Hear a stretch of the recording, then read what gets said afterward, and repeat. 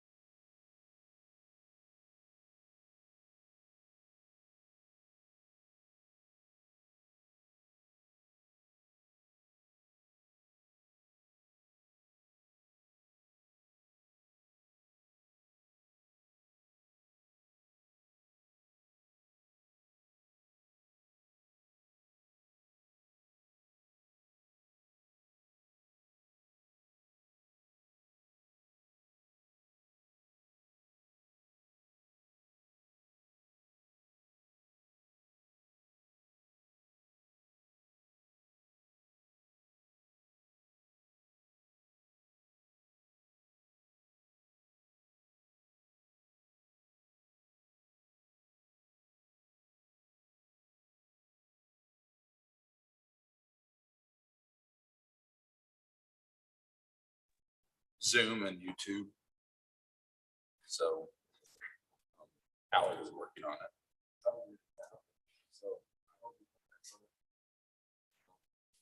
So try talking now. It doesn't seem like there's an echo. Okay, should I start over or continue?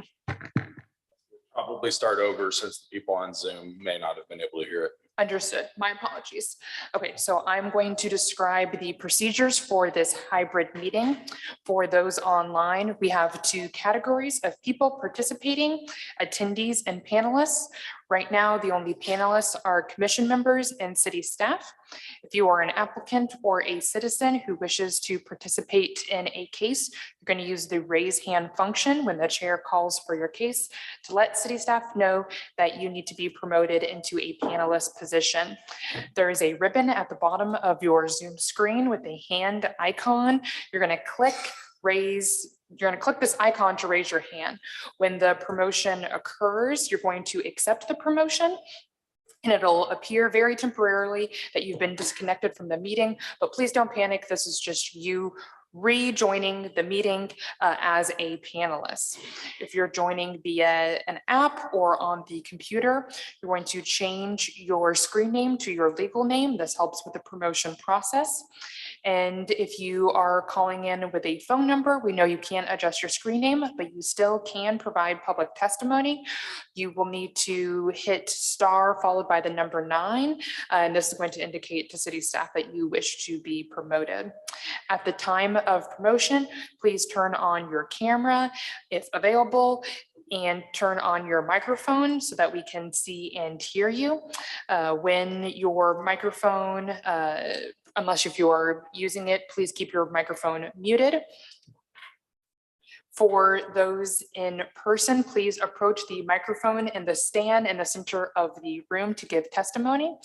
If you are in person, there's no need to also be joining via Zoom. When the Zoom call interferes with the microphones in the city council chambers, this can cause some negative feedback and audio disruptions, and we want to reduce that as much as possible. For all public testimony, in person and virtual, the subject rules apply. The BZA secretary or their designated representative is going to identify you when it is time for you to speak during the public testimony portion of the public hearing. You're going to be sworn in under oath in order to provide testimony. Applicants will receive 15 minutes for their presentation, and other public testimony is going to be given 2 minutes. This is 2 minutes if you represent a single interest like yourself, or 5 minutes if you represent an HOA or a registered neighborhood association, nonprofit, etc. You will hear an alarm when your allotted time is over, so please be respectful and wrap up your statement once you hear that alarm. No repetitive or irrelevant testimony, please. If you wish to admit exhibits during your public testimony, for example, a PowerPoint presentation, photos, maps, you will need to have that on a jump drive so we can share it on the screens available in the city council chambers, or share your screen if you're participating virtually. You also need to email those exhibits, if admitted by the Board of Zoning Adjustment, to the assigned planner on the case for file management.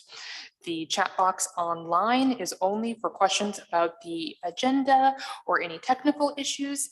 Merits of the case cannot be discussed in the chat box. The Board of Zoning Adjustment may take breaks. There may be a break around 10:30, 12:30, and 3 p.m. if the meeting lasts past 2 p.m. That is all, Chair. Okay, thank you very much. I'd like to thank the city staff who prepare cases for you guys today, for everyone today. And I especially like to thank my fellow board members who sit around me, who volunteer their time on today's and other days in order to hear cases for the city of Kansas City, Missouri. So thank you very much to everyone who helps us out. Also, I want to share with you that one of our members, Tom Stiller, will be here about 10:30. So in the meantime, there will only be 4 people to hear your cases. Asked each time if you want to proceed with 4. And if you say yes, your case goes forward. If you'd like to wait till the 5th member is here, then we'll kind of put you in the list. And once he's here, we'll take over from there. We're going to move on with the continuances first, or Oh, yeah, let's swearing the city let's staff swear in. in the city staff, please. Before we start to review cases, I'd like to swear in all the city staff who are representing or testifying today. If you're online, please turn on your cameras and microphones. Otherwise, please raise your right hand to be sworn. Solemnly swear or affirm to tell the truth and nothing but the truth during this meeting today. This is only for city staff. Anna Naniski, I do. Connor. Connor Tomlin, I do. Stephanie. Stephanie Saldari, I do. James Daddy, I do. Joe. Joe Ruxmichael, I do. Austin. Justin Smith, I do. Thank you. Anna, I'm going to turn it over to you for continuances and dismissals, please. The first item being continued is docket item number 2. This is case CD SUP 2023-00035 for 414 Wallace Avenue. We are requesting a continuance to the October date, October 10th. And this is in order for some issues with, not issues, but procedural matters with the land bank to be resolved. Docket item number 6 is case CD SUB 2023-00037 for 3122 Gillum Plaza. We are requesting the case be continued to October 10th. This is an order for revised plans to be submitted before the City Planning Commission.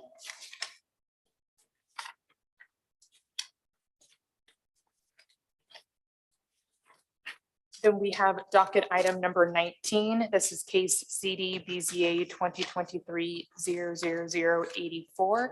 And this is a request for continuance. The attorney representing this case is out of town. We have docket item number 21. This is case CD BZA 2023-00106 for 1321 Westport Road. The attorney on this case requested more time to work on the case, so continuance to the October 10th meeting as well. Docket. Stand by just for a second, Stephanie. Which one was that one? The Westport Road one? Oh, there it is. I found it. Thank you. 21. Yes. Docket item 21.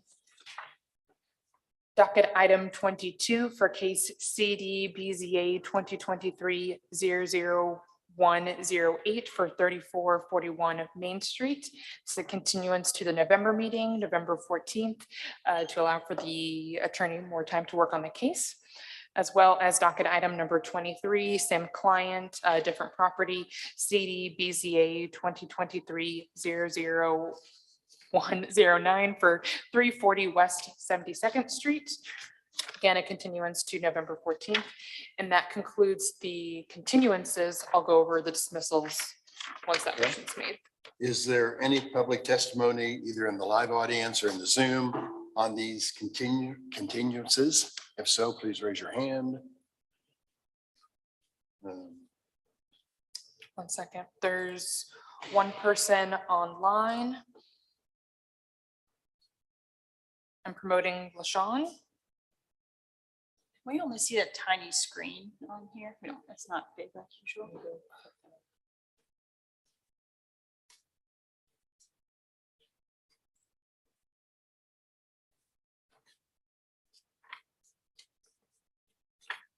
Thank you. They are connected. Okay.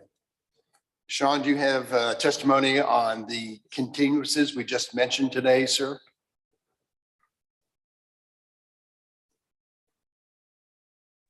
No, I do not.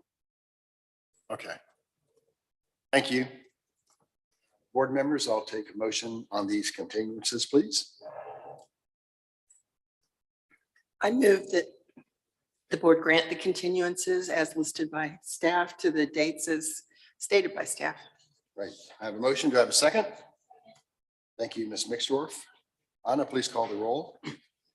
Lawrence, Aye. Brian. Aye. Bixdorf. Aye. Evans. Aye. So those are continued as presented. Okay, now we'll go over the dismissals. The first dismissal is docket item number 3, case CD BZA 2023-00067 for 630 West 51st Street. The applicant requested dismissal because they no longer are requesting variances for this property. Okay.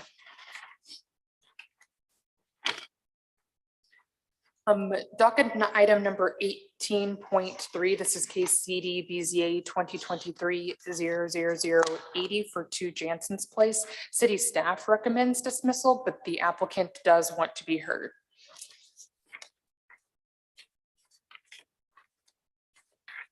Docket item number 18.8 for case CD BZA 2023-00070 for 3903 Central Street.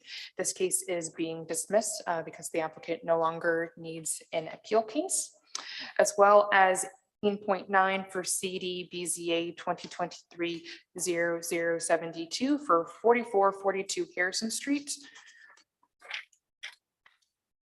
We also have 18.10 for CD BZA 2023-00074 for 20 East 32nd Street.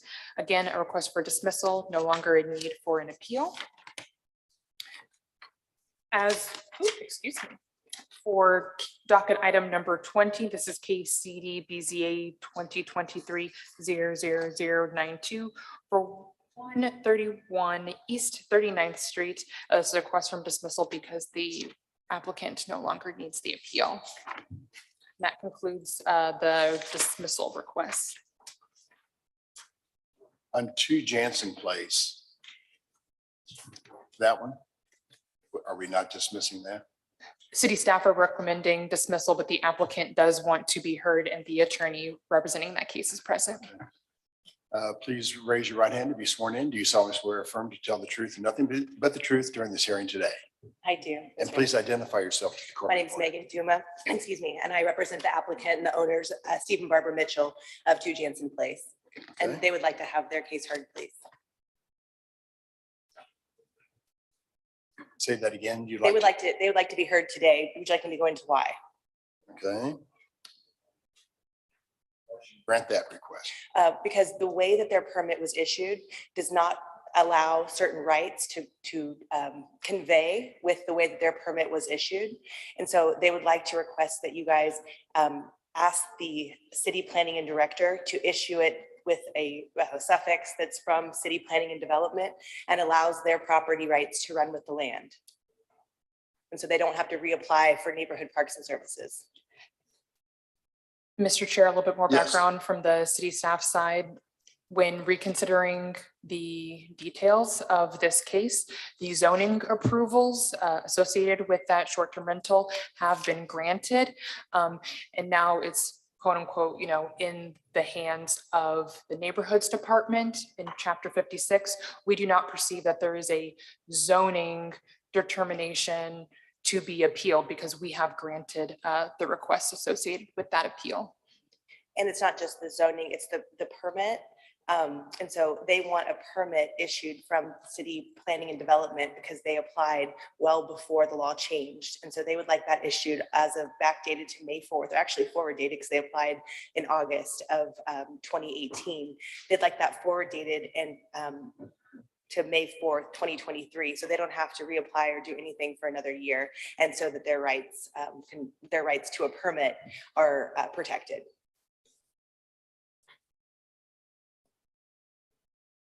Ms. Dumas, so the property in question, they've had time to apply for these permits before now. Sir, they applied August, you mean the old permits or the new Yes, permits? the Okay. old one, Applied on August 7th of 2018. right? And city reconsidered it and they said, yes, you did everything you were supposed to.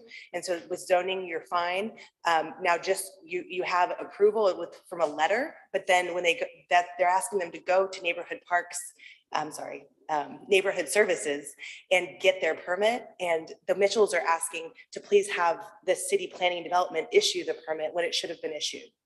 So in 2018, they were granted permission. And then when did you go before neighborhoods? They have not been before neighborhoods yet. They were told to go before neighborhoods and they were asked to reapply for a new permit. They just want their permit from the city planning and development. We're 5 years past that, Ms. Duma. I understand. Why the delay? It's not, they submitted everything they were supposed to submit. The delay was on the city's side. I guess my question is, if we're talking about getting a permit, we don't grant permits. So if the piece that we can provide any insight on is the zoning piece, and if the zoning has been cleared, which is what is stated by city staff, and it's not going to this other group, then I don't know what jurisdiction we have to provide any other permits or letters or things of that nature. And so my client just pointed out to me that under the previous 2018 short-term rental ordinance, subsection 4 of 88-321-02B, upon approval, the resident host will receive a permit number indicating the property is eligible for short-term rental use and listing on the short-term rental intermediary platform. And then number 5, thereafter, annual registry is required, but not a new administrative approval application or affidavit. So those are the two things that he's asking for from city planning and development. Per the ordinance, the 2018 short-term rental ordinance. I believe it could be in your purview to ask the city planning to go ahead and issue that permit for him. That way he doesn't have to reapply because his rights under the old law was not to have to reapply.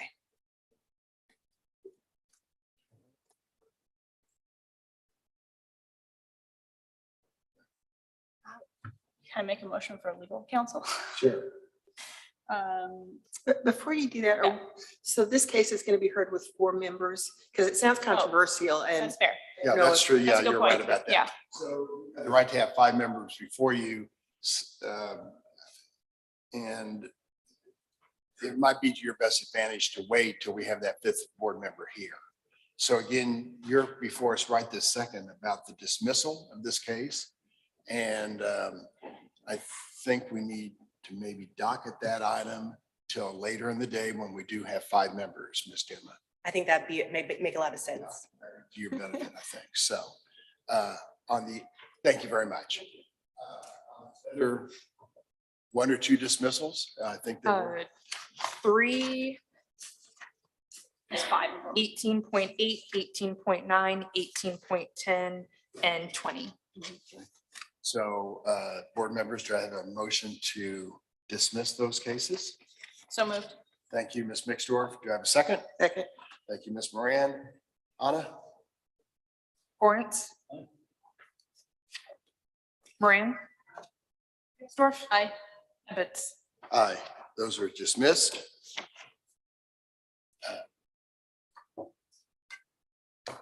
All right, so Mr. Stiller should be here about 10:30, but in the meantime, We're going to go on each docket item. Anna, let's take over at this point and call the case. The first item on the docket is docket item number 1, CD SUP 2023-00010 for 3255 Main Street. This is a request to approve a special use permit for a drive-through restaurant within the Main Street Corridor Overlay District on about 1 acre generally located at 3255 Main Street. I am the staff planner, and now I'm going to move over to the main stage. Thank you. Mr. Bryant? Perfect. Thank you. We'll docket that item.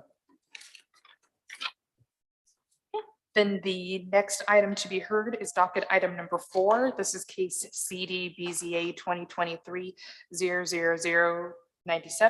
This is for 417 East 135th Street, a request to approve a variance to the maximum allowable size of an incidental sign in the M1.5 manufacturing district on about 2.33 acres, generally located at 417 East 135th Street. Connor Tomlin is the planner associated with this case. The applicant is Infinity Signs. I see a Darren online. I'm going to be promoting them, and the standard 9 exhibits for this case apply. Darren has been connected. Thank you. Darren, please turn on your microphone and camera to be sworn in. Miss Anna, do we have anyone else in the audience who's interested in this case? I see no one else online or approaching the microphone in the city council chambers. This is a reminder for all of those who are either a part of the applicant team or wishes to provide public testimony on this particular case to make themselves known now, as once the public testimony has begun, no others will be admitted. Okay, and we're saying Michael with Infinity Signs. They've raised their hand. No one else has raised their hand or approached the microphone, Mr. Chair. Perfect. And again, the name of the person who's on this case, not but out in the audience. We have Darren and Michael. Can you pull your microphone a little bit closer to you? Okay, thank you. All right. Darren and Michael, did you say, Anna? That is correct. Okay, thank you. Darren, I don't see you yet. If you can turn on your microphone. I'd like to get It's you on. in. Video and microphone are on. Say it again, sir. My video and microphone are both on. Great. You as well, Anna. Michael, are you out there in the Zoom world? Could you raise your hand and or say something so we can see you? That to Darren or Michael? Okay, Darren, I'm sorry.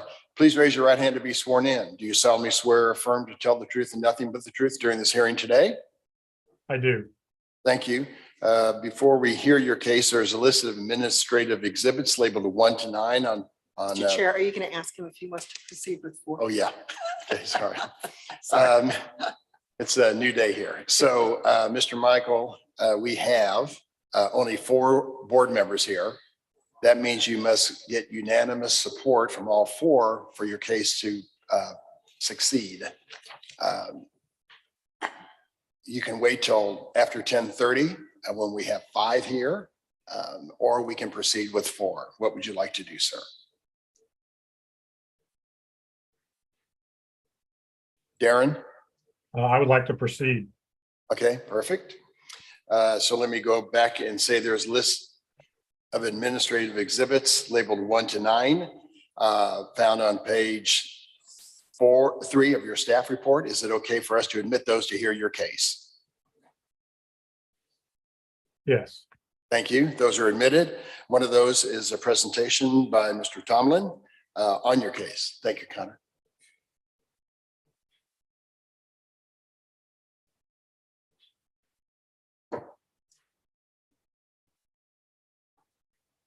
Good morning, board members. Today we have CD BZA 2023-00097. I do realize it says docket 15 there at the top. That is supposed to say docket item number 4.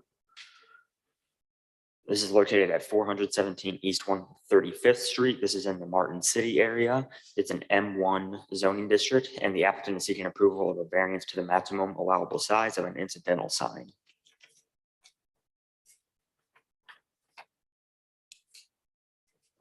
This is the general location. You can see it's in very far southern Kansas City. This is a closer view of the site itself. This is the current conditions. You can see that there is an existing incidental sign there for Pierce Construction. This is the proposed sign that was presented to city staff.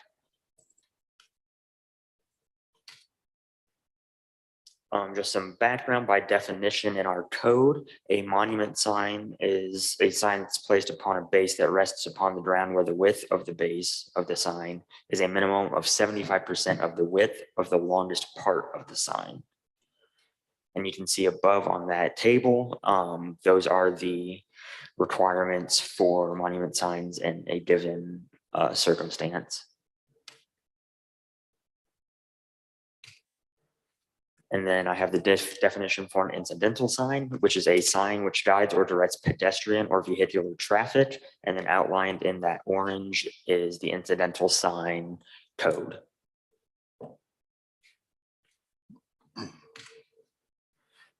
Previous correspondence with the applicant in the pre-application meeting indicated that the applicant believes the sign should be counted as a wayfinding sign.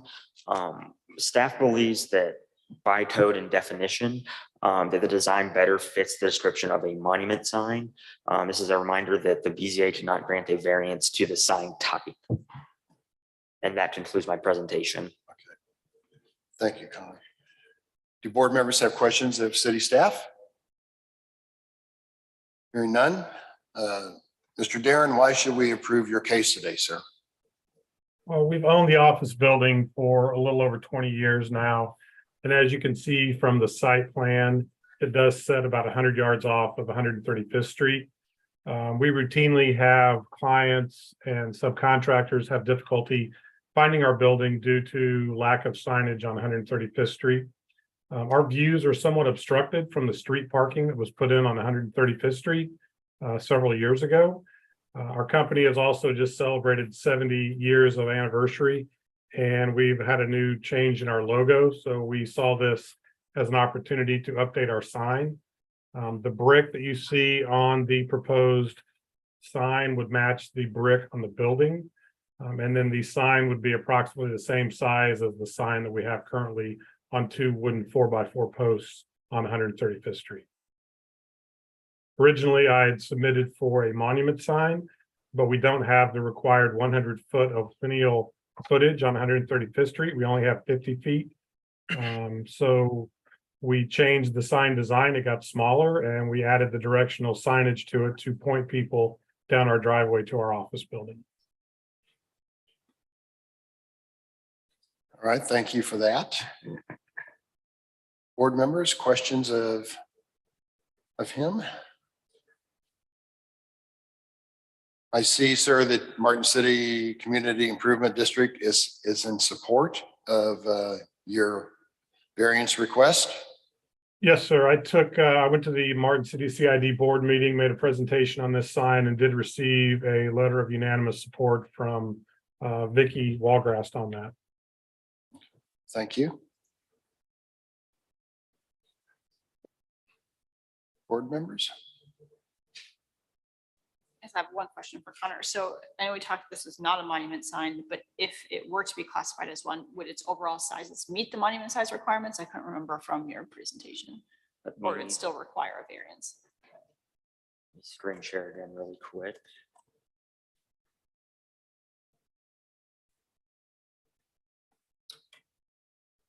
So could you repeat the question for me? We understand this is not going forward as a monument sign since it didn't meet the lineal footage, but if it were to be considered a monument sign, would its size meet a monument size requirement? It would be, I believe it was 10 feet over. Okay, it's not letting me back in my PowerPoint. Give me just a moment.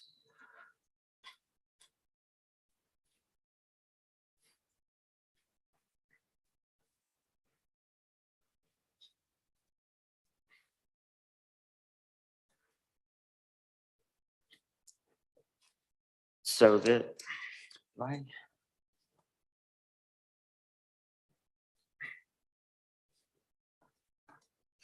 I was just trying to gauge that they have kind of some unique circumstances here, so how do Okay, you? just to make sure I'm understanding, you're saying if it counted as a monument sign, Yes. would it be within that criteria?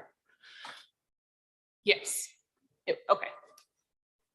Thank you. But it can't be a monument sign because they don't have sufficient frontage. Is that what I'm seeing? So they are not allowed to have a monument sign? Yeah, they do not have sufficient frontage for a monument sign at this location. So, but it could be allowed as an incidental sign? Is that? Incidental signs in this situation are allowed. Where staff is hung up is the elevation plan for this is, it more closely resembles a monument sign by code and definition. That's where staff is hung up. And how much frontage do they have? It requires 100 feet and they have what? 50 is what he said. Okay. So it would have to be an incidental sign to be approved, and then we'd have to grant variances to the requirements of the incidental sign. That would be correct. Okay. Do we have those variances that would be required? Yes, I do. Give me just a moment. Are you able to see my screen by chance? Yes, we see it. Okay. So variance A would be a variance of 13.81 square feet to the maximum size of an incidental sign to permit an incidental sign of 19.81 square feet on the subject site. The maximum size of an incidental sign in the commercial area is 6 square feet. This would be a 230% increase. And then variance B would be a variance of 1 foot 5 inches to the maximum height of an incidental sign to permit this incidental sign to be 4 feet 5 inches in height on the subject site. In a commercial area, for an incidental sign, the maximum height is 3 feet. So it sounds like this would be a huge variance, which we don't normally do, but it also sounds like there's some special circumstances here they need because of where their business is located and because Martin City has approved it, and there's some special circumstances that might, I'm just kind of trying to understand the whole overall case. Right, so the Board of Zoning Adjustment cannot approve a variance to the sign type, only the size and everything. So yeah, so what you would be approving is an incidental sign and the size and height of that incidental sign. Okay, I think I understand it. Darren, the sign that's there now, that's been there for a long time, right? You said the business has been around for 70 years. How Yeah, long is this? when we purchased the building, those posts were already out there. We simply removed the old company sign that was there. It used to be Ammon Painting, and we put our 4x4 sign right there. All right, thank you. And my other comment would be, I have unanimous support from all the businesses here in Martin City. If you look up and down Martin City and the quality and architecture of the signs, it is poor at best. This sign is really 3'6" by 3'6". If I lower this any further, I might as well not even have a sign out there. It's not going to be visible hardly at all. I think the quality of this sign, and given my restricted sight lines, I would ask for the variance to be granted. So what's been out there is a temporary sign, and they're going to replace it with this more permanent sign? Yes. Okay.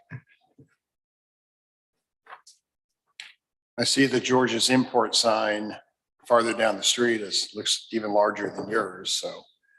Yes, it is about twice the size, but they have more frontage than we do also. Right. Board members, other questions, comments, or motion, please?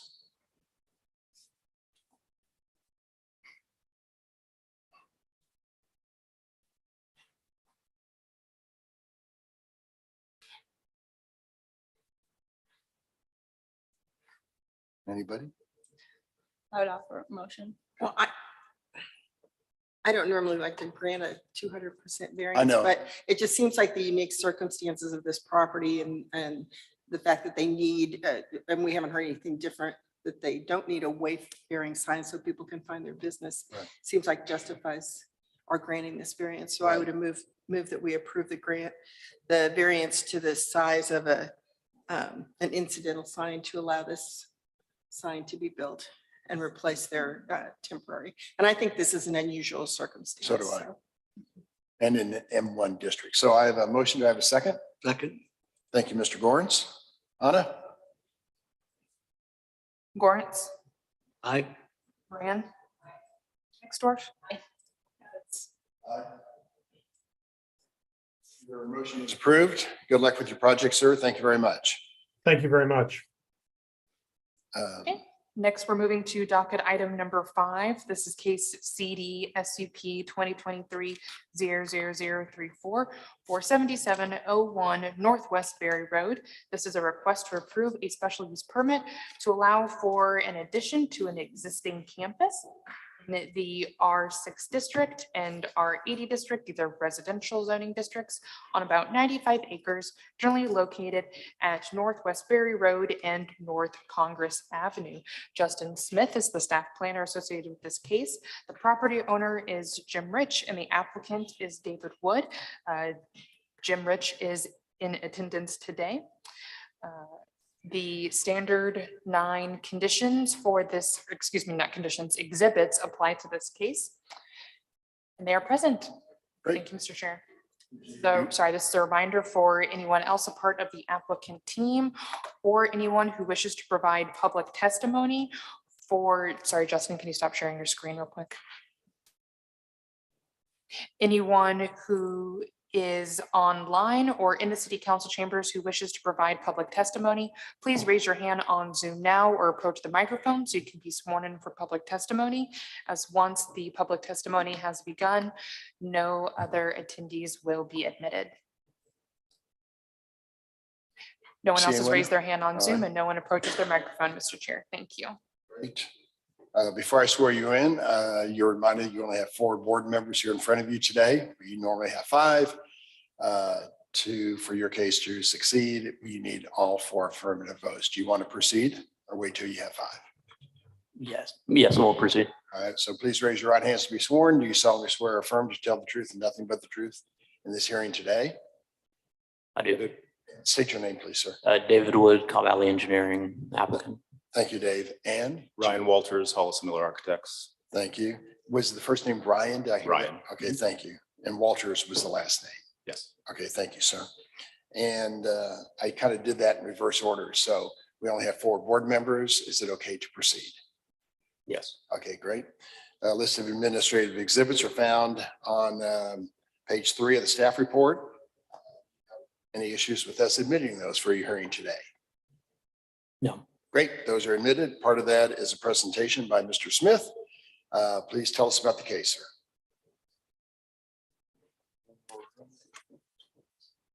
Morning, board members.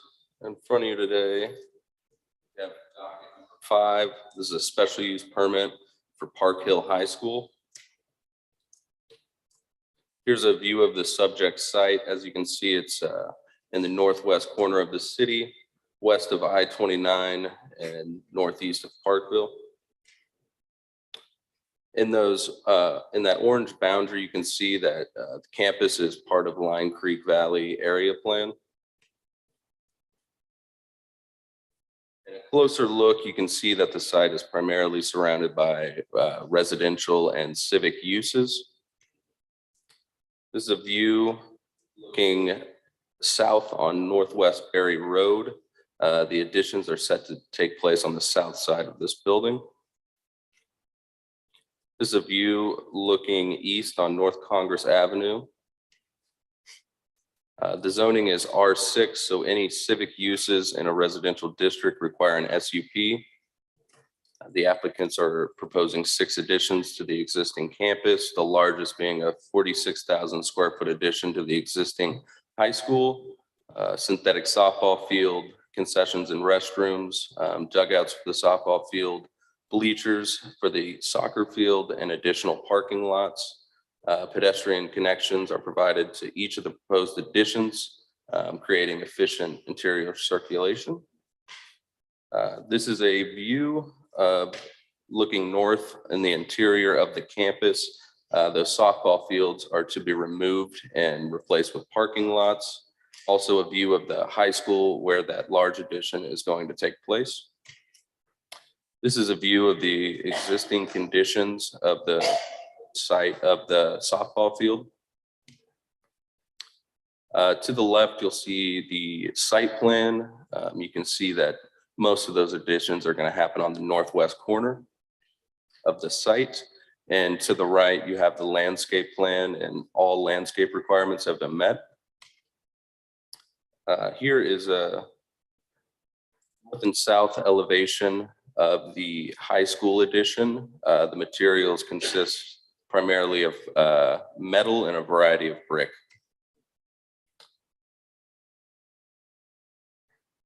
This is a view of the west and east elevations of that high school addition. And then here are the dugout and concession elevations. And then I just wanted to point out some additional conditions. The campus currently has manufactured buildings on them that receive temporary use permits. Those permits have expired, so they are 2 conditions placed for those buildings to come into full compliance. And here is an example of those buildings. And with that, the City Plan Commission recommended approval with conditions, and that will complete my presentation, and I'm available for questions. Thank you, Justin. Board members, any questions of Mr. Smith or city staff? Mr. Wood, why should we approve your project today? I'm actually going to let Ryan talk about the merits of the project, but when he's done, I would like to bring up one of the conditions for further discussion. All right, Mr. Walters. So this project is going to provide the district with a kind of much needed multifaceted improvements to the site. The first of which is going to enable them to host statewide district-wide tournaments and bring their high school, which was originally started in I think 1958, kind of up to par with their neighbors in the Northland. So it's going to really benefit the students and their growing desire to be involved in athletics, these sort of things. I will point out it is not an expansion of the high school itself. The enrollment is capped at 1,800, and there are hundreds of students below that. So this is not an expansion. The district's community has made it clear that what they do not want is larger high schools. They want a quality education. So this is about the quality of the day-to-day life for students. In addition to that, it will be supplying a new high wind shelter, ICC 500 compliant structure, which will serve the entire community, both staff and students for, well, forever really for this site. So we're excited for both those life safety and the opportunities for the students. Thank you.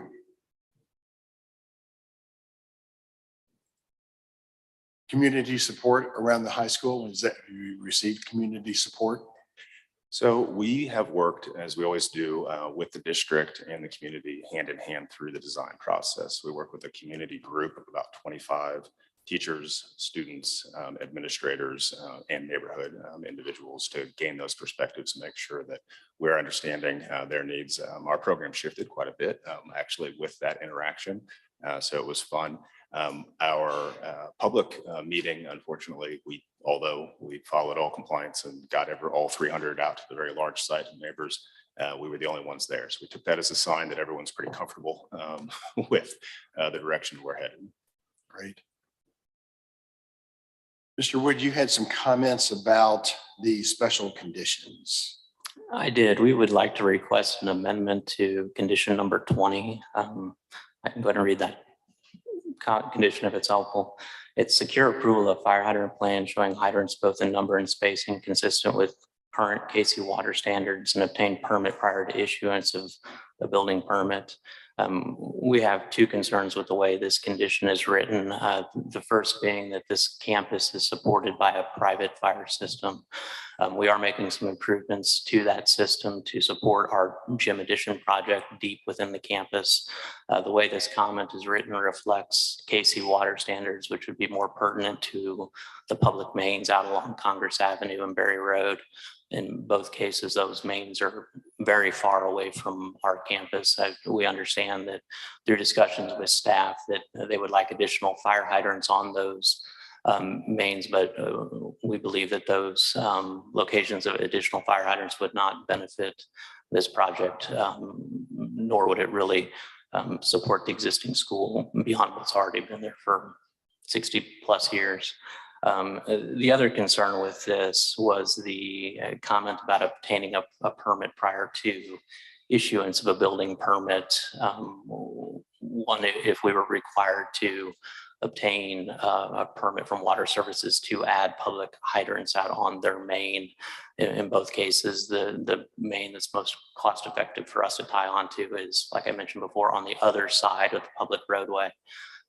In some cases, this work may have to take place on private property which we do not control. We kind of feel that this is outside of the scope of what would typically be required from this project. Kind of recognize if we were in a new build or something like that here, where we were expanding the roadways or doing other improvements that required relocation of city infrastructure, that this kind of condition would be more applicable.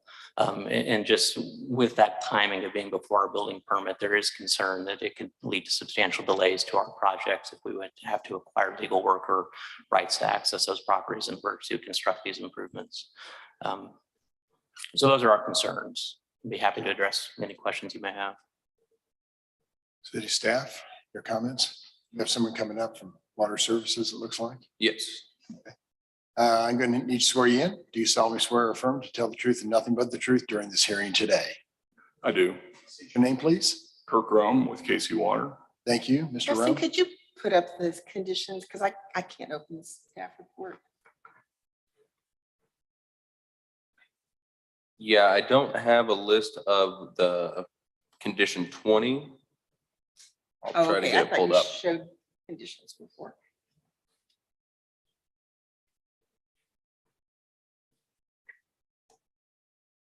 Okay, go ahead. I thought Okay. you had them on. Go ahead, Mr. Rome. Go ahead. I'm Thank sorry. you. Go ahead. So this condition is part of our rules and regulations for water mains, for public water mains. And it comes into play with the redevelopment of the school property. We require 300-foot spacings on our public water mains along the adjacent streets adjacent to the property. We have had internal discussions with the fire department and our staff, and believe since the buildings are sprinkled, we can reduce that to 600-foot spacing, which would just require 2 additional fire hydrants in the public right of way. The current spacing is about 1,000 feet on Berry Road and about 900 feet on North Congress. So this would add to the public safety of the existing school. And what they're talking about is the private system. So that system is connected to our public mains in Berry Road and on North Congress. But if that system were to go down, the public fire hydrants would provide a redundancy to that private system. So we do believe there is a public safety increase with these 2 fire hydrants. And we have come to what I believe is a good compromise in just requiring 2 additional hydrants. The concern about them being on private property, our mains are currently in public right of way. So I don't anticipate with the design that they would have to go in any private property. There are current mains on both the north side and the south side of Berry Road that could be connected to. And there's also an existing main that could be connected to in North Congress. Okay. Your comment, sir? I guess I would have 2 comments. One, this is the first time that we've heard about this compromise. So, getting some clarification on where these additional hydrants would actually need to be located, so we can evaluate that, and happy to do so. The other comment is, again, having this condition pushed to later into our project cycle. Temporary occupancy permit or something like that would allow us to complete this design of it. And one thing I didn't mention before is this project is currently under review for building permit. We're hoping to have that initial review here complete, I think, in the next week to 10 days. Obviously, we'd be turning around and resubmitting. So having this particular aspect of the project potentially lagging behind, again, not to delay the construction of this project when the campus does currently have some level of fire protection available to it. All right.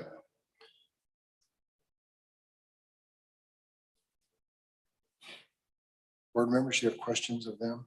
So do we have any proposed revised language for the condition? I did provide proposed revised language yesterday.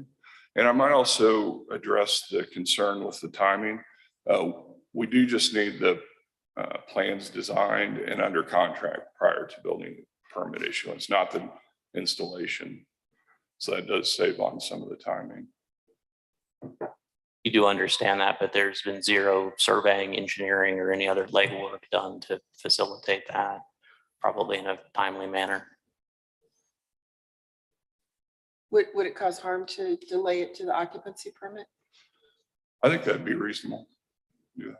Okay, so you, Justin, you have proposed language to revise that condition? Yes, I believe Kirk provided me with that.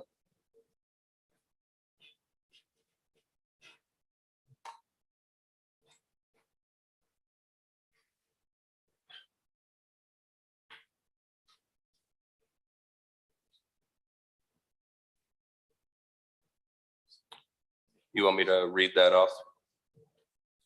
New fire hydrants shall be installed connecting to existing water mains along both Northwest Berry Road and North Congress Avenues frontage with the development parcel. A total of 2 new fire hydrants are anticipated to be needed to meet a maximum fire hydrant spacing of 600 feet.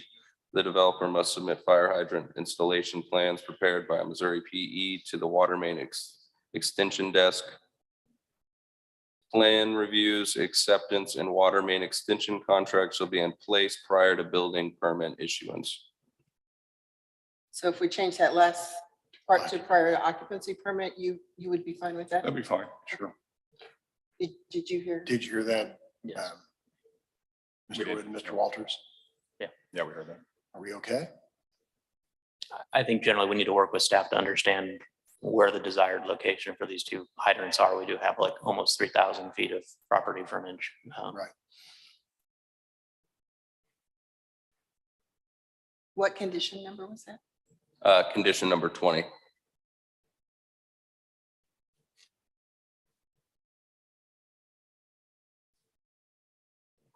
I move that if nobody else has any questions, I move that we, the board approve the SUP requested with the revised condition number 20 staff. There's been a motion. Is there a second?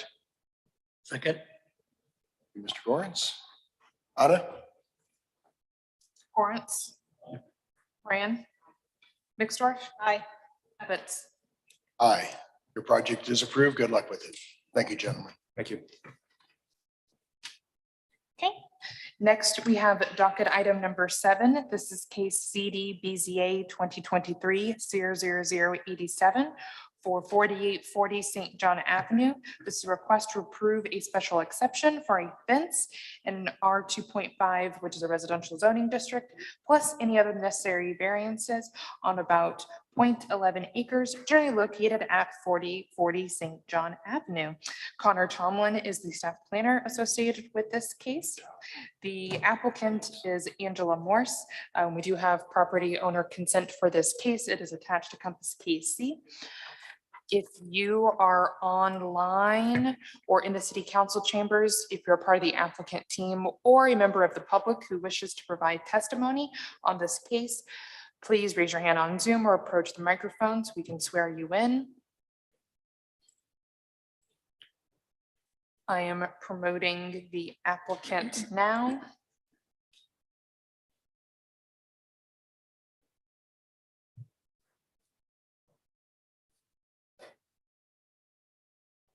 They are connected, Mr. Chair. No one else has approached the microphone or raised their hand on Zoom. Ms. Morris, could you turn on your microphone and camera so we can see you?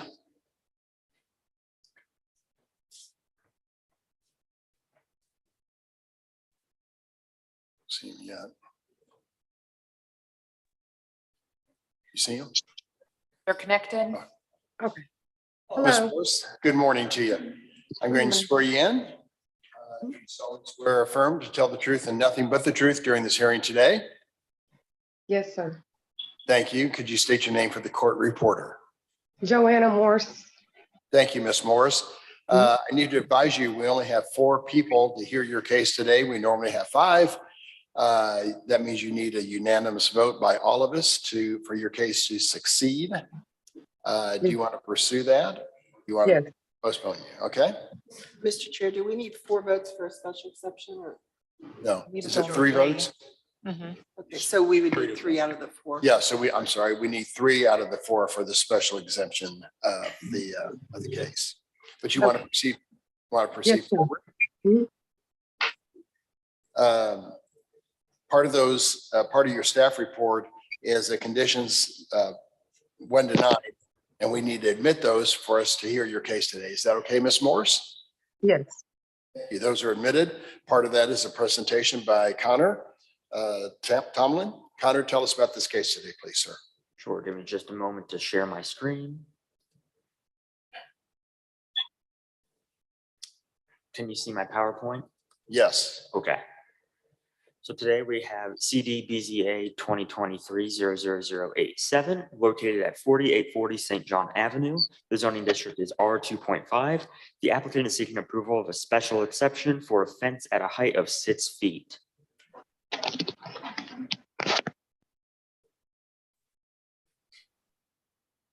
This is rough location of the site. This is a close look at the property itself on the corner of St. John Avenue and North Chelsea Avenue. These are the plans that were submitted. The pink line on those screenshots represent the location of the fence. And then on the right, that red line is representing the same thing. As you can see, the pink line is stretching across the driveway. However, the applicant has informed me that a gate will be there as to not block the driveway.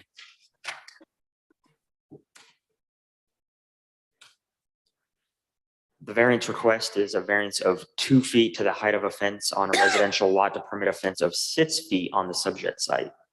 27-10 applies to fences. Fences and walls generally, no fence or wall over 6 feet in height shall be erected on a residential lot, provided that this height restriction is further limited in subsections B, C, D, and E.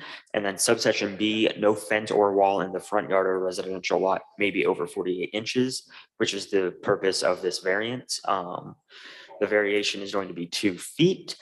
A substantial change in the character of the neighborhood is anticipated. The majority of homes in this neighborhood do not have fences at 6 feet tall. The difficulty could be obviated with a change of design. And with that, that concludes my presentation. Thank you very much, Connor. Ms. Morris, why should we approve your case today? I would appreciate my fence to be approved because I've been here for 7 years and I'm renting to own, and the family's normal functioning is on the back porch. It's where the driveway is, and the sidewalk next is like probably 4 foot, 5 foot from my backyard, so it's very dangerous, a little scary when people walk down the streets and they come over to my porch and approach us, with my grandkids, and it's just uncomfortable. It's uncomfortable. I've been here for 7 years in my home, and my neighbor across the street has a 6-foot fence.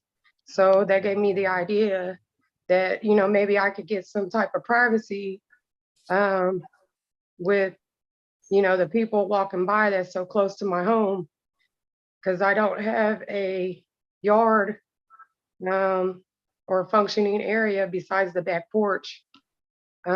which is where the driveway is, to be outside.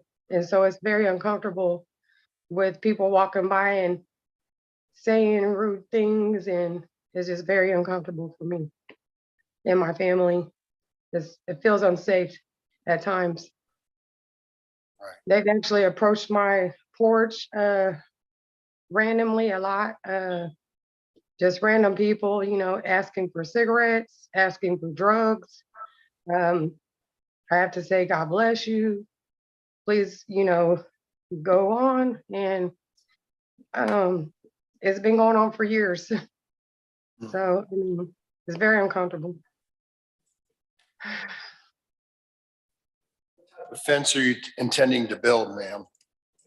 It's a gate for the driveway, and then a privacy fence to go over towards the front of the home, where the pink line ends, and where the front door, and not to the front door, but there's little steps right there, but right to that area that Mr. Connor has the photo of.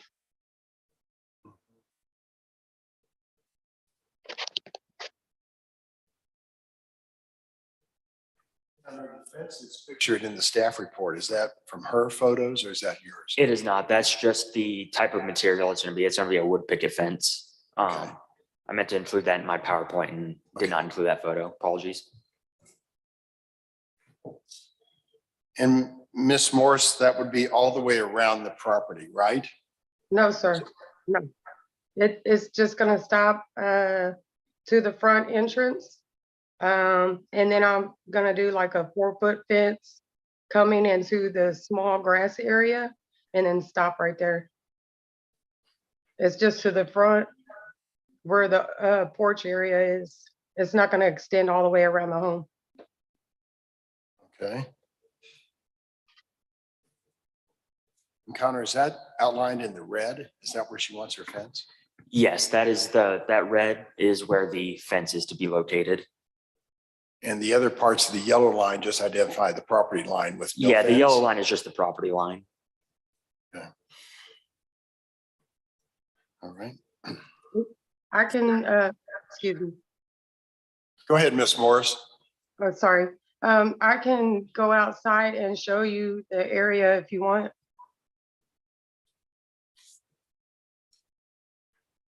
I don't, how would that be admitted as an exhibit if we did a video? That's okay. We've got some good diagrams that we're looking at here, Miss Morris. I think we understand. So this wouldn't be an enclosed area. It would just be a straight line across the front? Yeah. Visual barrier, is it? Like people could walk around it, right? Yes, it's gonna be in my grass, and my property. It's not gonna be on the sidewalk. So they can, they're freely to walk on by.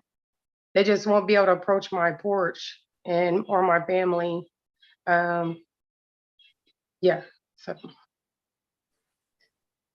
I understand the need for privacy. Have you considered a 4-foot fence just to have some level of deterrent and privacy without just the 6-foot segment? Well, I did, but it's a busy street because I'm on St. John Avenue. It's lots of cars. It's just very uncomfortable. People stop and they stare, and it's a lot of ruckus that it's chaos over here when people do donuts and spin their tires and high-speed chases, and it's very scary at night. People rambling, running the streets, and just I feel they have access. They just have easy access to my family, my vehicle, my home. So I feel safer with a 6-foot fence. Mhm.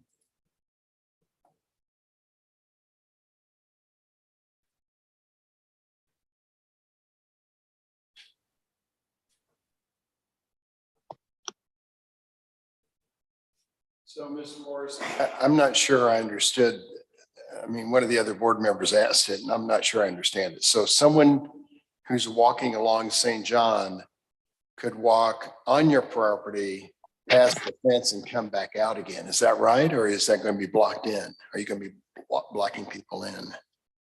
No, no one's gonna be blocked in. It's gonna be on my property. It's not on the city sidewalk, so they're freely to walk on by. They just won't be staring and approaching my porch and my family. Right. But from the picture, it looks like it's just a straight line, Yeah. but to keep people out, you would have to have it extend back to your house. So are you planning on extending it back to your house? Just to in the grass area, and I plan on doing a 4 But that's foot still your fence front right there. Not to the full exterior of the home, no. Yes. Only a 4 foot fence to come around and then stop. Okay, so 6 foot in front and then 4 foot back to the house on the side. Yeah, correct. All right.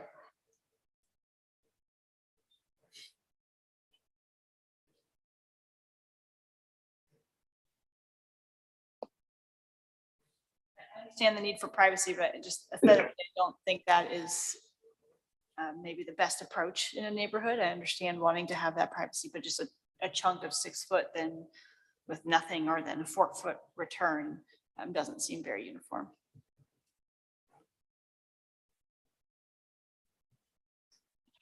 I'm sorry. Just making a comment, aesthetically, I don't know that this approach, I guess, makes the most sense in my mind to have a 6 foot segment with 4 foot returns and just kind of a lack of conformity around the rest of the property. Well, the other piece of the property down the road, I plan on getting a wire fencing around the back that comes around to the other side, but not at this time.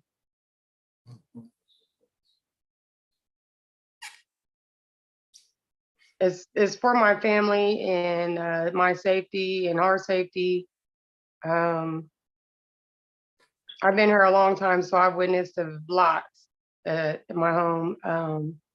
It's very uncomfortable. Would a 5 foot fence work? Yeah, yes, I'll be happy with that.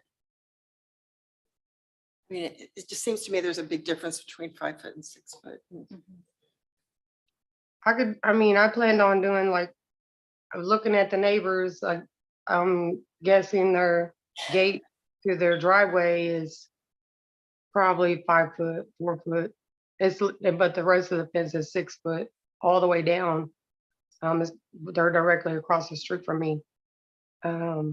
But I'll be happy with the 5 foot fence.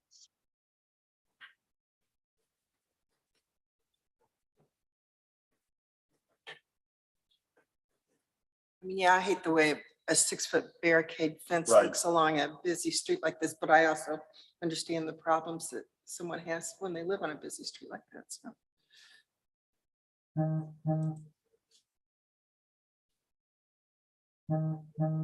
But Ms. Morris, it sounds like you'd be okay with the 5 foot height. Yes, Yes? sir. Yes.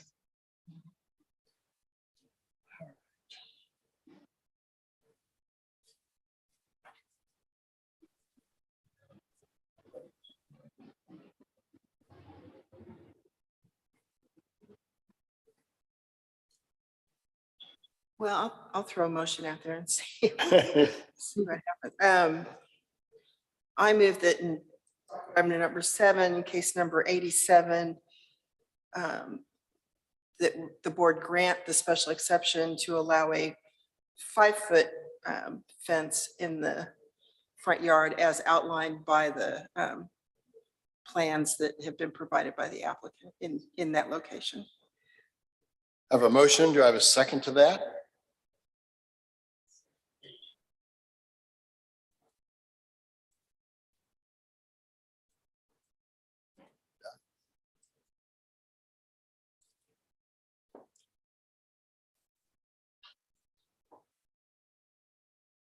So there needs to be another motion. Ms. Morris, there's not support. It sounds like for the 5-foot variance, or for the variance for 5 feet.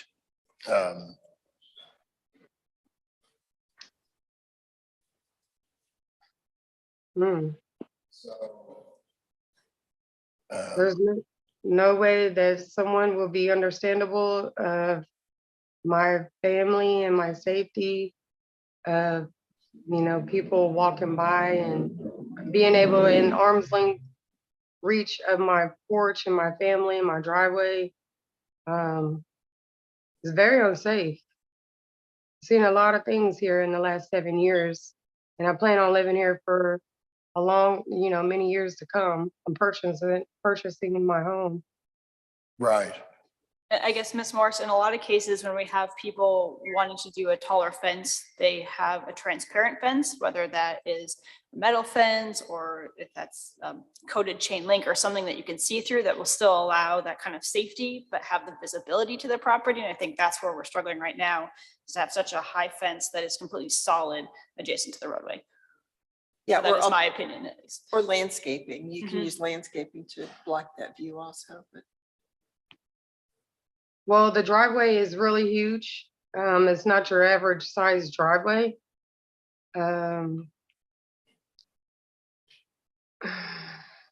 not so much opposed to the wiring fence, but I prefer the aesthetic look of the wood fence. It would bring the value up on my home. And also it would look really nice. A 5-foot would be great. I definitely would be okay with that. It would improve my home, the look and the value, and also protection. If you would agree that Ms. it was Morris, okay. are you opposed to maybe using a fence that you can see through, such as wrought iron or some similar material, aluminum perhaps? That wouldn't give you the real privacy that you're looking for, but it would give you a sense of protection with 5 foot on the front and 4 foot on the side. Metal fences are probably more expensive than a wood fence would be, but this board's struggling with the wood type fence that you can't see through. yeah, and wood fences can have spacing also. No, that's true. Okay, what if I did spacing with it? You have to Because come, I can't afford the other fencing. I would love to have it, but I cannot afford it. But I could do the spacing. That could be doable. Do you want to look into that and maybe come back next month and present us what you think you could afford? And Sure. Yeah, an image of what you want to proceed Yeah. with. Yes. yeah, with a picture or something like that. Yes. Okay. That would be great. Our next meeting is in October, October 9th. No, excuse me, October 10th. I'm not sure we can docket you that in October, but that would be our intent. Okay. And you could come back then. So. Yeah. Board members- Okay. Board members, I hear a motion to continue this to the October meeting, October 10th. So moved. Okay, a second, please. second,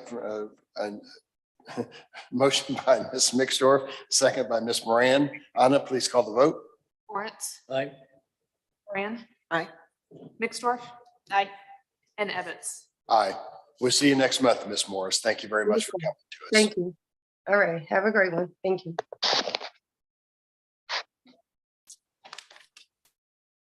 Anna, do you want to- 10:25. Yeah, so. One take more. 15 minute. Well, I was gonna say, do we take one more and see if Okay. the applicant is willing to proceed with the 4 Okay. and see if that makes Stiller. All right, we're gonna do one more then, Hop on. Anna. Docket item number 8 is case CD BZA 2023-00090 for 1301 East 41st Street. A request to approve a special exception for a fence in an R 1.5 zoning district. This is a residential zoning district, plus the other necessary variances on about 0.09 acres, generally located at 1301 East 41st Street. Connor Tomlin is the staff planner associated with this case. Joseph Snap is the applicant and property owner. If you are in the city council chambers, please approach the presentation stand. There he is, and you can sit down if you want. And this is a reminder for anyone on the line who wishes to provide public testimony on this case. Please raise your hand on Zoom now so you can be promoted. We have several people. We have LaShawn.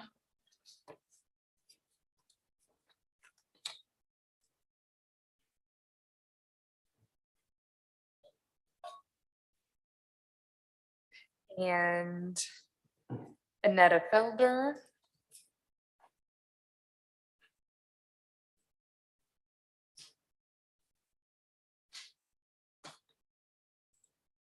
You must promotion. And it looks like Mr. Stiller's on there. Thank you. Oh, nice.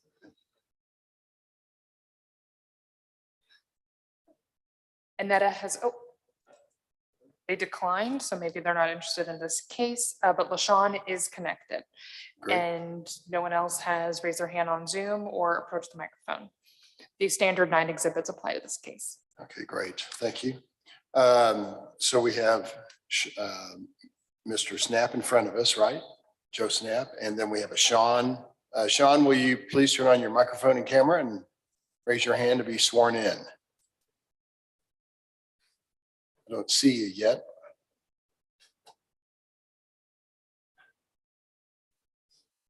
Sean, I can hear you. Can you not see me? Okay. Sean, you're interested in this case on East 41st Street? Yes. Okay, great. Do you have a camera, ma'am? It's okay if you don't.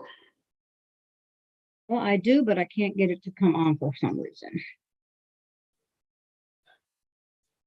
Well, to move the meeting along, I'm going to ask you to raise your right hand to be sworn in along with Mr. Snap.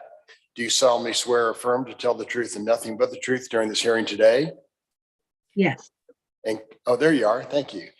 Could you please state your name for the court reporter? LaShawn Lunny. And Mr. Snap? I do. Your full name? Joseph Snap.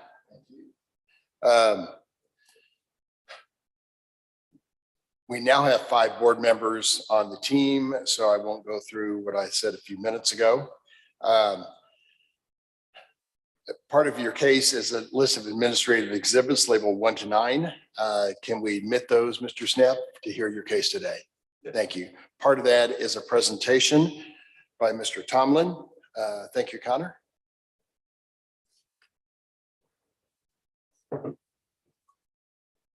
Okay, can you see my screen okay? Yes. Fantastic.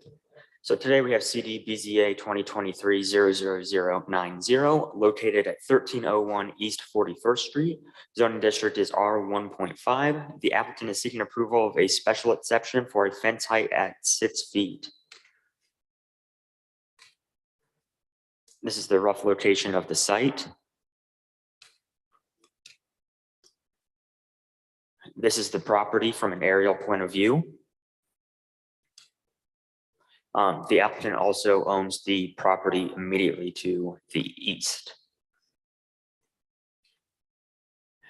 This is a proposed site plan. The red line indicates where the fence would be placed. On the left, you have a picture of the current conditions. There are posts up where the fence is going to be placed. And then on the right is a rendering of what that fence will look like when it's complete. And then on the opposite side of the property is the same thing.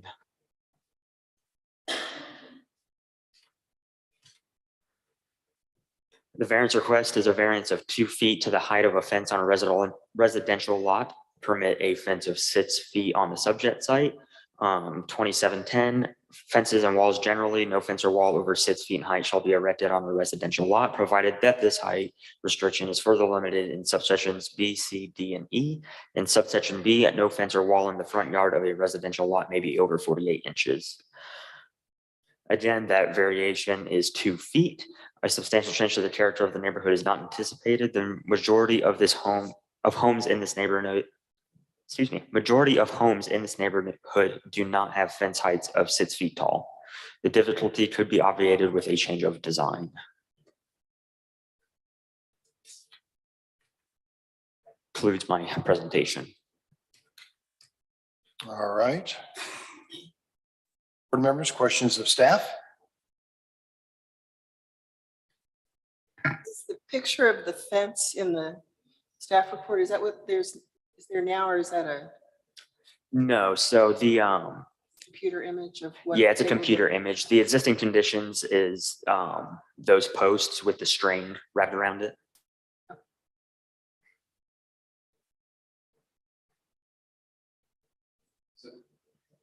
Is it only on the vacant property, Mr. Snap?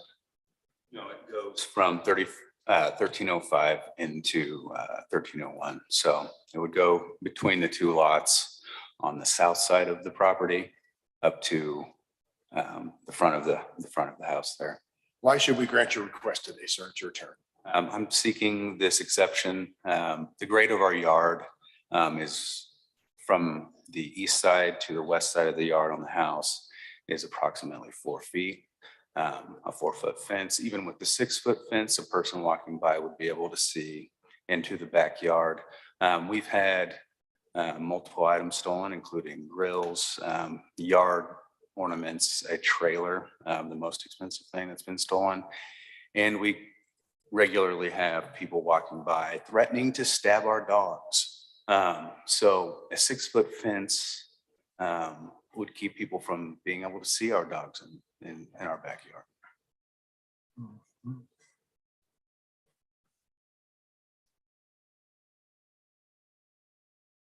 And sir, your house is kind of the bluish colored house, or is yours the more contemporary one on the left? It is the contemporary one in white. All right.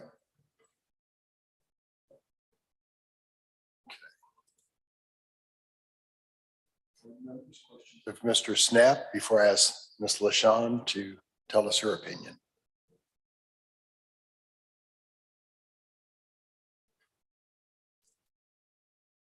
Ms. LaShawn, tell us Yes. what your interest is in the case today, please, ma'am. Well, actually, I just received the letter in the mail stating that there was a hearing, and I thought it was actually a different property. So, but that was closer to me. But I don't know, Mr. Snap. However, I've lived in this area for about a little bit over 20 years, and I can probably agree with some of the stuff that he is saying about different people that walk through and his need for the fence, because I know of that house that's next door to him, the blue one. So I totally would, if I lived where he lives, I would also probably be petitioning the city for the approval of a fence. We do have a lot of people that walk through our area because they're going generally from the Paseo area through our area to get to Troost and further areas.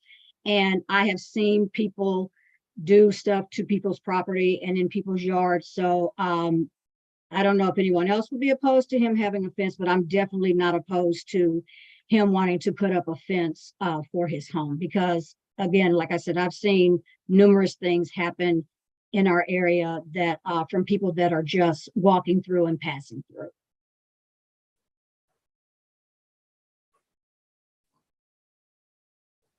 Thank you. You're welcome. Mr. Snap, like in the previous case, the fence that's drawn in here is not very opaque at all. It really blocks out your whole property from view.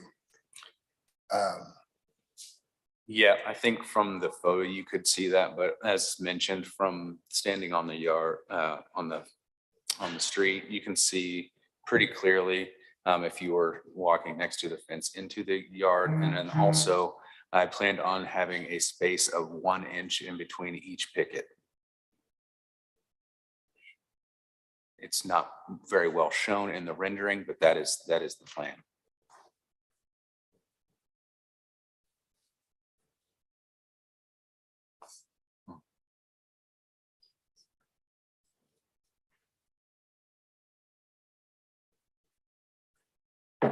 Sure. Yes.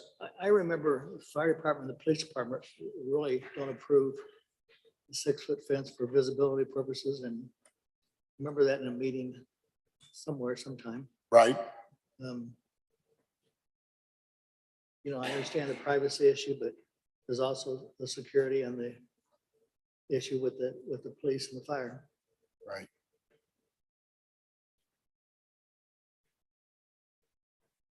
No, sir, like in or Mr. Snap, sorry, I thought you were online. In some fences that we've granted have been more opaque, more able to see through, whether it be wrought iron, metal fence, spacing between the pickets, things like that. So I would prefer no one be able to reach the fence and stab my dog. say that again. I would prefer someone not being able to reach the front fence to stab my animals. That's what I would like. Well,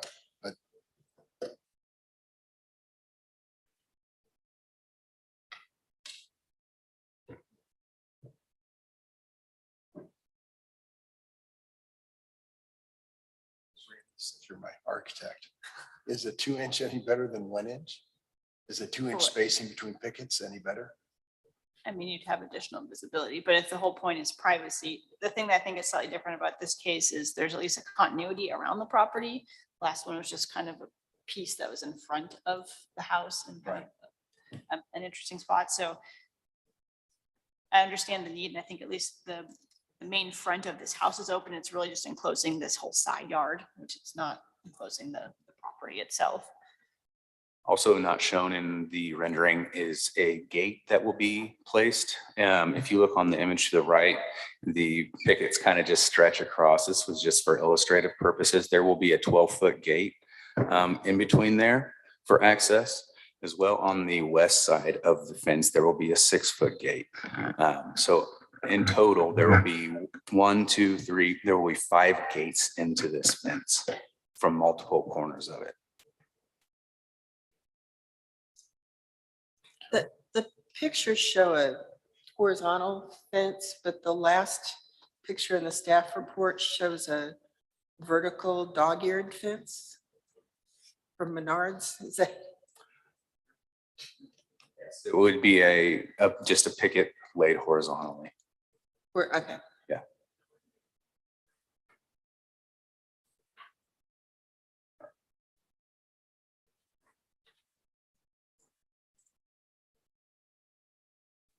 Board members, any other comments or questions?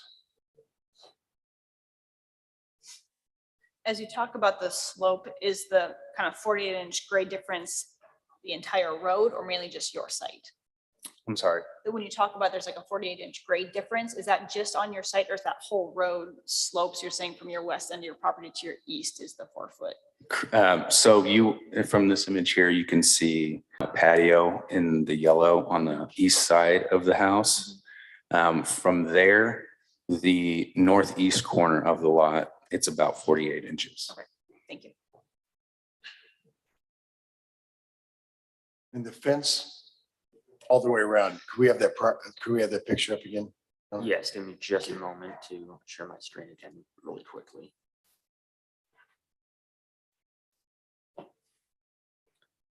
So the fence would go all the way around? The fence, yes. So outlined in red would be the wooden picket fence. Between the 2 spots on the southeast edge, there's already currently a 4-foot chain link fence.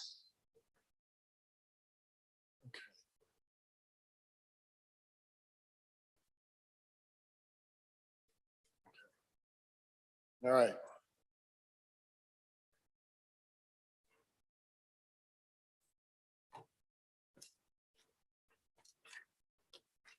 guess I'll pose the same question. Is a 5-foot fence, would that round to give you some of that privacy and protection without having such an obstruction, I guess, to the street?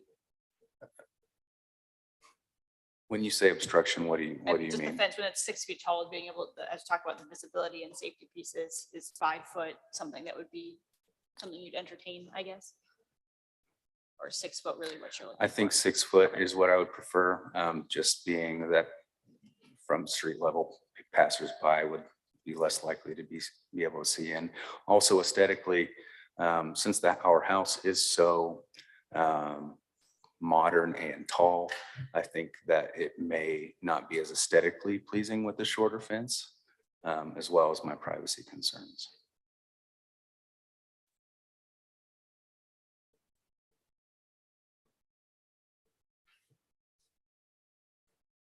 That is your testimony that you'll have a spacing between each picket on the vertical side.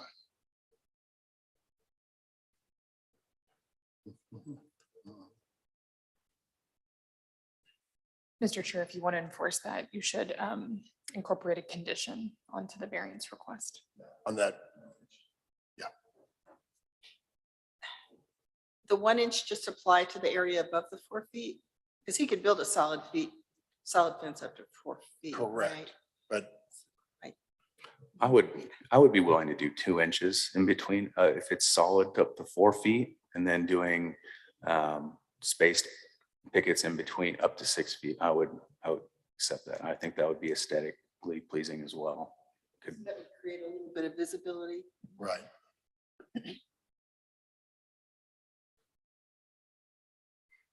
All right, board members? Sounds like he's got a compromise.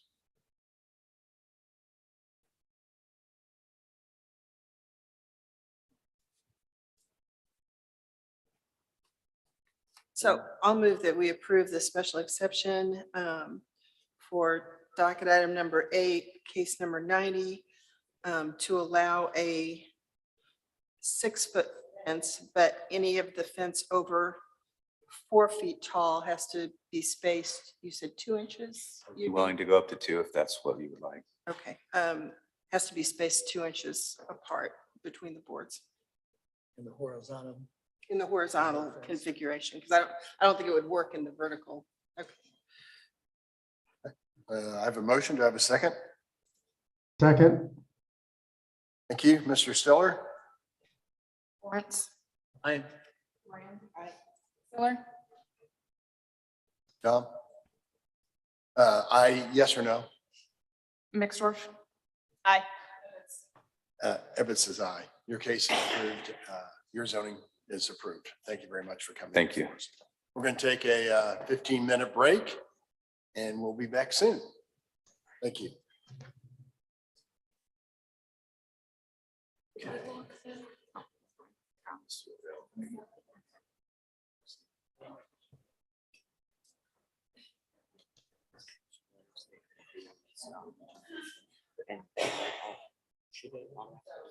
Yeah, well, but yeah. Have that. Hello, Mark.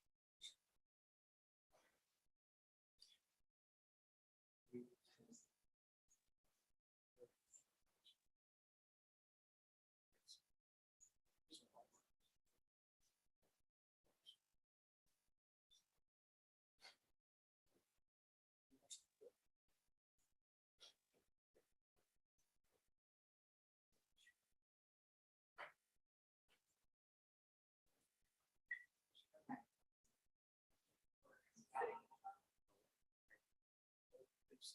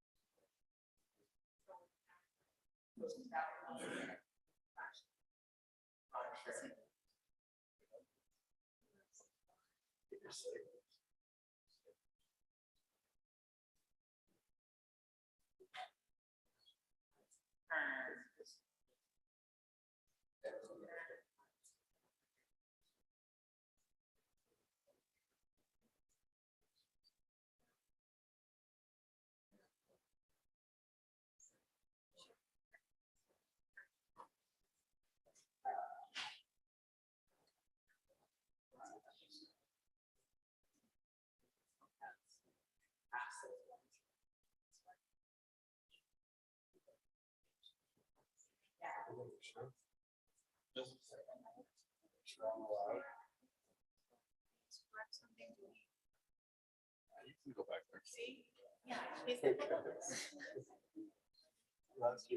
there. I'm sure they're not eating breakfast again. You know what I mean? Like whatever's left over. Or you can just wait.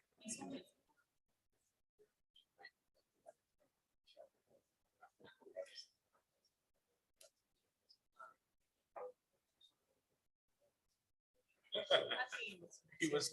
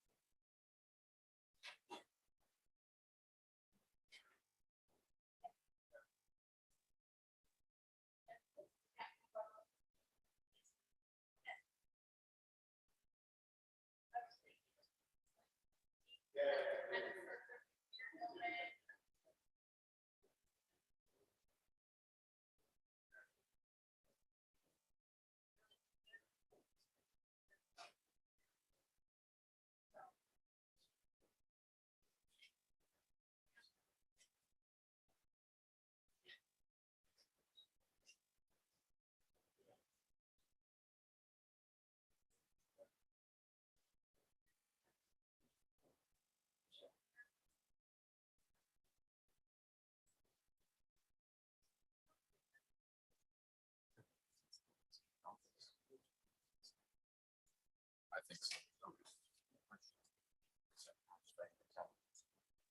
Yeah, I mean, unless for some reason they just want to continue on.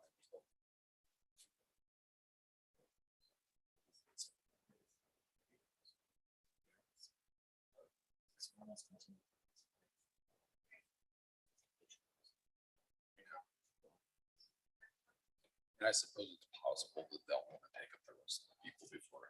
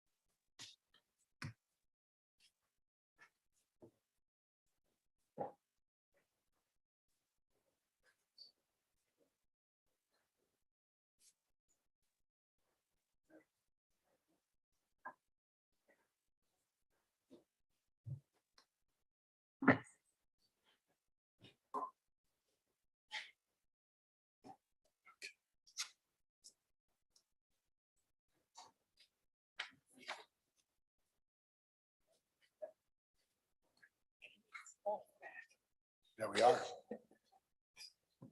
Minor detail.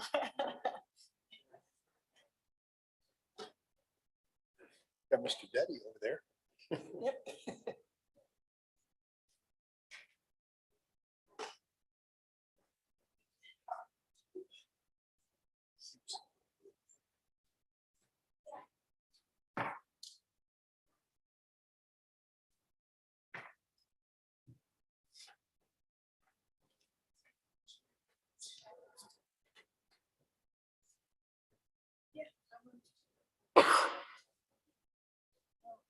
I am doing it.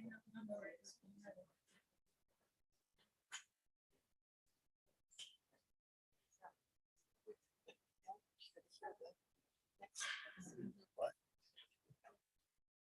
Yeah, he needs to be here. Where's that? Anna's not here either. So. Either.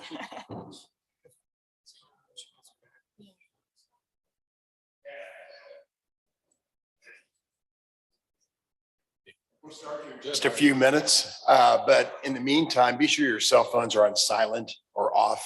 Thank you.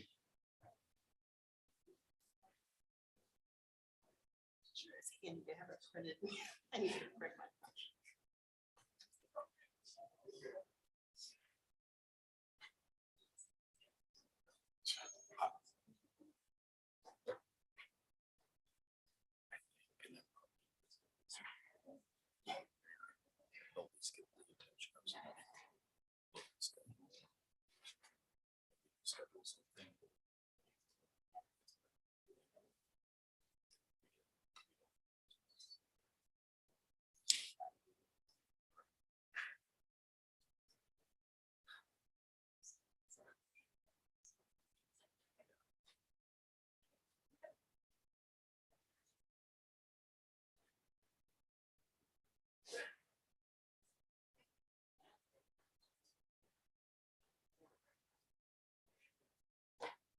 Close the door. Yeah. Thank you.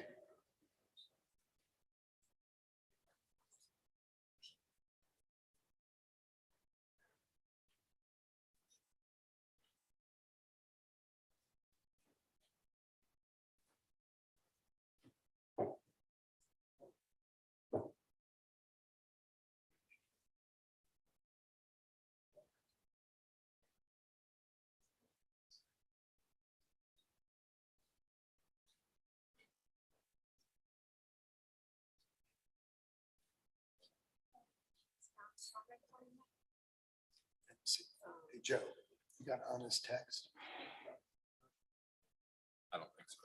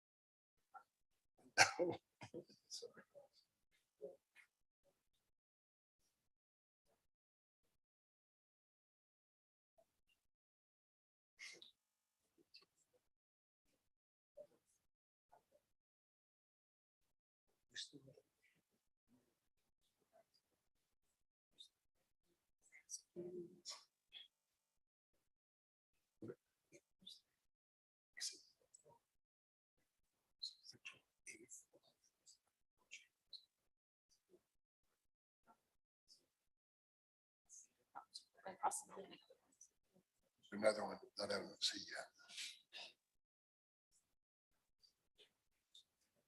Compromise is September 12th.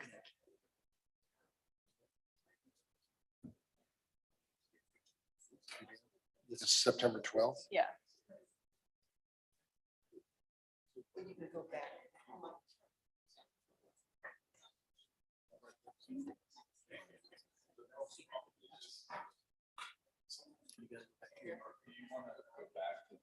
Yeah, we're going to McDonald's. Yeah. Oh,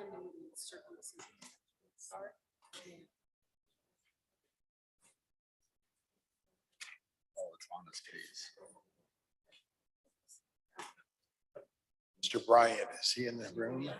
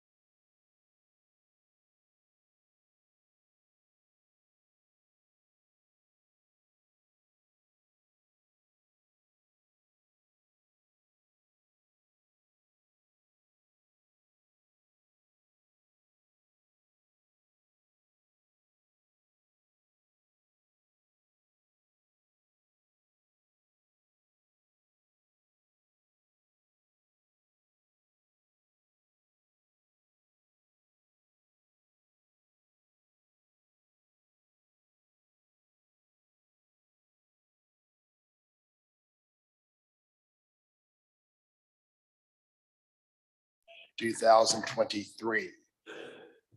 Rex Winkle? Yeah, I'll go ahead and read docket item 7. Nope. Docket number 1. I'm- We're going back to. Well, but One. Anna's not here yet. We don't need her. do Yeah, I don't, we need Anna here for that case we? for Okay, sure. all right.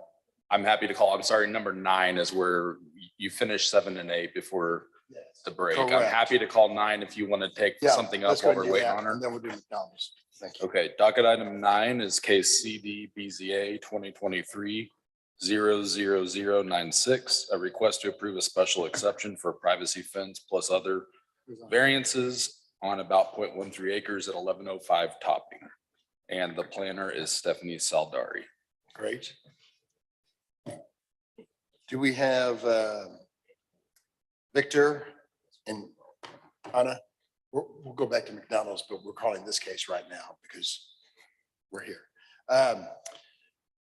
Okay, so Anna, do you see in the Zoom audience, Victor Barron?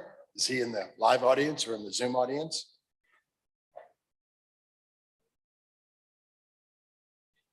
No. Okay. Stephanie, do you know if they're attending virtually or any other names associated with the case? For the fence, no, I think it's just the homeowner. They do not appear to be online. Okay, let's pause that case for a little bit. Our afternoon session, and let's go back to docket number 1, Anna.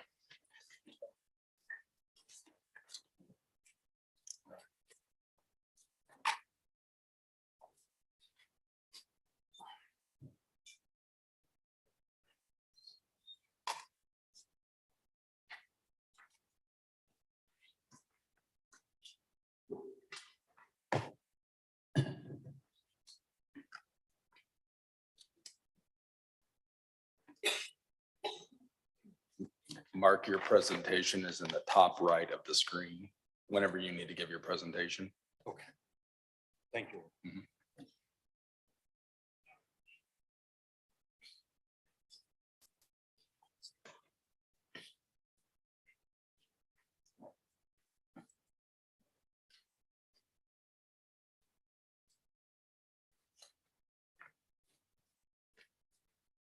Did you guys call the case already? No, it's all up Okay, to you. Gotcha.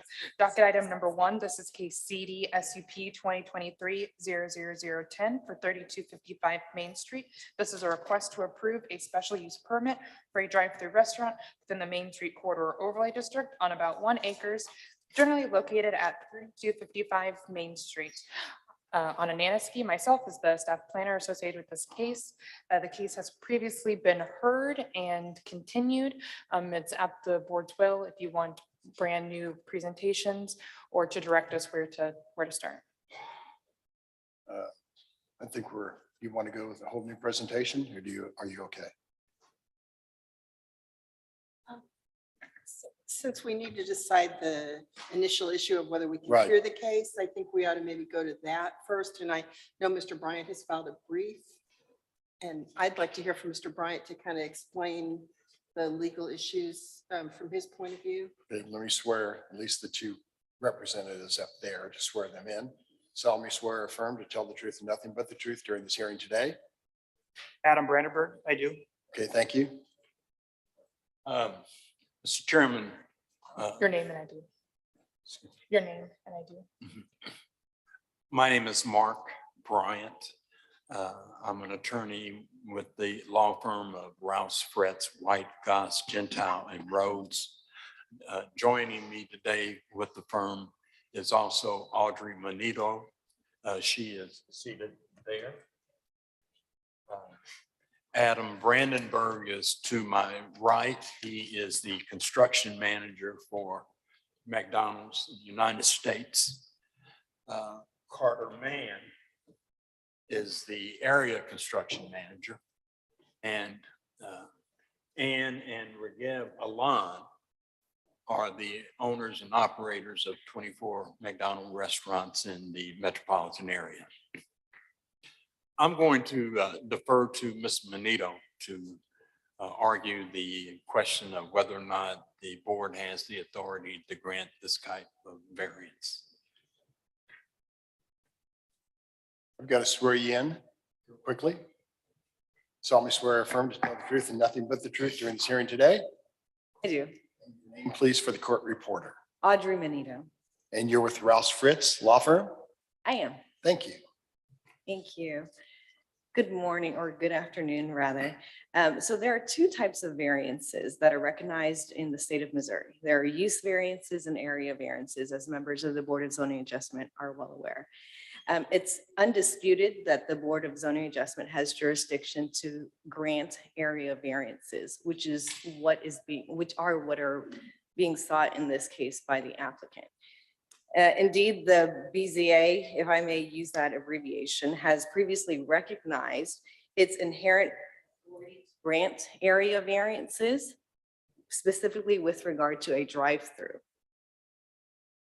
The City Planning Commission has twice recommended the approval of the special use permit in this case, recognizing that it seeks area variances, not use variances, which again, the area variances are within the authority, the purview of the BZA to grant. Staff and the opposition have incorrectly interpreted the present application to be for use variances, which has led to all this confusion. However, well-established Missouri case law, the zoning and development code, and the application itself make it clear that McDonald's is seeking area variances, not use variances. So I'm just going to break that down just a little bit, where use variances have been defined by well-established case law, such as the case Matthew versus Smith in 1986. It defines use variances as one that permits a use which the ordinance prohibits. However, an area variance by that same case, by that same Supreme Court, consists of mostly of bulk restrictions of area, height, including the right to enlarge non-conforming uses or to alter non-conforming structures. These definitions have been reaffirmed many times over by the Missouri Supreme Court over the years, including in the case of Antioch Community Church versus the Board of Zoning Adjustment of the City of Kansas City in 2018. The Zoning and Development Code itself has defined use in 88-810-2200 as the purpose or activity for which the land or building thereon is designed, arranged, or intended, or for which it's occupied or maintained, and unless otherwise expressly indicated, the term use means principal use. Principal use is then defined in 88-810-1260 as one of the main purposes for which the land, building, or structures are intended, designed, or ordinarily used. Accessory use, on the other hand, is defined in 88-810-030 as a use that's subordinate in area, extent, and purpose to the principal use on the zoning lot, and that is customarily found in conjunction with a permitted principal use. Here, the permitted and principal use as a restaurant remains unchanged. McDonald's is not trying to change its purpose, its principal use as a restaurant. The drive-through, I think that's the main issue in this case, is merely an accessory use to the restaurant. Per the accessory use definition that I just read, the zoning development code says that the drive-through is a subordinate use of the restaurant, and that's found in 88-338-02A, where the zoning development code explicitly states a drive-through facility shall not be a principal use of the parcel, but rather shall be accessory to a principal building on the parcel. No one goes to McDonald's for the drive-through, but they go to the drive-through for McDonald's. The drive-through serves the purpose of the restaurant, not vice versa, and the drive-through exists for the purpose of purchasing food from the restaurant. It serves as a method of completing the transaction and does not change the scope of the operations of the restaurant.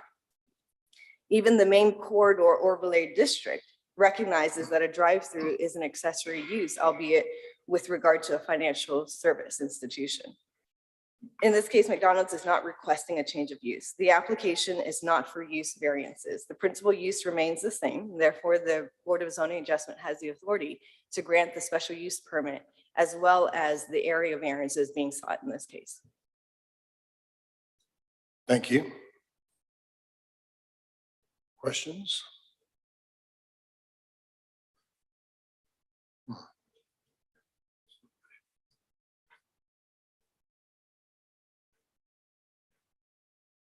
City staff, what's your comment on that?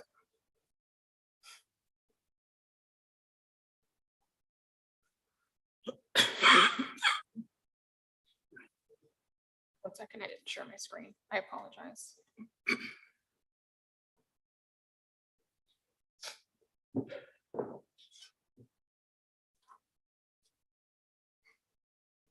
Okay, so then there are a couple of points that I want to discuss in response to the applicant's brief. Some things about the Main Street Corridor Overlay District. Their stance that they substantially comply with the Main Street Corridor Overlay, this principal use versus accessory use topic.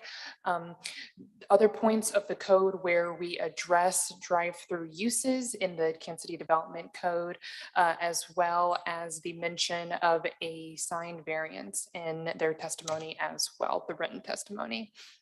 So first being the Main Street Corridor Overlay District, where yes, a restaurant without the drive-through component is permitted. We see that the Main Street Corridor does not strip the property of, all of its economic value, because yes, the restaurant component is still permitted at this location. And how this use variance topic comes into question is because of the demolition of the structure and then building brand new. This is cited as new development per the code, which means it has to comply with the Main Street Corridor Overlay District.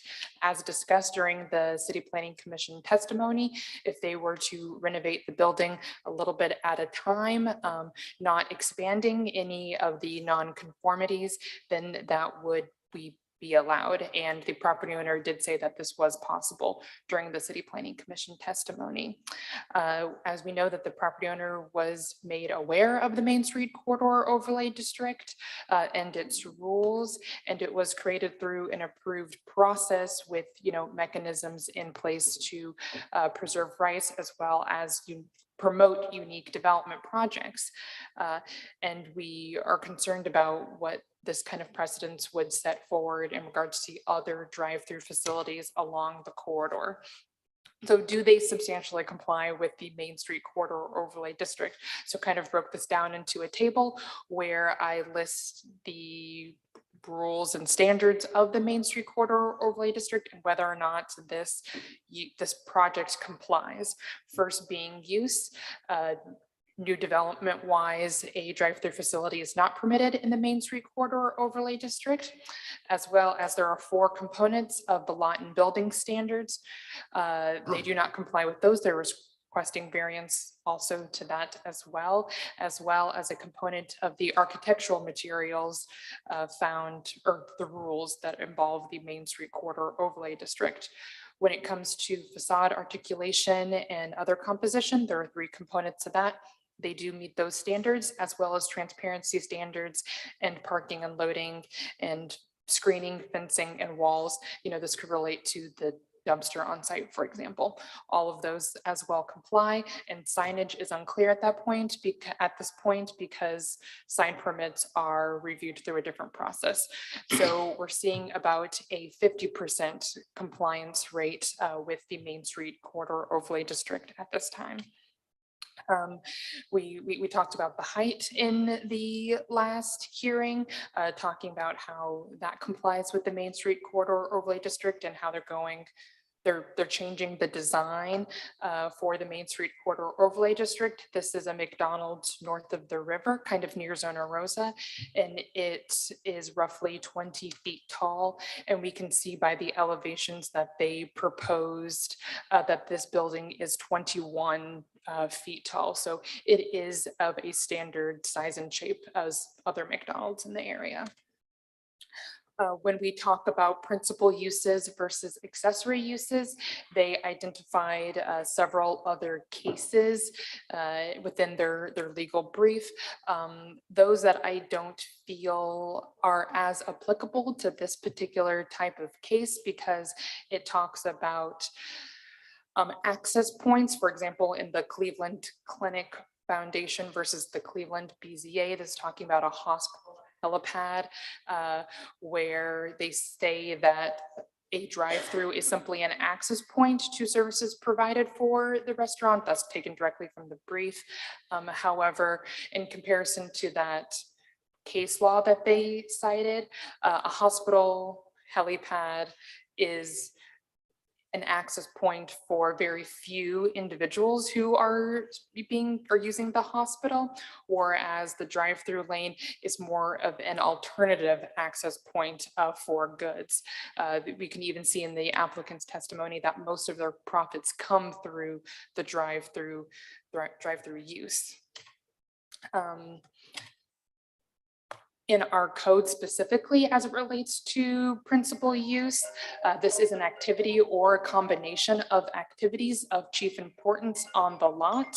One of those main purposes, it could be land, building, the way it's designed, the way it's ordinarily used. So again, I broke this out bit by bit. What is the activity? In this case, combination of chief importance on the site. Yes, a restaurant and a drive-through use are the two uses of chief importance on the site, as well as the main purpose of the land, a restaurant and a drive-through. When we consider the way the structure is designed or cited on the site, well, that favors the drive-through designation because the site's circulation is to accommodate that drive-through window, as well as the placement of the building is to accommodate the flow of traffic for a drive-through. And the main purpose of ordinary use, also the drive-through, we can see that from testimony previously that the sales and the customer traffic mostly come through the drive-through component of the property. Per our code, a drive-through facility is defined as any service window, automated device, or other facility that provides goods or services to individuals in a motor vehicle. And this can include a drive-in restaurant. A regular restaurant is defined as something different in our code. So they have two separate use categories. And this tells us that our development code does group these separately. Otherwise, they would be defined together.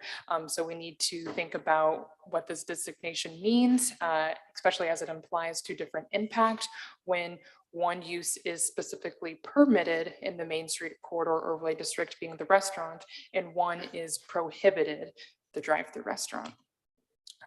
We also see, if I look at other communities nearby, that they treat drive-through restaurants as their own category versus simply being accessory. In the brief, it also talks about when we consider drive-through restaurants or drive-through facilities, to be accessory. They cite 88.33802. This is specifically in relation to downtown development, so stuff that is within the downtown loop. This particular property is not within the downtown loop, so this particular section of code does not apply. Also talking about the Main Street Corridor Overlay District, it does say that drive-through facilities shall be limited to accessory uses of financial uses. Drive-through facilities serving other uses are prohibited. Also they didn't talk about that. That concludes my rebuttal against what they was previously mentioned. Thank you. All right, thank you. Your comments, ma'am? Yes, thank you. With regards to, I'm going to take these a little bit in reverse order. The downtown district definition, the downtown district where it defines a drive-through facility as an accessory use rather than a principal use is the only place in the entire zoning and development code that actually defines it as what type of use. In this case, I can't see where the zoning development code would apply a contrary definition to whatever is already established in 88-33802A, regardless of whether or not it's a downtown district, in it, outside of it, or whatnot. In regard to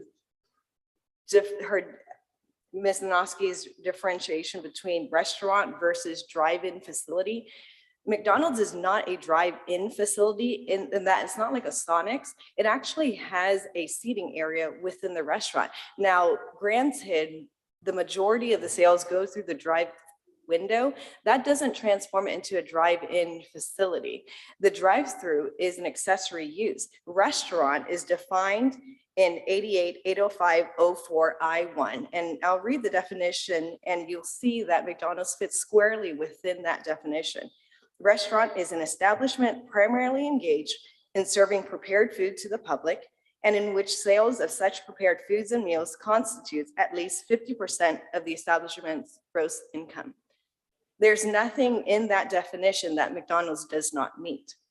We don't sell anything other than food, and the drive-through facility is merely an access point, is merely a means by which a consumer is able to purchase the food from the restaurant. They also have the alternative of going into the restaurant and eating as well. The principal use as a restaurant remains unchanged. The drive-through has been there. It's a non-conforming use, and it's going to remain there as part of the restaurant, which is why we're seeking a special use permit and these area variances in order to rebuild the restaurant and make it substantially complied with the Main Street Overlay District. Okay, thank you for that.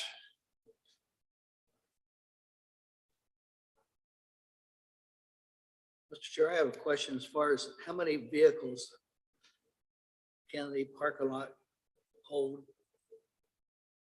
People going through drive-in before it could possibly block the street.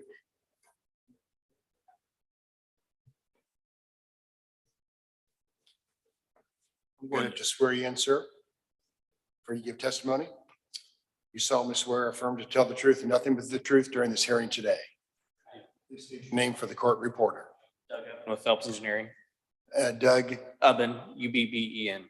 Okay, thank you. And just to clarify the question, I couldn't hear exactly back there. Was it how many parking spots does the? I mean, I know the drive-in has been more popular since COVID. So how many cars can be in line before they start parking on Main Street to come in and blocking traffic?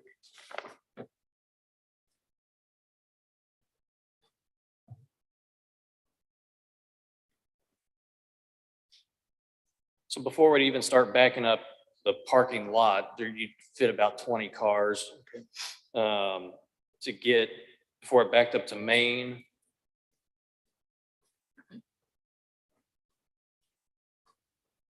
It'd be 30 plus cars before it ever back up into Main Street. Traffic one time, so. Yeah. Okay.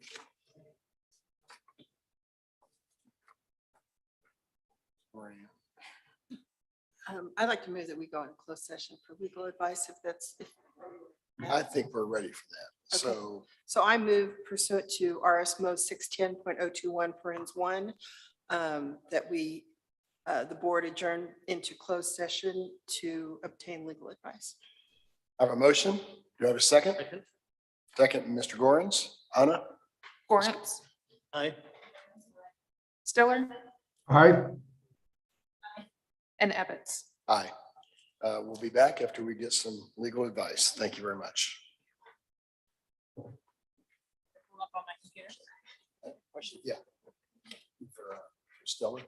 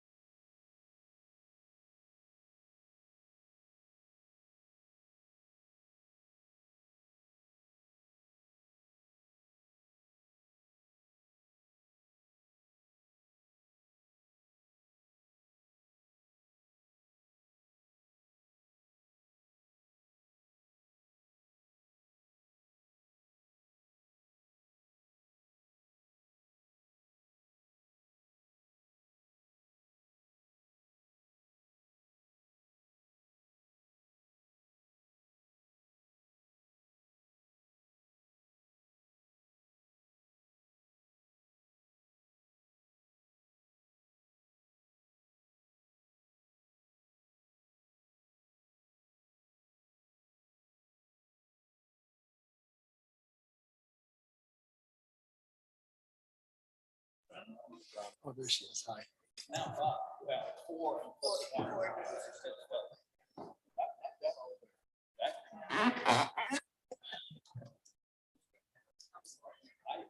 Does he have to do anything back there? Hey, gentlemen, we're coming back.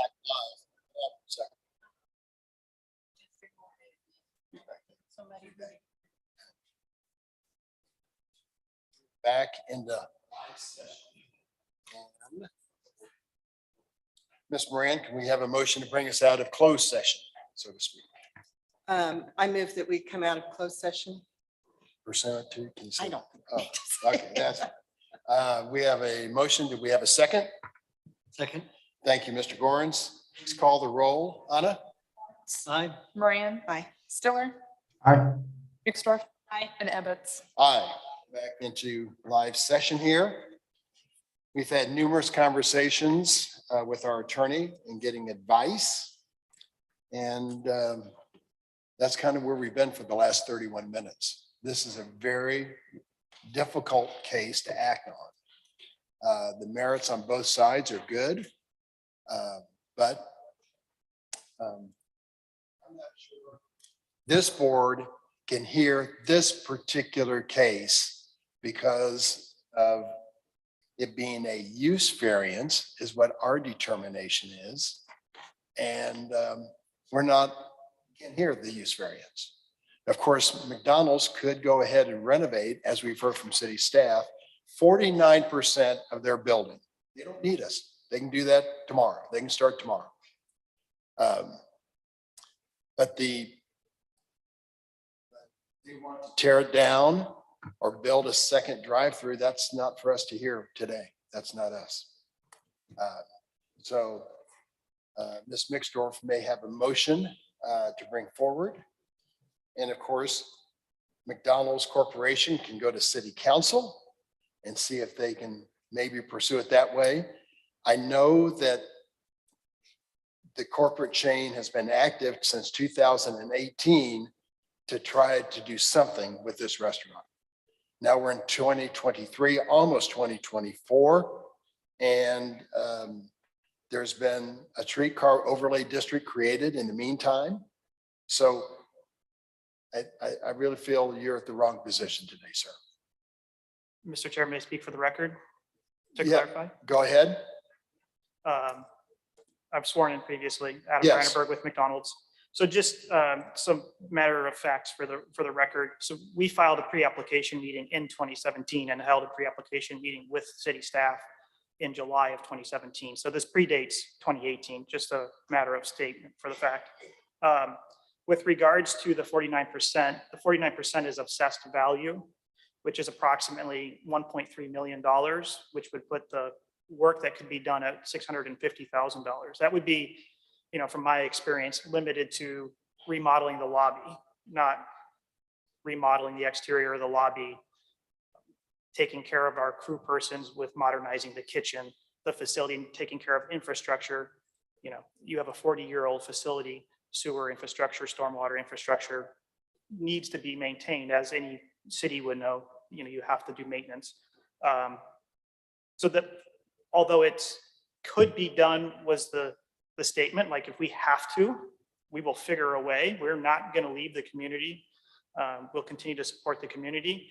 But to say that it's, I guess, staff position it as it could be done with ease, or it could just be done. And that is certainly not the case. So I would like to just clarify that for the record.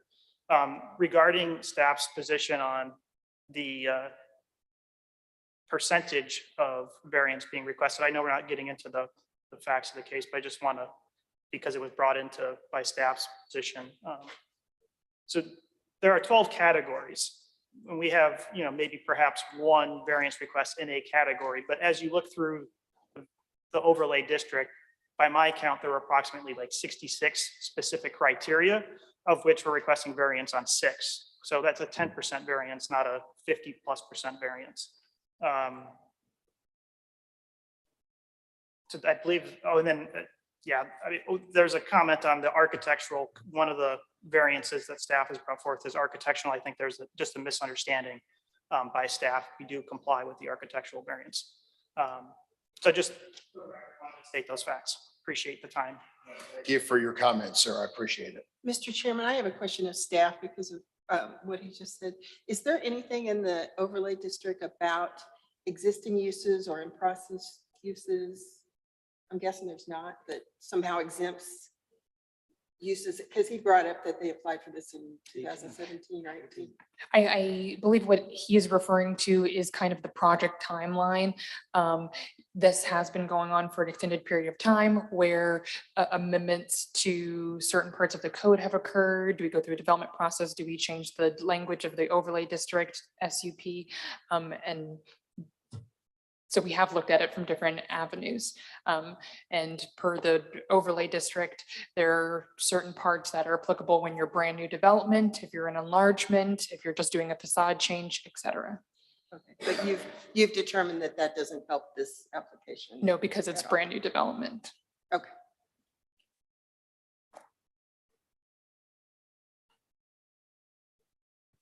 Any other board members with comments? I'd offer a motion. Ms. Mixdorf, Move that our board is not, well, in case number 10, I move that our board is not authorized to hear this case because the applicant is requesting a use variance. Therefore, I recommend denial of the request. I have a motion. Do I have a second? Second. Thank you, Mr. Stiller. Please call the roll. Nay. Moran. Stiller. Aye. Mixdorf. Aye. Aye. 3 ayes, 2 nays. So the application is denied, right? Yes, the application is denied. Thank you. Thank you, Mr. Bryant. Thank you for all your testimony from the McDonald's crews and staff. Thank you very much for coming.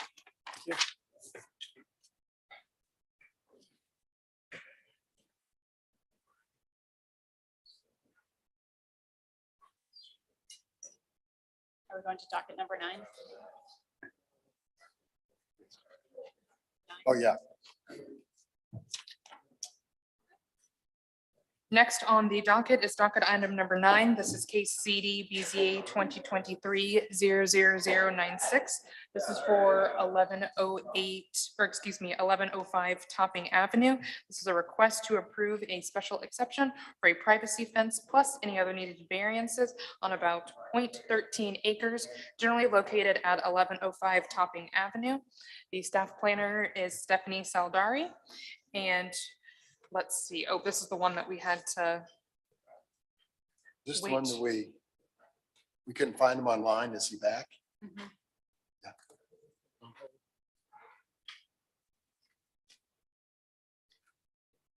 He's still not here online. My apologies. Stephanie Saldari is still the staff planner for the next case. So I'll read into the record docket item number 10, case CD BZA 2023-00098 for 1315 Northeast 84th Terrace. A request to approve a variance to the footprint of an accessory structure plus any other needed variances on about 0.4 acres, generally located at 1315 Northeast 84th Terrace. The property owner and applicant is Matthew Agee. I apologize. If they are online, he is raising his hand. This is a reminder for anyone else in the city council chambers or online who wishes to provide public testimony about this particular, to please approach the microphone or raise your hand on Zoom in order to be sworn in. No one else has raised their hand, Mr. Chair, and Matt is connected. The standard 9 exhibits apply to this case. Thank you. Hello, Mr. Matt. Good afternoon to you. Hello, sir. I need to swear you in. Do you raise your right hand, please? And do you solemnly swear or affirm to tell the truth and nothing but the truth during this hearing today? I do. And please state your name for the court reporter again. Yes, it's Matthew Hagee. Thank you, Mr. Hagee. There are a list of administrative exhibits labeled 1 to 9 that we need to admit to hear your case today. Do we have permission to admit those, sir? Yes, sir. Great. One of those is a presentation by Miss Stephanie and please tell us about the case. All right, let me just share my screen here. All right.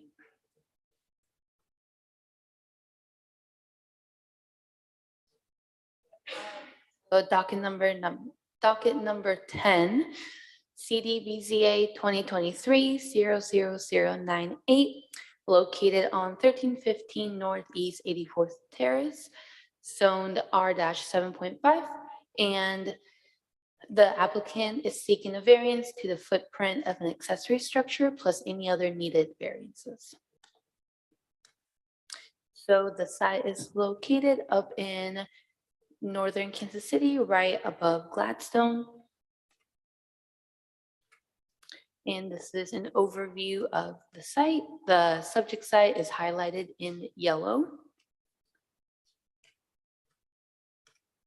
And these are just some of the photos of the property. This accessory structure is gonna be located in the backyard. So this is the backyard. All right, and here is a site plan. So over here is the primary structure, the applicant's home. And back here in the rear yard is the accessory structure. It is not an ADU. It will be used more as an office. So here is a plan of what it's going to look like. Here are the elevations. It's going to be about 10 feet tall and 1/8 of an inch. Then this is the floor plan. All right, so on to the variance. So the applicant is requesting a variance of 472 square feet to the footprint of the accessory structure to permit a total footprint of 672 square feet on the subject site. So accessory structures can be up to 200 square feet. So that is why the applicant is seeking a variance. A change to the neighborhood is not anticipated, and the difficulty could be obviated by a change in the sign. And the other variance would be to the height of the accessory structure. Accessory structures are can be permitted up to 10 feet, and it goes over that by 1/8 of an inch, which is not a lot, but it does technically make it non-compliant to the code. Again, a change to the neighborhood is not anticipated, but the difficulty could be obviated by lowering that height to be exactly 10 feet. And that concludes my presentation. Thank you, Ms. Stephanie. Questions of Ms. Stephanie? And Mr. Hagee, I failed to admit item number 10 on your exhibit list. That was a letter of support from one of your neighbors, so that is admitted as well for your case today, sir. So why should we grant your variance today? Tell us why.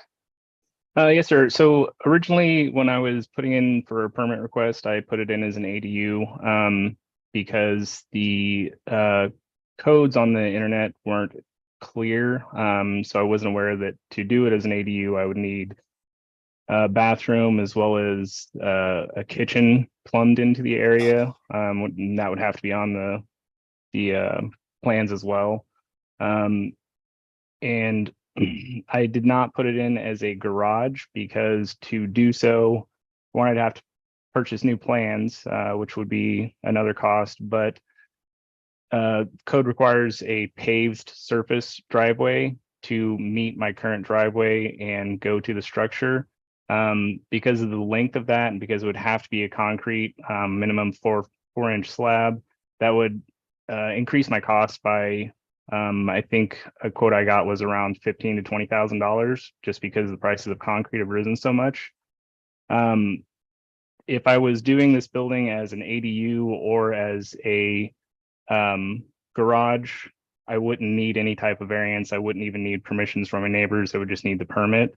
But because I don't need to park vehicles in this structure and I don't need it to be a living space to be able to do a short-term rental type situation. This is just for my own personal use. Right now, as you can kind of see in the background, I'm working out of my basement. I work from home 2 to 3 days a week in the IT field.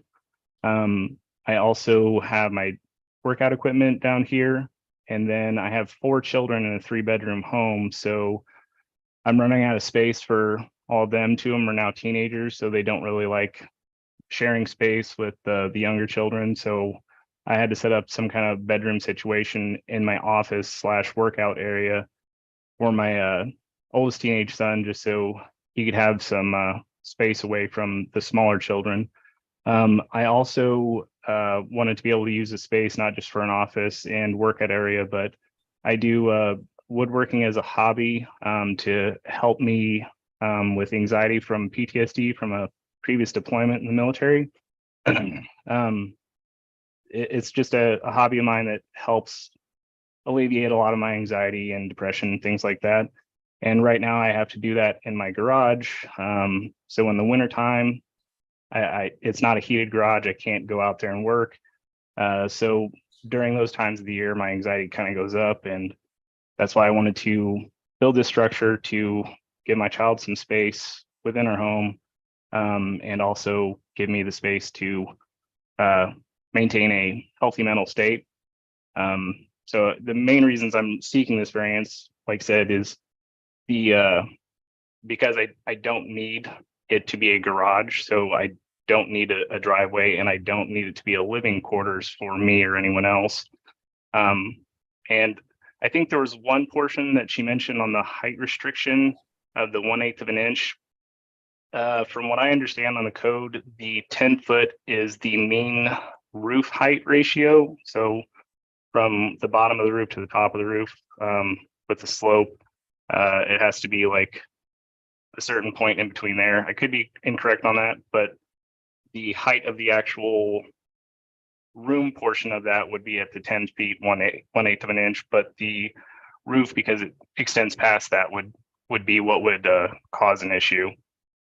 Because if it was just 1/8 of an inch, I would just change the 1/8 of an inch, but the total height of the building would exceed that 10-foot mark by a good portion. So for me to get the height of it down, it would be almost unusable space, because I'd have to lower the interior roof by so much.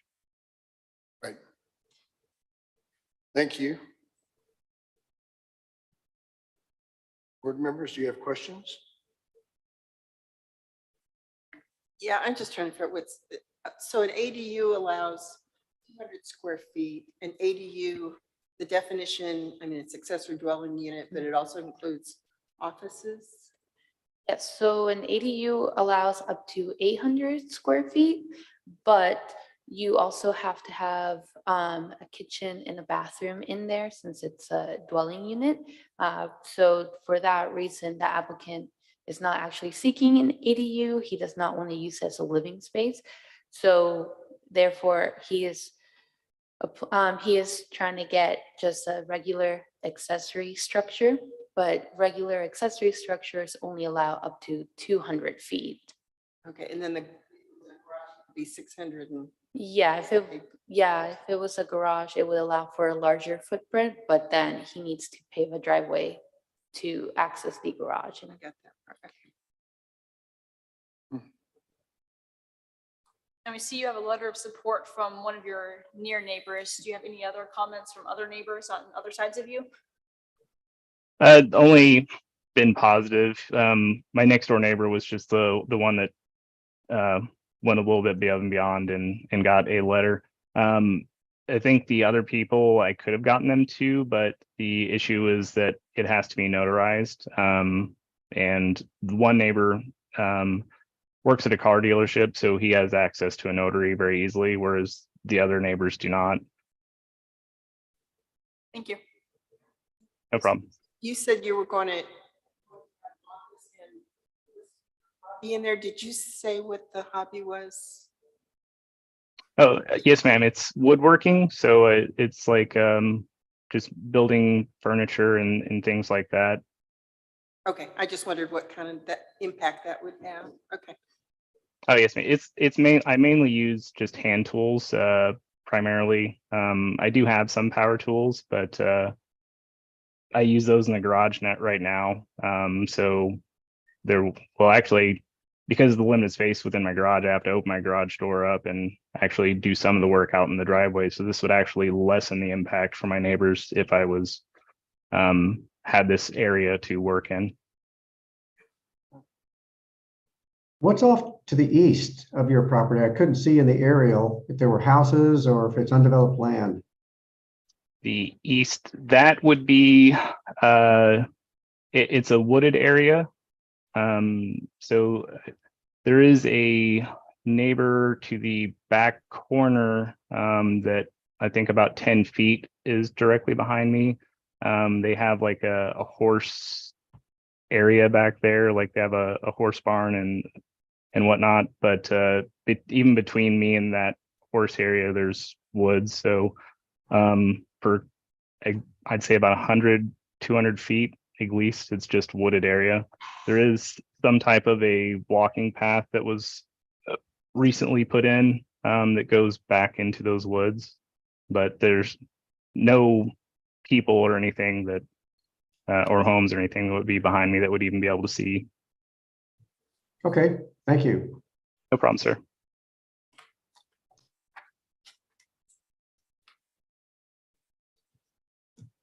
Anyone else? I got for a motion. Thank you, Ms. Mixdorf. In case number 98, I move the applicant's request be granted in accordance with site plan and staff report. Thank you, Ms. Moran. We have a motion and a second. Second. Oh, Anna, please call the roll. Gorntz, Aye.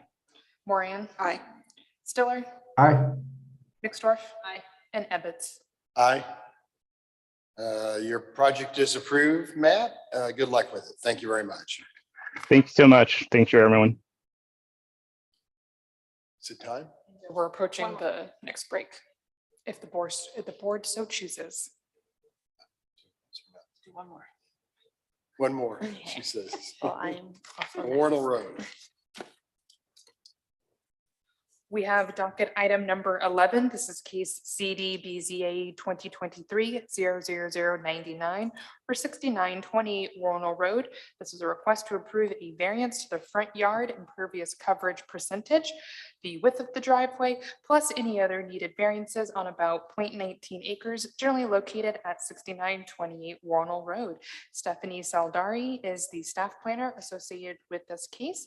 The property owner and applicant is Tyler Stusselhoff. Again, I apologize if I'm mispronouncing your last name. This is a reminder for anyone who is present in the city council chambers or online who wishes to provide public testimony on the case to please raise your hand on Zoom now or approach the microphone in Zoom, or excuse me, in the city council chambers, so we can swear you in, as additional applicants will not be admitted once the public testimony has begun. No one else has raised their hand in Zoom or approached the microphone in the city council chambers. Mr. Chair, the standard 9 exhibits apply to this case. Tyler is connected. Thank you. Hello, Tyler. I see your name. Can you turn on there you are. Good afternoon to you, sir. Good afternoon. Could you raise your right hand to be sworn in? Do you solemnly swear or affirm to tell the truth and nothing but the truth during this hearing today, sir? I do. And please state your name for the court reporter. My name is Tyler Stusloff. Thank you.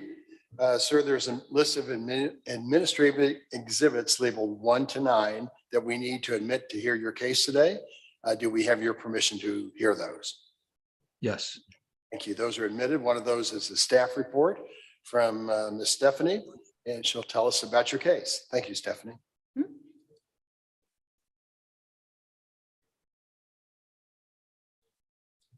One sec.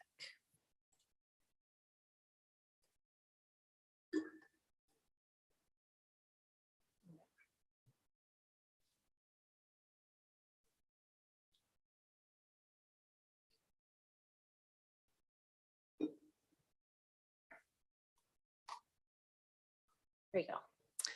All right, so we got docket number 11, case number CD BZA 2023-00099. Location is 6928 Warnell Road. Zoning district is R-6/infill residential area. And the applicant is seeking a variance to the impervious coverage, to the allowed impervious coverage of their front yard, plus any other needed variances. All right, so the site is located down in southwest Kansas City, over by the Kansas border. This is the subject site on Warnell Road, highlighted in yellow. And so here is the site plan. So the applicant is adding to their driveway to make a circle driveway. And so the driveway will take up 47% of the front yard, and code only allows up to 40% of impervious coverage in the front yard. So here are some pictures of the current driveway and the front yard of the home. All right, so the applicant is seeking a variance of 7%, which will be a total of 160.6 square feet to permit the driveway that occupies 47% of the front yard on the subject site. A change to the character of the neighborhood is anticipated. There are similar driveways like this in the neighborhood. However, an increase in pavement increases stormwater runoff, and it also adding the curb cuts does reduce street parking. Difficulty could be obviated by a change in design. And that is the end of my presentation. Thank you. Questions of staff? And Ms. Stephanie, this is not a circular driveway that exits back onto Warnell. It's just a half moon type driveway? Yeah. Okay. Basically. Okay. Thank you. Tyler, why should we grant your request today, sir? Number one, mainly because of the safety. Living on Warnell, it's obviously a busy road. I have a little baby girl and I worry about driving her and exiting the driveway, you know, with an infant in the car. It's very challenging pulling onto Warnell while reversing. So having that new approach would make things a lot easier and safer, not just for me, but all the oncoming traffic on Warnell. And then secondly, I would say the aesthetics. The Brookside neighborhood is a beautiful neighborhood. I think this only improves the looks of the neighborhood, and it definitely helps with the value of my house. So those are the two main things. Any other neighbors in the area that have a similar type situation, sir? Yes, two houses down to the north has basically the same exact driveway that I'm proposing. And then a house just north to him has the same driveway as well. So there's numerous driveways in the area on Warnell that have the same driveway that I'm proposing. There's one picture, it shows a lawnmower out front and a tape measure and an orange line. Is that about as far as that driveway is coming out, sir? Yes. So you're taking the existing curb cut, removing that, and then adding a new one to the south? So I'm keeping the driveway that I currently have, but I'm just basically extending that, making a semicircle, stemming off that existing driveway and making a new approach to the street. So basically I'm adding a quarter of a circle. Skipping the geometry, but it's a circular sort of driveway, so you can nose in and nose out. Right, so there'll be two approaches. Okay. The little diagram I'm looking at wasn't clear to me on that. Okay. Sorry about that.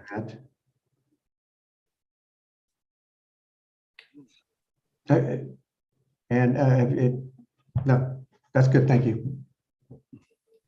And it looks like you're already kind of trying to minimize the width. Does that say it's going to be 7.5 feet wide? Yes, I was trying to do the minimum requirements because obviously I was trying to get below that 40%, but based on what the minimum wants, I couldn't figure out anything that would be below that 40%. So I'm open to doing whatever is necessary to put this driveway in. Did you drive your car on that across? Yeah, the- I measured the that widths of my turn? car, and 7.5 feet would be sufficient. So Okay, okay.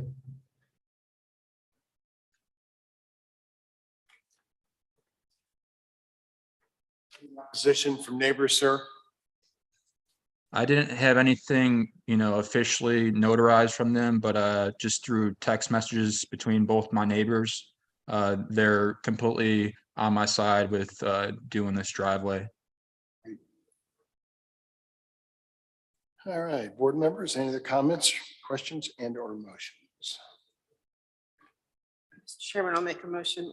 In docket item number 11, case number 99, I move that we grant the applicant's request for variance in accordance with the staff report and site plan. You have a second? Second, Thank you, Mr. Stiller. Anna, Goins. please call the roll. Goins. Moran. Stiller. yeah, I, Aye. Evans. Aye. Sir, your project's been approved. Good luck to it. And thanks for waiting for us this afternoon. Thank you. Thank you very much. All right, break time. 30 minutes or what do we give? 30? Your discretion. No, but what do you normally give? 30?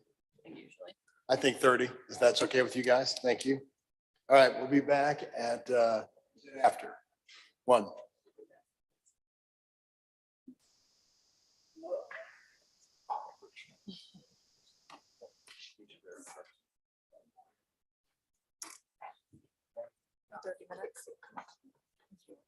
Yeah.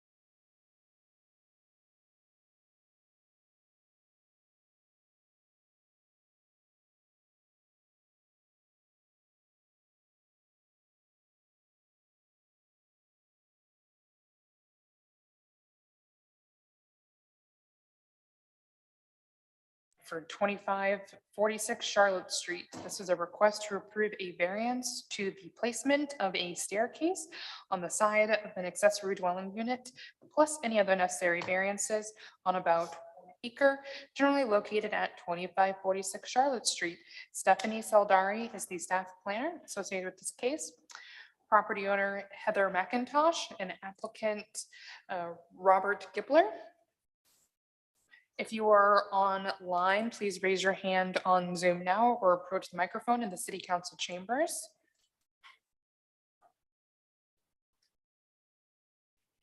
And the standard 9 exhibits do apply to this case, and the applicant is in the room.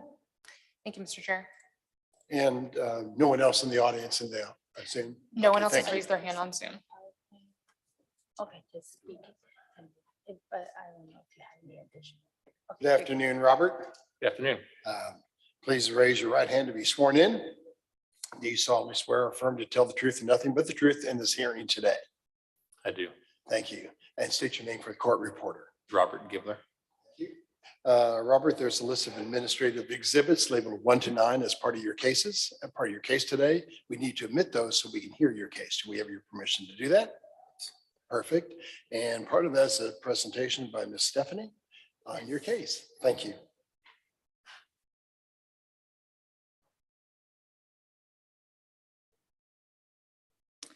All right, so here is docket number 12, CDBCA 2023-00105, located on 2546 Charlotte Street, zone R-2.5. And the applicant is seeking a variance to the accessory dwelling unit general standards to place a staircase on the side of the ADU, plus any other needed variances. All right, so the site is located right in the center of Kansas City, south of downtown. Here is the subject site highlighted in yellow on Charlotte Street. All right, so here is the site plan. So the ADU is, as you can see, in the rear yard. And these are the stairs. So with the new ADU code that microphone went out. Okay, it's back. That was amended earlier this year. So stairs are allowed in the interior side of the lot. So it would be here, not on the exterior side. So this is why the applicant is seeking a variance today. So here are the elevations and what the stairs and the ADU above the garage will look like. And the right and rear elevations. And then this is just the floor plan for the garage and the ADU. All right, so this is a variance to approve the placement of the exterior stairs to an ADU on the side of the building facing the exterior of the lot. This is a complete deviation. Change to neighborhood is not anticipated, and difficulty can be obviated by a change in design. And that is it for my presentation. Any questions of staff, anyone? I have a question. Yes. When the ordinance was created, is there a reason it was the stair could be on the interior side of the yard versus a side? Yeah, I What think was the reasoning? the intent was, so, you know, when you go up the stairs, you're not looking into your neighbor's yard. I don't know if there was any additional intent to that, but as far as I know, that's the main intent.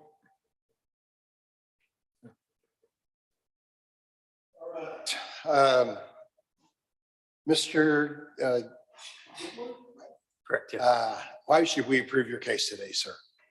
Yeah, thank you. I'm here on behalf of the clients. They're both school teachers and a general contractor working with them to renovate their home and build this ADU.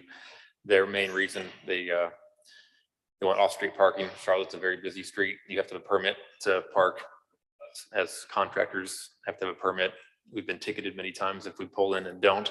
So to eliminate street parking. They want to build this garage. And while they're doing it, they have children growing up, they have older family. They want to create a dwelling unit. And then their desire is to twofold. One, the layout of the floor plan that is optimal with the side entry. They know they could rework it. They wanted to at least petition or request to keep it on the side. They also want to minimize how much of their grass space is taken up between the ADU and their home. And I've discussed with the neighbors. The neighbor to the south has a garage very similar.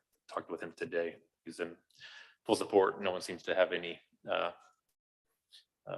known grievances. It is on an alley that's not used by anybody except for the few people that live on that little street. So it would be ideal for the clients to be able to keep the layout as designed and not have to rework the drawings and keep the grass as much as possible between the ADU and their home. Okay, thank you.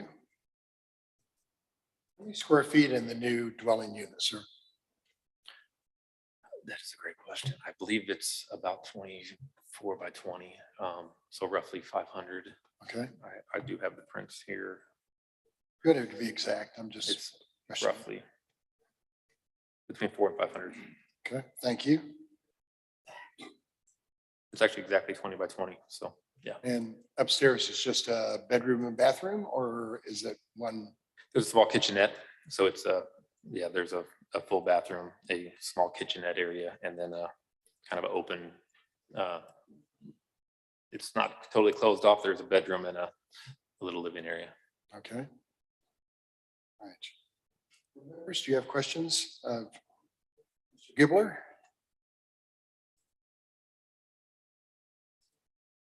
And you said no neighbor opposition, sir? The only question from the neighbor on the south, which I am curious about with the zoning, is to shift the building a little bit to the south to create more room for a walkway and the staircase if we're allowed. I know there's fire ratings. His was built up to his was built a foot off of his neighbor to the south, and he's okay with us going up to that amount. Right. So I know these are older, smaller lots, and on that drawing looks like his is even off the plot lines are weird in these older neighborhoods, but no opposition to the stairs at all. Charlotte's a busy street, so I'm sure they're glad to get their cars off the street. They are, yeah. Right.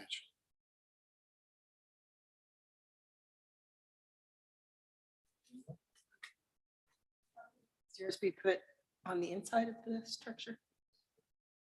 It could be. It just the layout of the floor plan works better on the side, and it takes up more of their backyard. It's usable space. That side space is there's enough room there to make it accessible and usable for the stairs. So they would prefer to have it not in their backyard. But you're right, it definitely could be reworked to fit that. They'd have to redraw the plans and rework the layout of the ADU.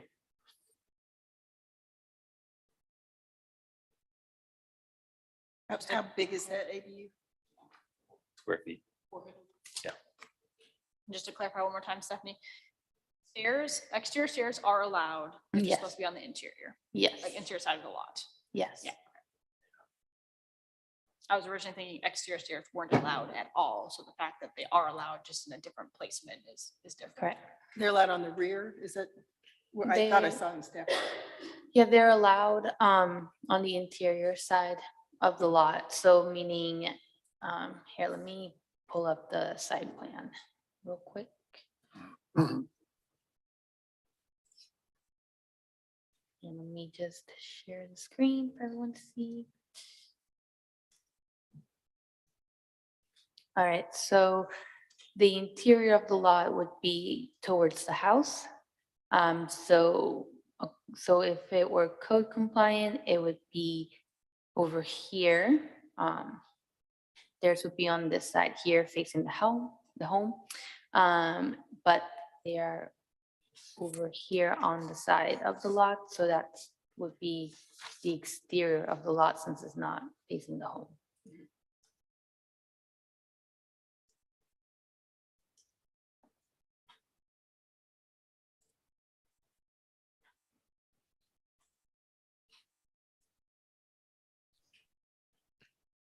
It's the applicant statement that I was looking at that says the stairs on the side rather than the rear of the building. Allowed on the rear of the building, right? No, it's just not allowed in the exterior. Okay. The rear, I mean, the back side of the ADU, I guess what Yeah. rear was meant. So the side, if we're in the alley looking at the garage, to be on the rear side, which would be the east side. I can't quite find it quick enough in the staff report. Is the entrance into the garage from the alley? Yes. Yes, the Okay. garage would be on the alley side, so they can go down the alley to pull into the garage, correct? Got you. 20 foot by 20 foot. I mean, just at a quick glance, it looks like they could just rotate the second floor 90 degrees and they're compliant.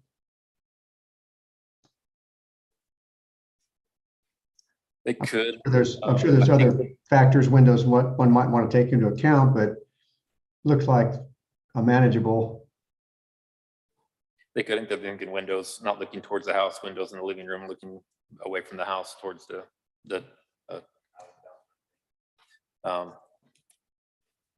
yeah.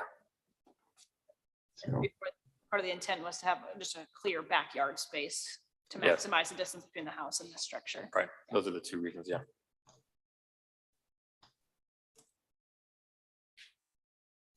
Like side stairs aren't unprecedented before we had our new ADU requirement. I feel like there's other carriage houses and things that have side access currently existing in the city.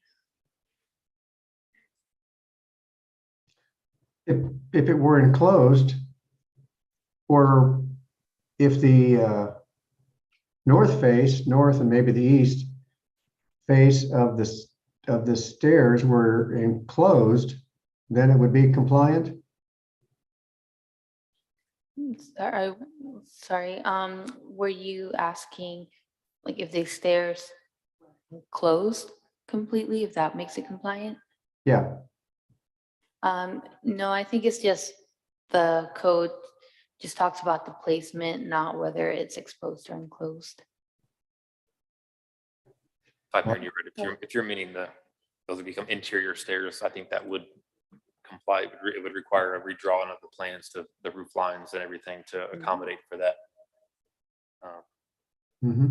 Yeah, if that's what you meant, yeah, if they were inside, that's fine, but if they're outside, then it's placement.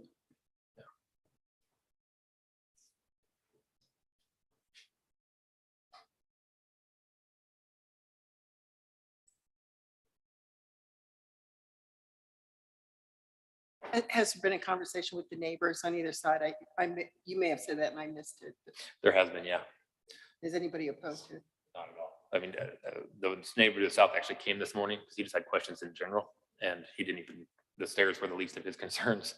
He just was curious about property lines and placement and, advising us to keep it off the alley enough to let the cars turn in. So, but there's we're already doing a renovation of the house, and we've met the neighbors, and they're all fully supportive. And it's so far in the back. These are long lots, so you're so far in the back of the property that, in my opinion, where the stairs are on the north or the east side, you're high enough to see in any direction, and you're not looking in someone's back door or window. You're way towards the alley. So, practical sense, I can see why that rule might exist, but in this situation, I don't think it makes much of a difference for the function of the neighborhood. Another question for Stephanie. Do we know what the setback is, the front setback for the house itself? I was looking at the lot size, 127 feet deep. It's not an unusually, shallow lot necessarily. I was wondering if the setback is a little larger maybe than normal, making their backyard a little smaller than normal. Do we know what that setback is?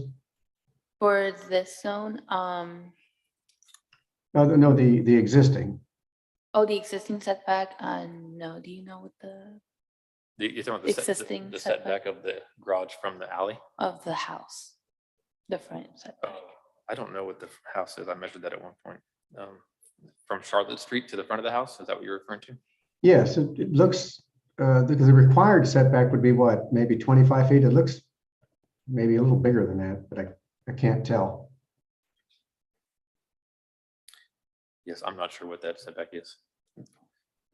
Set back the garage from the alleys to enable a turning radius from the alley. It's a pretty narrow alley. And that's one thing the neighbor on the south, we kind of copied his 6 feet setback from the alley, the garage towards the house a little bit, because it is kind of narrow to be able to turn cars. And that 6 feet worked well for him. So we're kind of copying that. I see. 6 feet back. Is it a 10-foot alley? That's a great question as well. If it is, that I couldn't speak with confidence. I would say 10 to 12 would be my guess.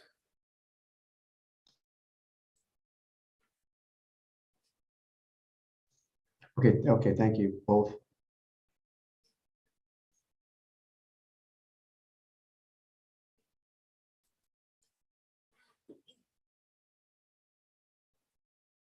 Any other questions or comments? I would note, I'm excited to see more people use the ADU ordinance that the city has put into place. It's there for a reason, so I'm excited to see more projects manage of it. So Okay, go ahead, Ms. Mixdorf. in case number 105, I move the applicant's request be granted in accordance with site plan and staff report. Motion, do I have a second? Second from Ms. Moran, I think, or was it, sorry, Mr. Gorence. Anna, please call the roll. Lawrence, Aye. Moran,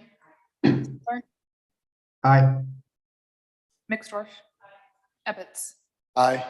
Your project is approved. Good luck with it, sir. Thank you. Thank you all very much. Appreciate it. Okay. We have docket item 13. This is case CD BZA 2023-00107 for 3121 Prospect Avenue. This is a request to approve a variance to the setback of a monument sign in a UR district, plus any other additional variances on about 0.5 acres generally located at 3121 Prospect Avenue. The property owner is Harvest Bank, and the applicant is the Heartland Sign and Lighting Company. If you are part of the applicant team or any member of the public who wishes to provide testimony on this case, please raise your hand on Zoom or both approach the microphone in the city council chambers so we can swear you in. Here, I'm Galen with Heartland Sign. Yeah, we'll get you in just a second. No one else has raised their hand in Zoom or approached the microphone, Mr. Chair. The Thank you. standard 9 exhibits apply to this case. Thank you. Sir, could we raise your right hand to be sworn in? Do you solemnly swear or affirm to tell the truth and nothing but the truth in this meeting today? I do. And state your name for the court reporter. Davenport. Thank you, Mr. Davenport. Thank you. Sir, there's a list of administrative exhibits labeled 1 to 9 that we need to admit for your case today. Do we have your permission to admit those? You do. Thank you. One of those is a presentation by Mr. Tomlin. Connor, take us away.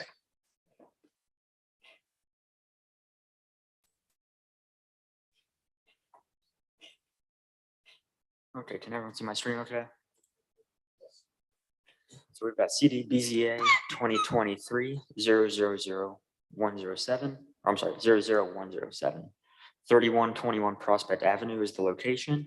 The zoning district is UR. This UR plan was approved December 20th of 2022. The applicant is seeking approval of a variance to the setback of a monument sign in this UR zoning district, plus any additional variances. This is the general location of the site. This is a closer look at the site itself.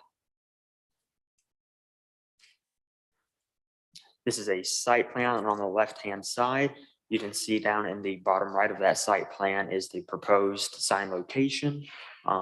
It's kind of hard to read the numbers, but that shows 2.2 feet to the property line.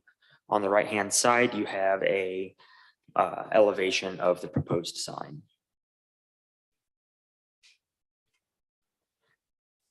For reference, this is the UR plan that was approved on December 20th, 2022. You can see on this plan that I have outlined in red, there was a monument sign shown and approved on this plan. That is the same location that is being proposed today. Conditions to this UR stated that signage must follow 88-445. Any variances obviously come here.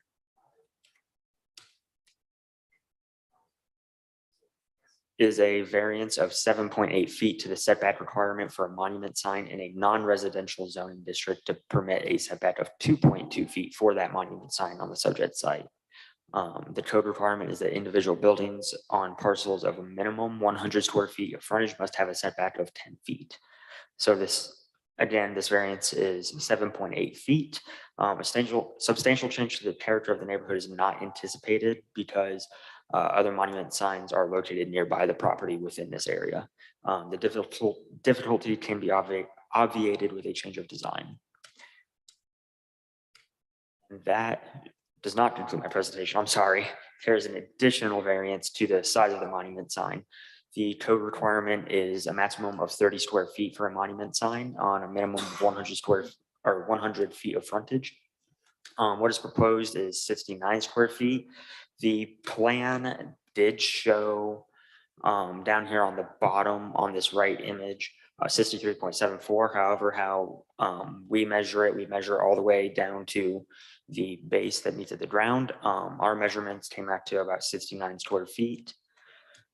Let me get back to that final slide. Therefore, the variance for that size would be 39 square feet, which is a 130% increase. And substantial change to the character of the neighborhood is not anticipated. Change of design, or I'm sorry, the difficulty can be obviated with a change of design. And with that, that concludes my presentation. Thank you. Any questions of Mr. Tomlin on city staff? Yes. I thought we were, Oh, go ahead. I'm sorry, could you repeat that? we had an earlier case where you told us we couldn't allow a monument sign if they have less than 100 square feet of frontage.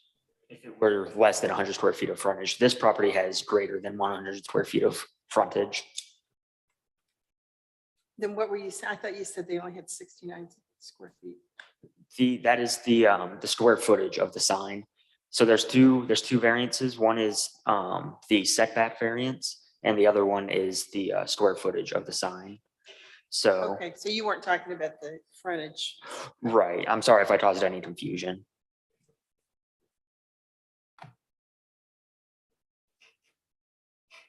Could you show us the site plan again?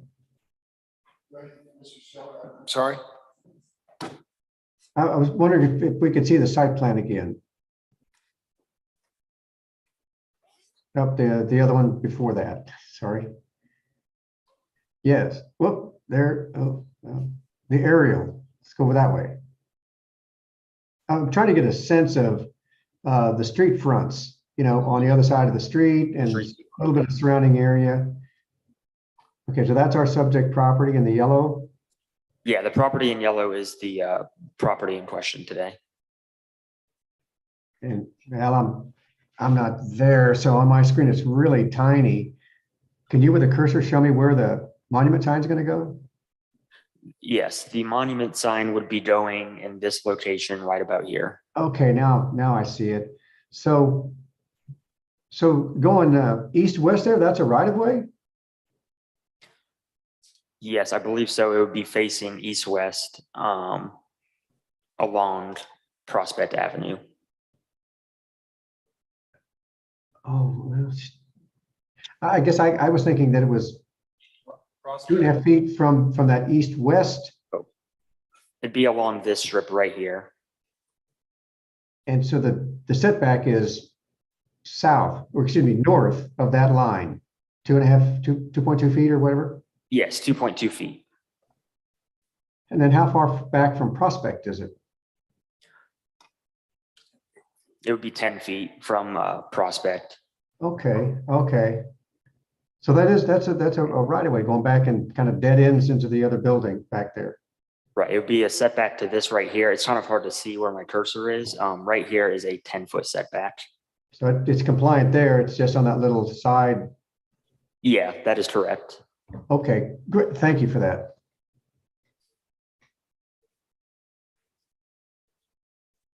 All right, so Mr. Galen, why should we approve your project today, sir?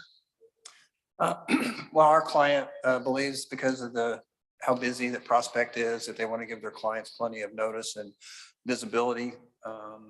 They've done a lot of work to this facility here. And because the property abuts the adjacent drive there, they really don't have any other location that would be suitable. So we've achieved the proper setback from prospect. We had posted the location of that sign. We've had no comment on it that I'm aware of. And we don't think it'll be a hardship on anybody.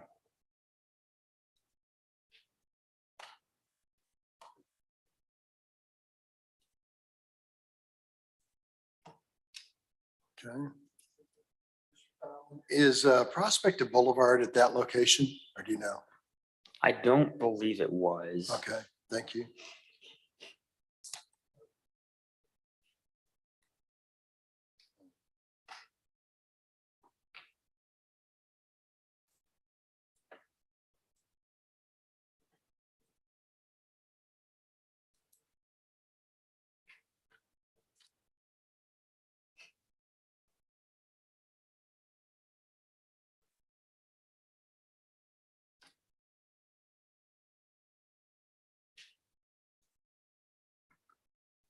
So 7-foot tall sign then, or is it 8 foot, what, 8.5? Can't tell. The overall sign height reads 6 feet on the drawing.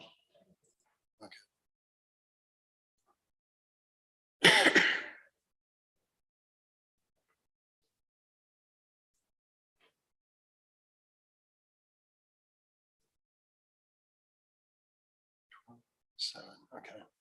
Standard design that's been used elsewhere in the metro. Yes, it is.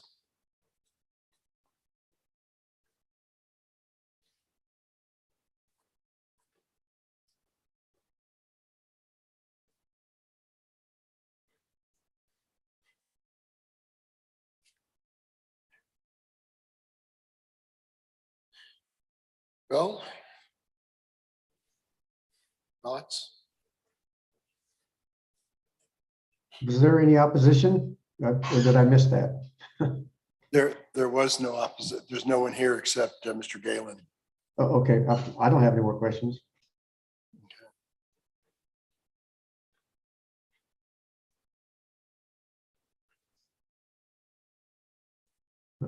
Doesn't sound like anybody else does either. So I would offer a motion on this, Mr. Chair. Perfect. So docket number 13, case number 107. I move that the board grant the application in accordance with staff report and site plans.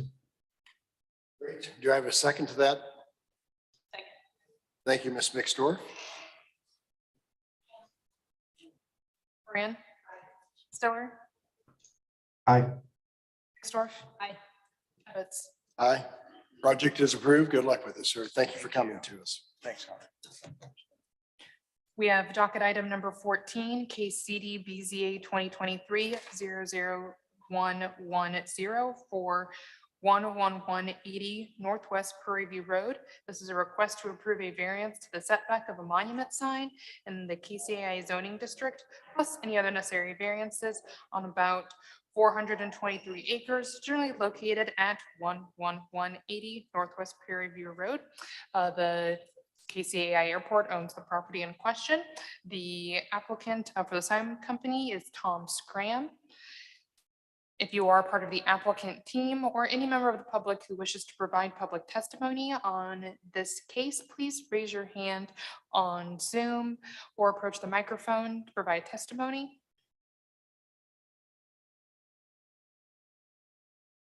I am promoting Tom. This is a reminder for anyone else who wants to provide testimony to raise your hand now or approach the microphone in the chambers, as once the testimony has begun, no other participants will be admitted. No one else has raised their hand, Okay. Mr. Chair. Hello, Tom. Good afternoon. I need to. Hey, good swear you, afternoon. please. Please raise your right hand to be sworn in. Do you solemnly swear or affirm to tell the truth and nothing but the truth in this hearing today? I do. Thank you. State your name one more time for the court reporter. Tom Scram. Thank you, Mr. Scram. There are a list of administrative exhibits labeled 1 to 9 that we have to admit to hear your case today. Do we have your permission to admit those? Yes. Thank you. One of those is a presentation. And Mr. Connor, take it away.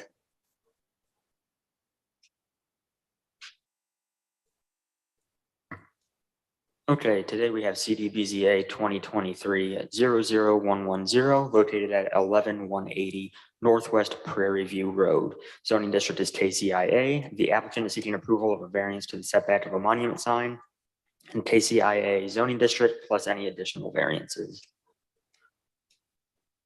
This is the rough location of the site. This is the site itself. I will point out that the sign is going to be up over by Vienna Road and Northwest Prairie View Road. It's just a very large parcel at KCIA. This is the proposed site plan and elevations. On the bottom, you have the elevations of the sign itself. On the right, you have a detailed look at the setback properties, 1 foot. The variance request is a variance of 9 feet to the setback requirement for a monument sign in a non-residential zoning district to permit a setback of 1 foot for the monument sign on a subject site. Code requirement is individual buildings on parcels of a minimum 200 square feet. Frontage must have a setback of 10 feet.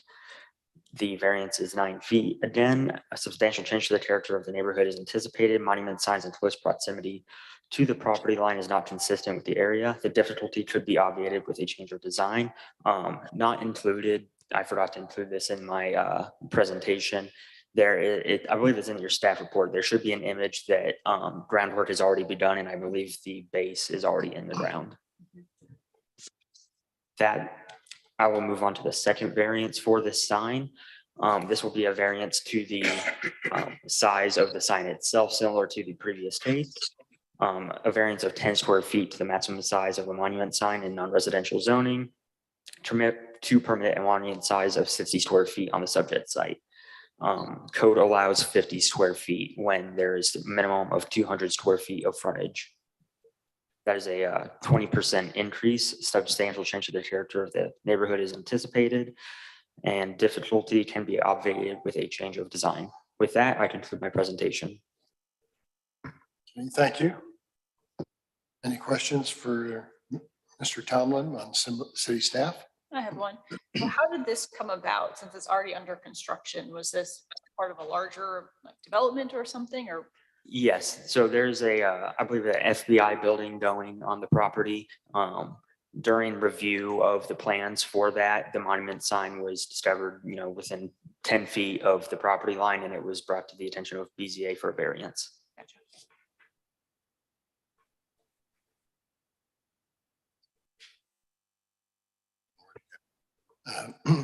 And what's the building for, Tom? It is the new FBI building. Oh, I know where that is. Yeah.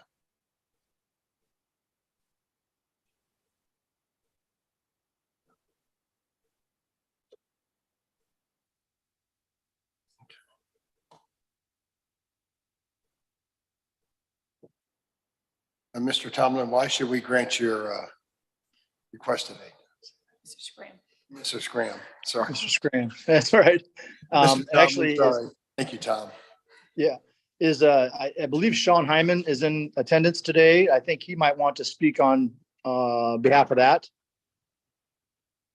Okay.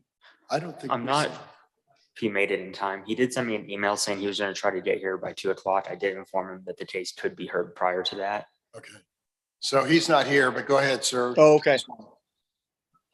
Okay. So I think the main issue with the sign placement is security. That the sign is placed up at the front entrance of the facility.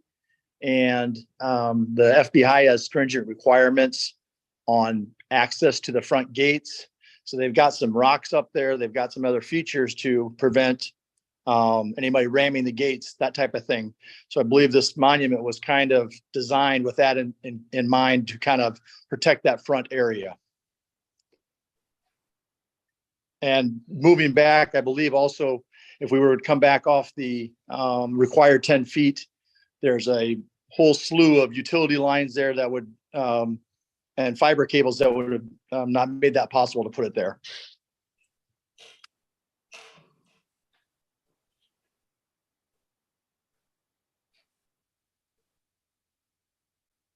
I think Sean has that in his. Go ahead, Tom. I would say, I believe Sean has that in his attachments and exhibit showing the ground conditions there where they had to move it up closer to the street. So they moved it closer to the street, and a couple photos in the staff report, you're still tangled with utilities. It's very close, I believe. Yeah. Yes.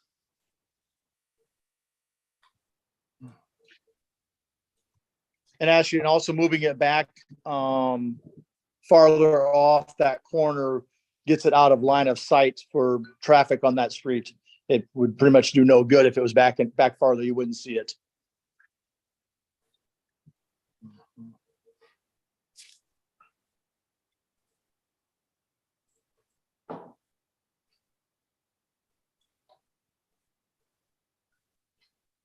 Members, any other questions or comments?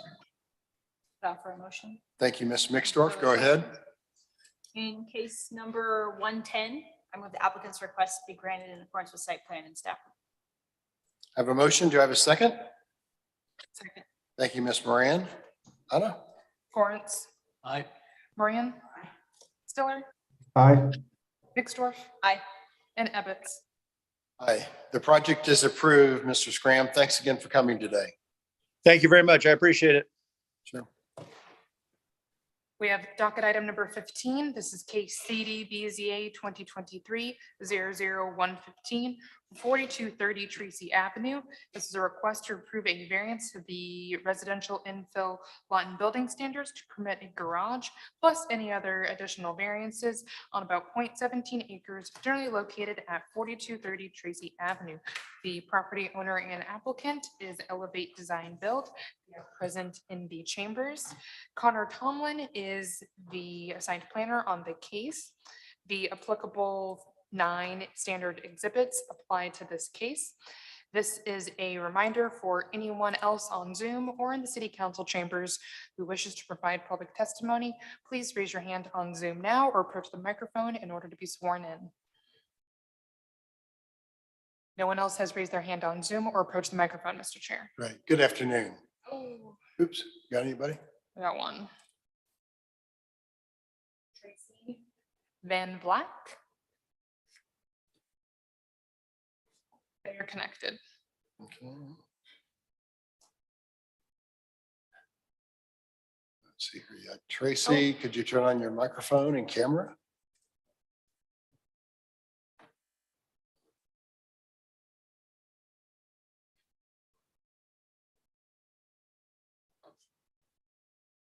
Mata. They are connected now. Okay, thank you.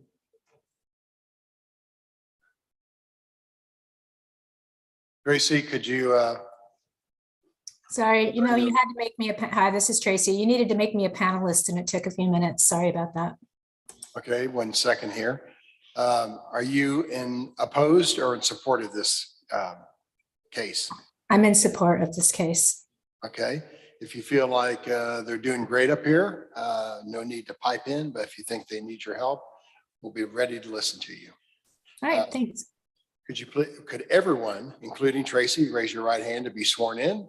Do you solemnly swear or affirm to tell the truth and nothing but the truth in this meeting today? I do, Sarah Ladd. Thank you. I do, Sean Flandemeyer. Okay. I do, Tracy Van Black. Tracy, you're live now. Okay. It was Sarah and Sean. Sean, thank you, sir. Thank you. All right. And who's going to be speaking on your case, Sarah or Sean? Okay, Sean will. And sir, there's a list of administrative exhibits labeled 1 to 9 as part of your case today. Do you have a problem with us admitting those so we can hear your case? No, I do not. Thank you so much. Part of that is a presentation by Mr. Connor Tomlin to your left, and he's going to tell us about your project.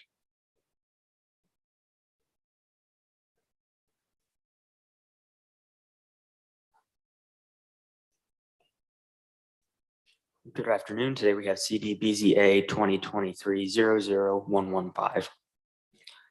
Location is 4230 Tracy Avenue, located in an R15 district.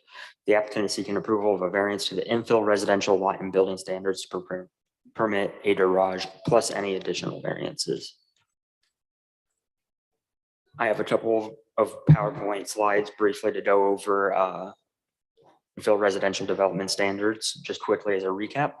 The purpose of these standards is to ensure that residential development is established in established neighborhoods is generally consistent with the form, bulk, placement, and scale of the existing buildings and the building types. To stimulate investment in established neighborhoods, provide sufficient flexibility to allow incremental evolution of established neighborhoods to meet communities' changing needs. And the infill residential contest area, otherwise known as IRCA, determines what is allowed on a subject site, and said subject site is a designated infill area. The IRCA contains all lots within a 200-foot radius on the same block face as the subject site. Side setbacks are to be 10% of the lot width or 5 feet, whichever is less. Maximum building width shall not exceed 125% of the widest two nearest buildings. Maximum building coverage is 50% of the lot area. Maximum impervious surface coverage is 75% of the lot area. Driveways are prohibited when an alley is present. Driveways from the street shall be permitted when 51% or more of homes in the IRCA have them, only when such driveway is shared with at least one adjacent home. Any garage the driveways lead to is not visible from the street. The driveway does not exceed 12 feet in width in the front yard and subject to recording a cross access easement. Attached garages visible from the street shall be permitted only when 51% or more of homes in the infill residential contest area have attached garages visible from that same street. When attached garages are visible from the street from the garage door shall not occupy more than 40% of the width of the ground level facade. This applies to garages under the main level as well as garages adjacent to the main floor.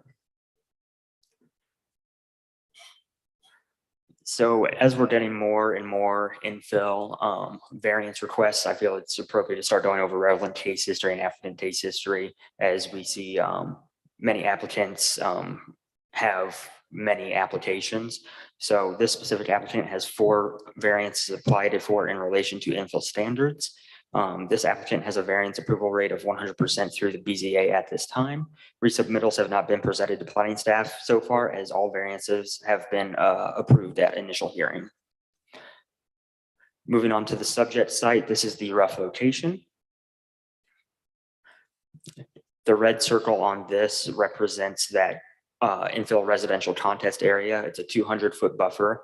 All properties on that, well, let me rephrase. All single-family properties on this street in that contest area are outlined in pink, and that subject site is in yellow. This is the site plan provided to city planning staff. Let's see, this one, all of those pink outlined houses, not a single one on that block face has attached garages visible from the street. A variance to the infill vehicular use standards to permit an attached garage on the subject site is what is being requested. The code requirement states attached garages visible from the street shall be permitted only when 51% or more of homes in the infill residential contest area have attached garages visible from the street. This is a complete deviation from the code. A substantial change to the character of the neighborhood is anticipated, as garages are not found within the infill residential contest area. The difficulty could be obviated with a change of design. And with that, I conclude my presentation. Thank you, Mr. Tomlin. Does anyone have questions of Mr. Tomlin? Can we go back to the design, the slide that had the pink and yellow, the site Yes. overhead? Thanks. So the yellow is the subject site. Yeah. Tell me about the pink and the green again. The green are just proposed lot splits. Those have nothing to do with this case. That's just a layer on parcel viewer. The pink are the properties that come into play in this context area. The yellow outline in between those pink outlines is the subject property for the variance. And all those homes with a pink outline do not have a attached garage to the home visible from the street. How do they, I don't see any garages there on those pink houses except one. I see some cars in the backyard. Right, yeah, it looks like there's a parking area towards the back there, but an attached garage to the home, there are no, none of those homes that are outlined in pink have a garage. Okay. Thank you. Any other questions, Mr. Tomlin? Mr. Sean, why should we approve your request? Could you leave that slide up for a second? Yeah. I would like to again remind everyone that I know I've been approved for 4 variances 100% of the time, but again, I build several homes that do fall within the infill guidelines. So you'll probably see me frequently up here. I would like to use this slide as a little bit of context. I understand the rules of 200 feet of which would be the west side of the street. But the green lines that you see on your screen are actually a lot split that we completed, which includes the Blanca at 4247 Tracy. And it's a beautiful home and an icon, I believe, in the middle of Manheim Park. We built a $30,000 retaining wall and it looks very nice. Tracy Van Flack, which is present in this meeting, has even said that it's made a compliment to the neighborhood. In addition, the 2 other homes across the street do have garages that we have built prior to the infill ordinance.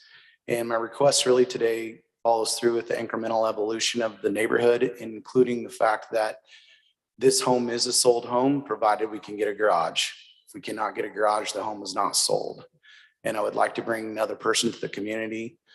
We do have 36 homes that have been built in Manheim Park and Squire Park and City Center. And this has been a popular design. We did limit the construction on this from a 2-car garage to a 1-car. We do have one Lincoln plan that was approved long ago before the infill ordinance with a 2-car garage, but we limited that to try to adhere to more of the standards. But ultimately this comes down to, and we can go through our presentation, I think it is helpful to show the superimposed house on the lot. I've met with both neighbors, both to the north and the south. The neighbor to the north is Sandra Hayes. She did not sell this lot in light. That was just for a second. That would be exhibit number 10 and admitted for this case, this PDF. Thank you. So you can admit it. Click through that. Yes. So part of the condition of me buying the lot from Sandra Hayes, which she owned the lot to the north of 4230, was that she wanted to see this house there. We had to go through an extensive process because initially she thought she owned the lot, but because the way it was deeded through a quiet title, it took a year to get to this point. I've also met the neighbor to the south, which I accommodated their request. They wanted the garage on the left side, even though the high side is the right side. They do not want any windows looking towards their daughter's window on the left side. I've also knocked on all neighbors' doors more than 200 feet and have a relationship with the neighborhood. And ultimately, I'm requesting that this get passed. 1, because it can be a sold home. 2, I do think it helps with the safety of the neighborhood by being able to park in the garage. Ultimately, we're bringing people from out of the neighborhood into this neighborhood, and they feel safer when they do have that off-street parking. And I mean, I can keep going on, but if you look through the slides, I think it's helpful to see some of the other homes that we built in the neighborhood. That was a Parade of Homes entry for 2020, and it won Gold Award. That's at 39th and Forest. This is Mr. Cooper's. He's a pastor in the neighborhood at 4442. Ultimately, while this is superimposed incorrectly, ideally you have the garage on the right side because it's the high side. I'm accommodating the neighbor's request to the left by flipping that to the left, the garage left. But at least this gives you an idea of the context area.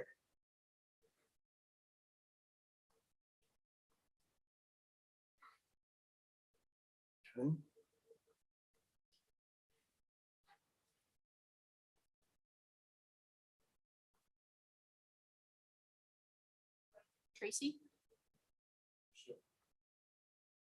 Tracy? Do you want me to talk, or did you say just if he needs help? Because I'm going to talk anyway. So I've been working with Sean and Elevate for over a year, almost close to a year and a half. As he mentioned, the lot was not available as soon as we thought it might be due to Sandra's large family. And so once that got worked out, I've actually spoken with Sandra over a dozen times because I live in the neighborhood now and walk down often to the lot. And she's very pleased with the design. I'll also say that on my daily walks from where I live down Tracy Avenue between 40th and 50th, excuse me, there are a number of new builds with garages. I understand that older homes in Kansas City don't always have a garage connected to them, but most homes being built now do, or people are building garages next to their existing homes. So as a person who lives in a 100-year-old house now, I don't think that it is, I think they look great. They look good. It's attached to the house. It's not monstrous. And I do believe that it is an advantage to the whole neighborhood, not just the owner. I could go on and on about garages being good for storage, but I also think there's safety issues around having your car parked in your garage where you can walk into your kitchen from that door. And I also feel that it does add character. Thank you. You're welcome.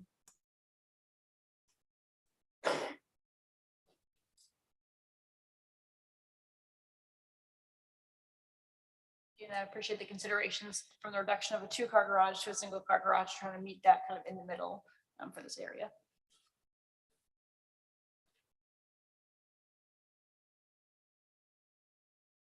Sarah, is this going to be your home? No, it's not. Okay. Can't figure out. I'm I make curious. a slideshow and. Oh, you're do running the everything online. slideshow. Yeah. She makes sure I don't screw anything up here.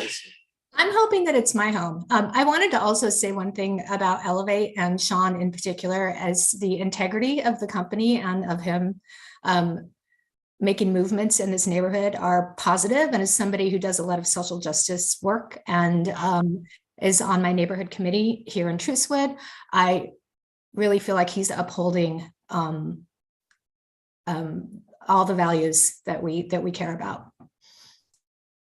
All right. Thank you again, Tracy. I had a question, Mr. Chair, of the applicant.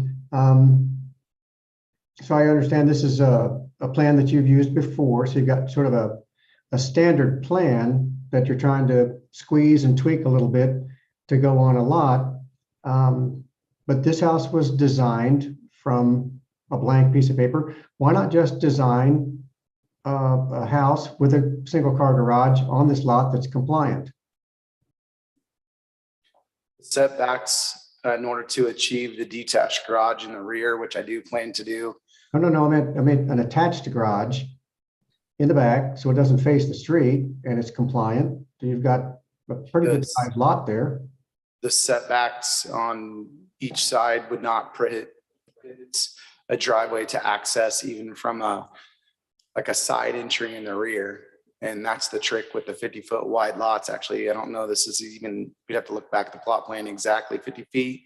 But ultimately with the home, we end up narrowing the home such that it gets so skinny that it's not really, it's a double-edged sword. It starts to become prohibitive to sell. So I get the garage in, but then their living room is going to be like 12 feet wide. So I guess I've tried to come up with different designs, and I do have an idea, for example, 3520 and 3524 Forest, where it can have a shared driveway, and they'll essentially detach in a Y in the rear because the lot is also, I believe, 143 feet deep, but I just don't have that luxury on this lot. In addition, behind this lot is the Manheim Community Garden. So there's no alley access or any way for us to access the home other than the street. I understand that. I guess I'm just one board member, but I look at this and I hear there's no possible way to design something that fits, which I struggle with that. I look at what's the trade-off? Variance with the garage door that faces the street, which is an aesthetic issue and is directly, specifically addressed by the infill ordinances versus maybe a side yard setback for a part of the structure, another setback for a driveway. Again, just one board member, but I would like to see some designs that do better at addressing the major issues with the infill criteria.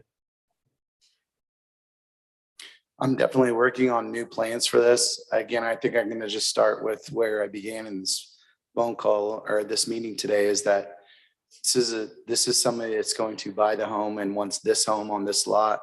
And this is something that's been over a year and a half in the making. And I can't really change it, but I do have plans for the future to accommodate the infill ordinance to include these new ideas. And, you know, if I had time to sit down with you, Tom, I could kind of show you my limitations and maybe we could even look through different ideas, which I'm open to doing. I think in this particular case. I can't be your architect. I am one. So I know what I'm looking at, but I can't be your architect on this, but I understand. I'm just here to try to work together. I guess ultimately I'm asking for the variance, one, because I said it was sold, the community supports it. And I knew that new designs can be achieved specifically on this lot. I don't have any other way to access the garage.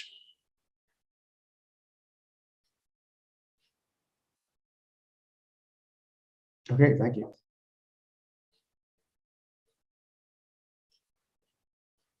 Thank you, Mr. Stiller.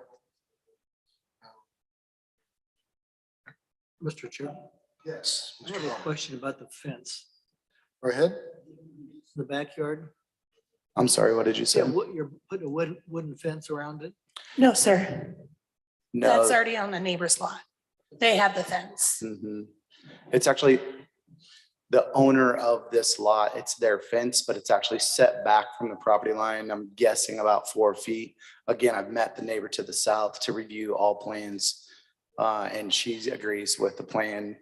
We're gonna rip the fence out. I don't know that it'll be replaced, but if it is replaced, the fence will go off the back corner of the garage.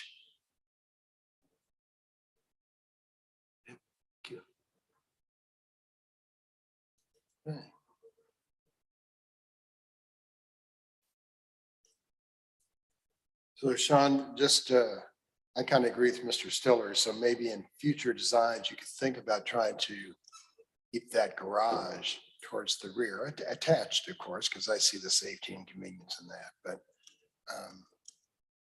If I could speak to that too, I think with all the changes that are occurring with the energy codes, 2024 codes, they're imminently going to come up with KCML.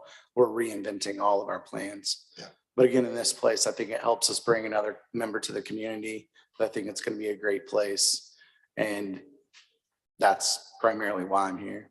I could adjust, but nobody's going to, if this doesn't go through, then we're not going to build this house and it will not get sold. But if this doesn't happen, not sold. Right. I would also argue for the continuity of the other Lincoln plans in the neighborhood, because there's a number of them, and just the uniformity and how nice they look.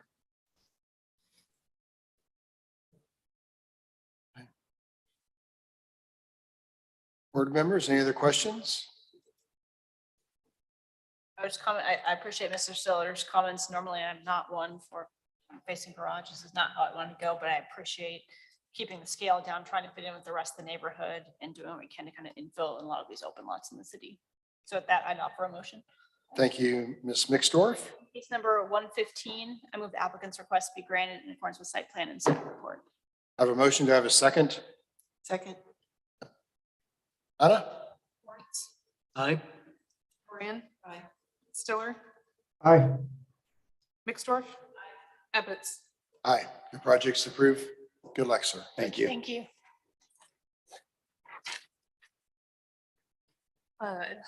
Case update, docket item number 16 for CDBZA 2023-00116 for 6721 Valley Road needs to be dismissed. Wow, okay. Motion for dismissal. So moved. Second, anyone have a second? Second. Thank you, Mr. Stiller. Anna? Lawrence, Aye. Rand, Aye. Stiller, Aye. Storch. Aye. Aye. They give a reason? They no longer are pursuing the project that required the The variances. garage, okay, thank you. Docket item number 17, this is case CD BZA 2023-00117 for 600 East 96th Street. This is a request to approve a variance for a detached garage on the street side yard plus any other needed variances on about 0.5 acres, generally located at 600 East 96th Street. The property owner and applicant is Gabriella Gutzman. I apologize to everyone.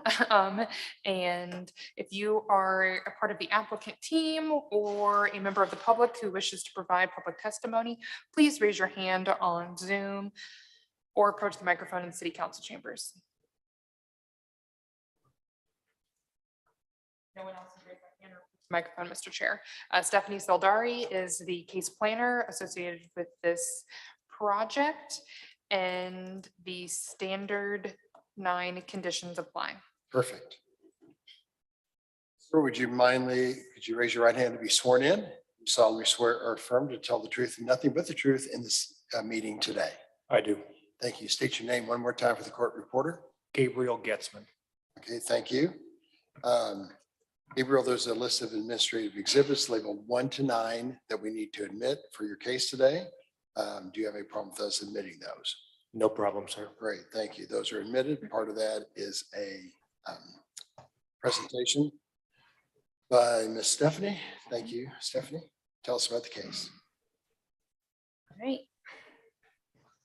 We got docket number 17, case number CDBCA 2023-00117, located on 600 East 96th Street.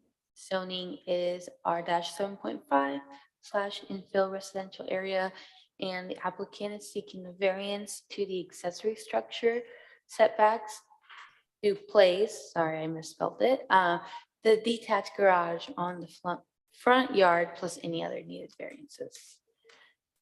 So the subject site is located in southern Kansas City. So this is the subject site over on East 96th Street, highlighted in yellow. This is the home and their driveway, and where those cars are is where the new structure, the detached garage, will be placed. And then this is a view from the side of where that garage will go.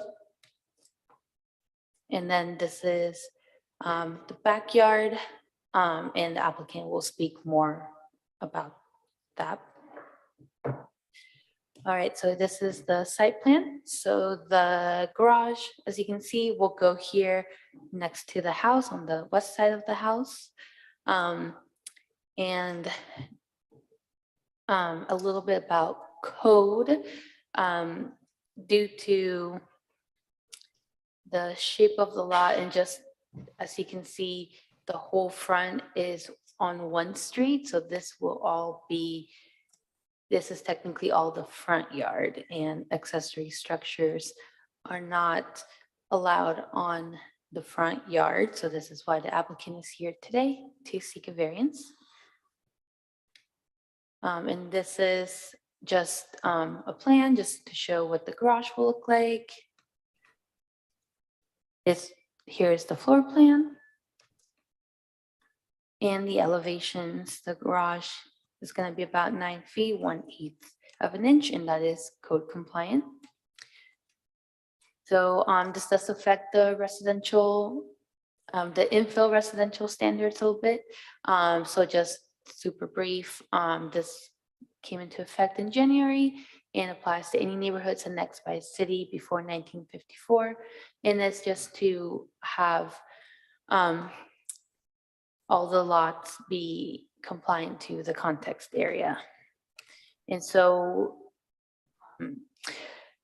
according to infill vehicular use standards, all detached garages shall be in the rear yard. So the variance is to place the detached garage in the front yard. This is a complete deviation. A change of the character to the neighborhood is anticipated since, again, accessory structure is not allowed on the front yard, only rear yard. However, the change cannot be obviated by a change in design due to the non-traditional shape of the lot. The detached garage can only be placed in the front yard or street side yard. And that concludes my presentation. All right. Question of Ms. Stephanie, city staff. All right. Mr. Gabriel, why should we approve your request today, sir? Would like to make a few comments. My wife and I purchased this home about 1.5 years ago. And our focus has been twofold on the home. One, to increase the utility, and two, to increase the aesthetics of it. We've done quite a bit of curb appeal work. We threw away a bunch of trash that was on the property and we received a lot of broken windows, et cetera. For about 5 years, that house sat kind of in and out of vacancy. We've received fantastic support from our neighbors for just cleaning up the property and making it look presentable. So the second part of that is the utility of it. We currently do not have a garage. Like Stephanie said, in the rear of the yard, not only is the slope extreme, almost 65 inches at one point in order to put the concrete in to get the turnaround for the garage. It is also very low overhanging power lines or a transformer on the back line of the property as well. So for ease of access for utility companies, it would be difficult to have a garage in the rear yard. And the other side of that is just the shape of the lot is unique. Most lots in our neighborhood are deep and not very wide. So the detached garages in our neighborhood are all behind the house simply because there's space for it. So we would just like to do it on the side yard. We did purposely not choose a double car garage because we did not think that would fit the neighborhood as well. That would look like a much larger structure in the side yard. So we went with the single car garage. We do have a double driveway, so it'll look very seamless sitting right behind the second half of the driveway. So we will keep the driveway that goes around the home so we can park one vehicle between the two structures and just have a single car garage there instead of a double car garage. I'm happy to answer any other questions. Do some of your neighbors have detached garages as well, sir? Several, but because the shape of the lots, they're all able to be behind the house. Most are visible. They've added a second driveway to drive down the side to have the detached garage behind. There are no side structures in the neighborhood though.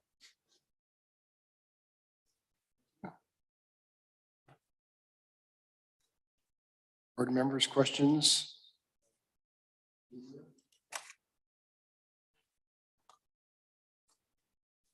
You just don't have a whole lot of options here, do you? It's a very unique lot. It's actually a very nice home. It was built in 48. So we're really pleased with it, but yeah, it's just a different lot is all.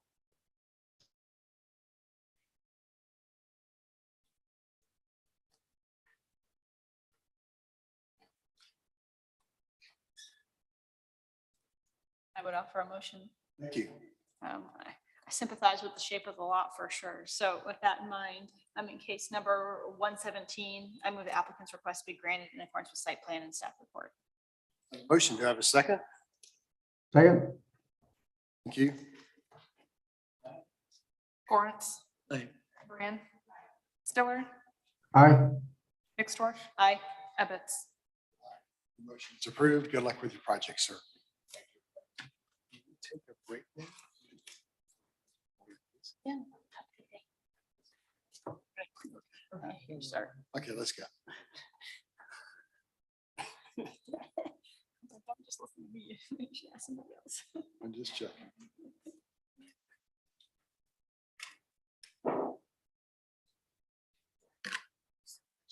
Thank you.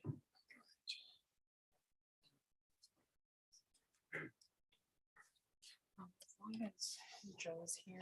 Good. Bear with me. I just need to load some exhibits onto my jump drive and then I'll call case 18. All right.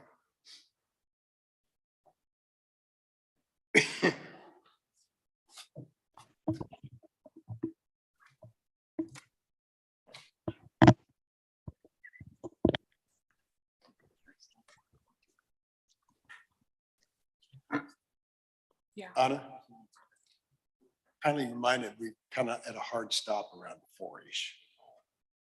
Okay. You good with that? Am I good with that? Oh, what? City staff?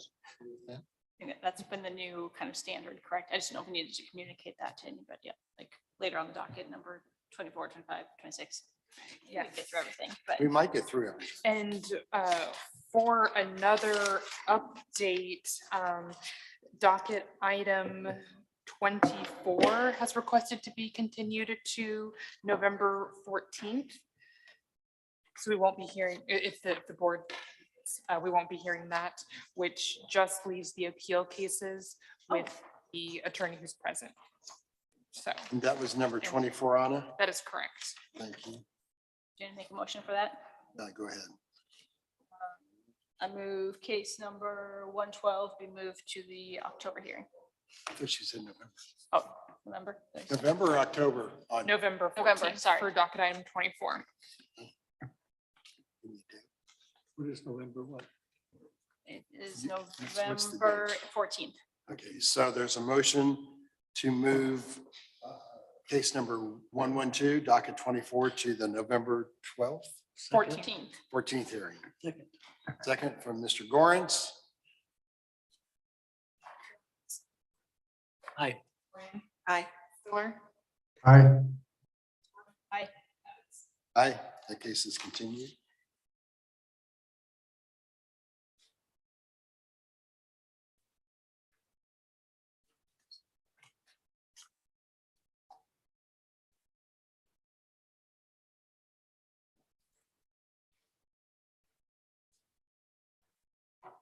Few more moments. Are you ready? Not yet. Ms. Duma, you're welcome to sit here. You sit It's okay down. with you guys. I feel more comfortable standing. That's fine. Just used to standing, not used to sitting. I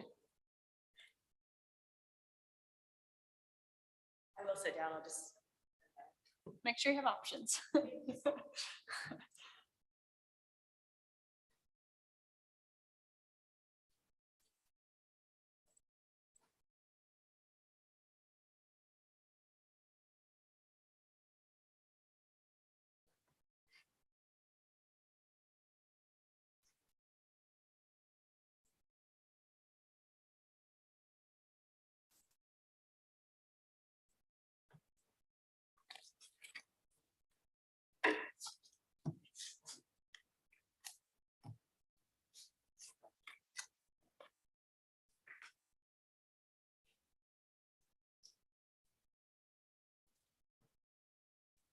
In this one or Joe? Yeah. Mr. Rex. Sorry for the delay. It's All good. running a little slow.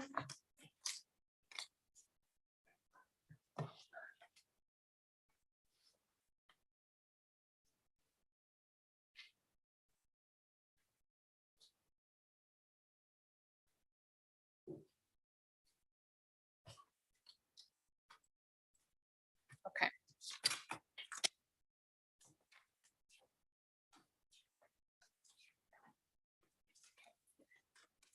Now before us is docket item number 18. There are several cases associated with this appeals request. Last time at the meeting, we read all of the cases into the record because we have a standard presentation in regards to the requests that are relevant to all cases. And then we'll get into the merits of each particular property one by one. Does that plan of action? That sounds like a still- good plan. Okay. So we've got docket item 18.1. This is case CD BZA 2023-00068 for 1704 Jefferson Street. This is an appeal case related to a short-term rental. As well as 18.2 CD BZA 2023-00082 for 4037 Forest Avenue. 18.4 CDBZA 2023-00079 for 136 Kensington Avenue. 18.5 CDBZA 2023-00071 for 5026 North Topping Avenue. 18.6 CDBZA 2023-00103 for 5028 North Topping Avenue. 18.7 for CDBZA 2023-00102, 34 East 32nd Street. 18.11 CDBZA 2023-00078 for 4817 Fairmount Avenue. 18.12 CDBZA 2023-00083 for 3938 Forest Avenue. 18.13 CDBZA 2023-00073 for 720 Main Street, apartment 203. And then the case in question of 18.3 for CDBZA 2023-00080 for 2 Jansen's Place. City staff recommends dismissal, but the applicant wants to be heard. Chairman Evans and Ms. Anna, we have Amber Wright here, who's also on CDBZA 2023-00113. That's the other side of the same property. It's a duplex. If we could include that case with this, it would make it easier. Same person, same address. And Mr. Chair, the caveat that that case for CDBZA 2023-00113, it's a slightly different request. This is an appeal case that came in late. Regardless of the filing deadlines, the STR appeal in question, the application for that STR doesn't exist. I don't want to get into the merits of the case, but we were going to handle that separately because it is technically a different matter than the other Okay, then things of 18. I appreciate that. That will be treated as a different matter, those last 2 cases. Sorry, they will be treated as a different matter? They will not be heard at this time. Okay. Those will be treated after yours. We may react to those. Yes, Chairman. Okay, thank you. All right. Ms. Duma, do we have any other interested parties? Do we? And hold on, my Zoom. Let me go on here. This is a reminder for anyone else who's attending, who wants to participate in the public testimony portion, to please raise their hand on Zoom or approach the microphone.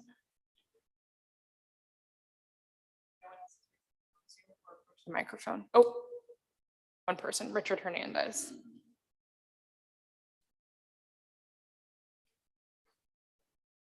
They are connected. Okay, thank you. We have a name on that person yet?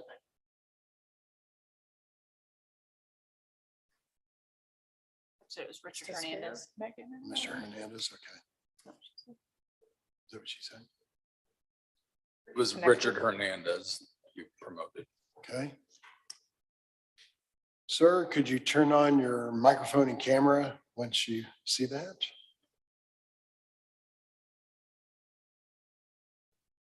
I think I'm on. There you go. Can you hear me? Yes, I recognize your face too, sir. So, Okay. Ms. Numa, and we're going to swear everybody in, even though I've already done you before. Do you solemnly swear or affirm to tell the truth and nothing but the truth in this meeting today? I do. Yeah. And state your name. Megan Duma. Thank you, Ms. Duma. And Mr. Richard Hernandez, President of the West Side Neighborhood Association. Okay, thank you, sir. All right, so there's a number of cases here.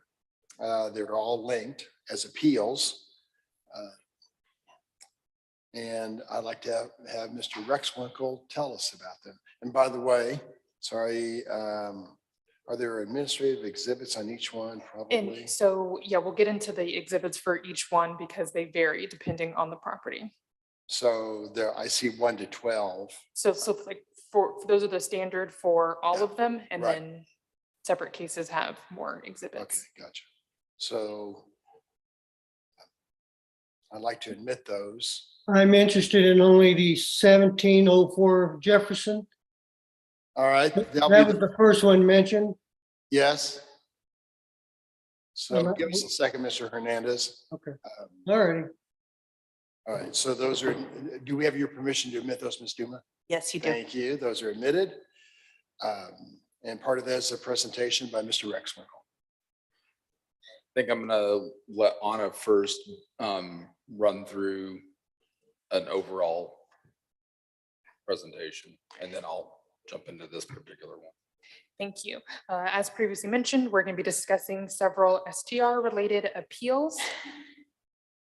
To start off at a very high level, talk about all of the docketed STR appeals. There's over 10 of them, all with the same language being provided. They are appealing the notice provided to them when their pending application was switched to a denied status in Compass KC.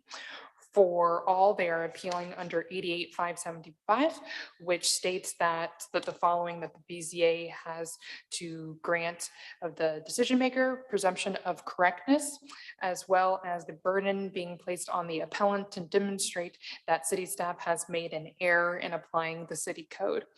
The board may sustain an appeal only if it finds that staff have erred, and in that particular case where they have found that the staff has erred, they may modify or reverse the city staff's decision, but only with the powers that the official has.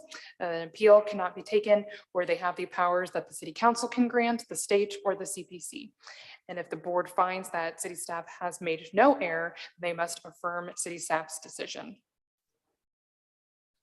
So in regards to administrative decisions, prior to the ordinance change, short-term rentals, they were reviewed underneath an administrative review process. We have 18 different application types underneath this administrative review process.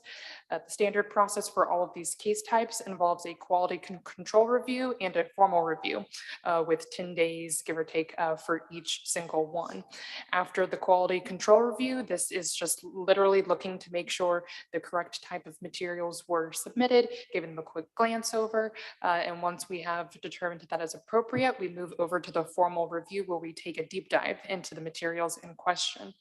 With an administrative review, they are allowed to resubmit and revise plans until they are approvable. Compass KC statuses and review statuses. The plan statuses, they do not switch from pending until complete until that formal review is completed. If the formal review indicates that there's like absolutely no possibility of approval, then that's when it gets switched to a failed status, which for example is the denied status. Otherwise, we will either move it to pass or fail, depending on the situation, and you would see under review or review on hold when it's in that pending place.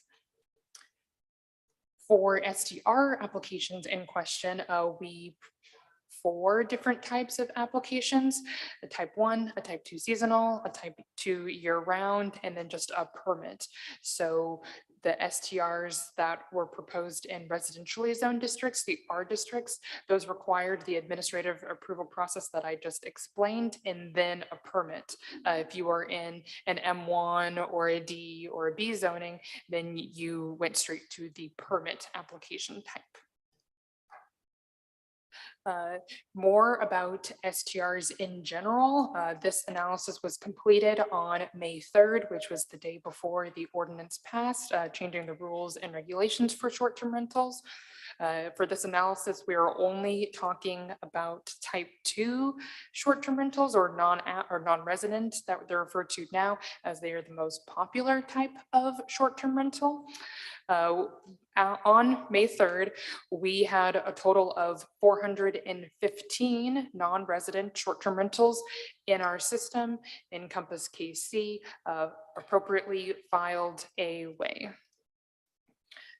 Out of that 415, 226 of those non-resident STRs were successful. So they received approval from our staff. So that is, a little bit more than half were successful at obtaining their permits.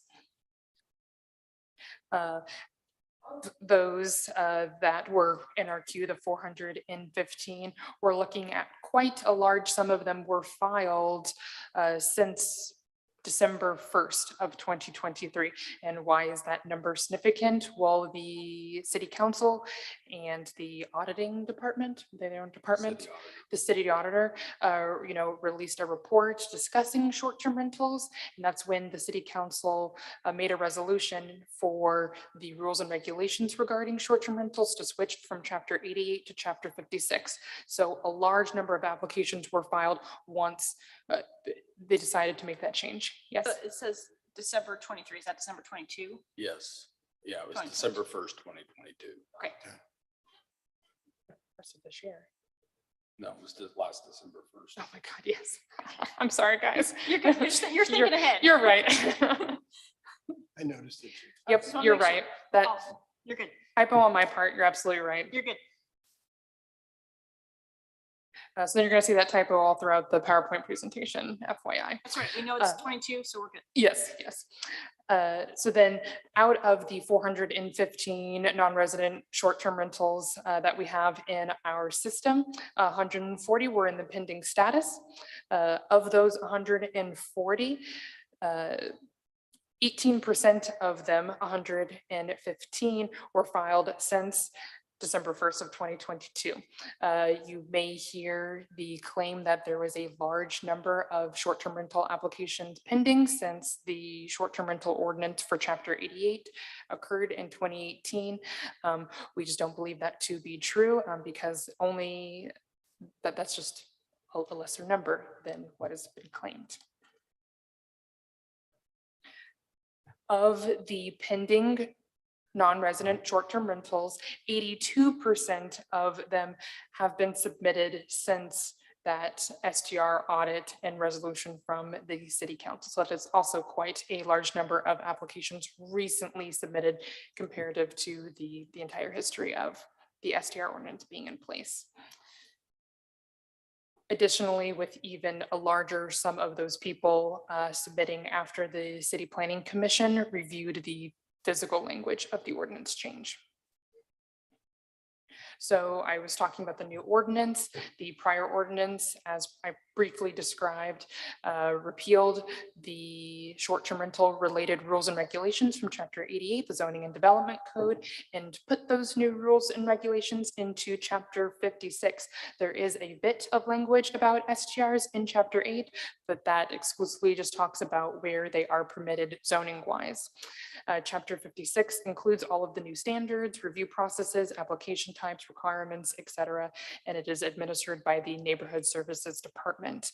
The City Council did make a conscious choice to enact an accelerated effective date of those STR provisions as well. We will also probably have a conversation about properties that are vested, properties that have, previous rights, they were previously approved. And they also, the city council made a conscious effort to prohibit new short-term rental applications in residentially zoned districts. Those are for the non-resident STRs. So if you're renting out a house exclusively, you don't also live there. When we do see the city council being concerned about vested rights or grace periods, when these types of rules and regulations are concerned, we do see language incorporated into ordinances that gives clear guidelines about who and what are vested. So for example, in the tree preservation and protection ordinance, there was a conversation about the type of effect these new rules would have on people who have, permits pending or applications that are looking to recently be submitted. And they submitted the language that you see on the screen in order to create a little buffer window for those who are concerned about the tree preservation ordinance. But as a reminder, we don't see similar language in the ordinances related to the short-term rentals.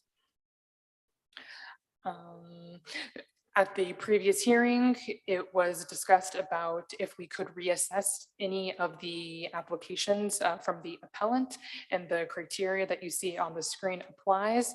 So we looked at those who were in the quality control review status.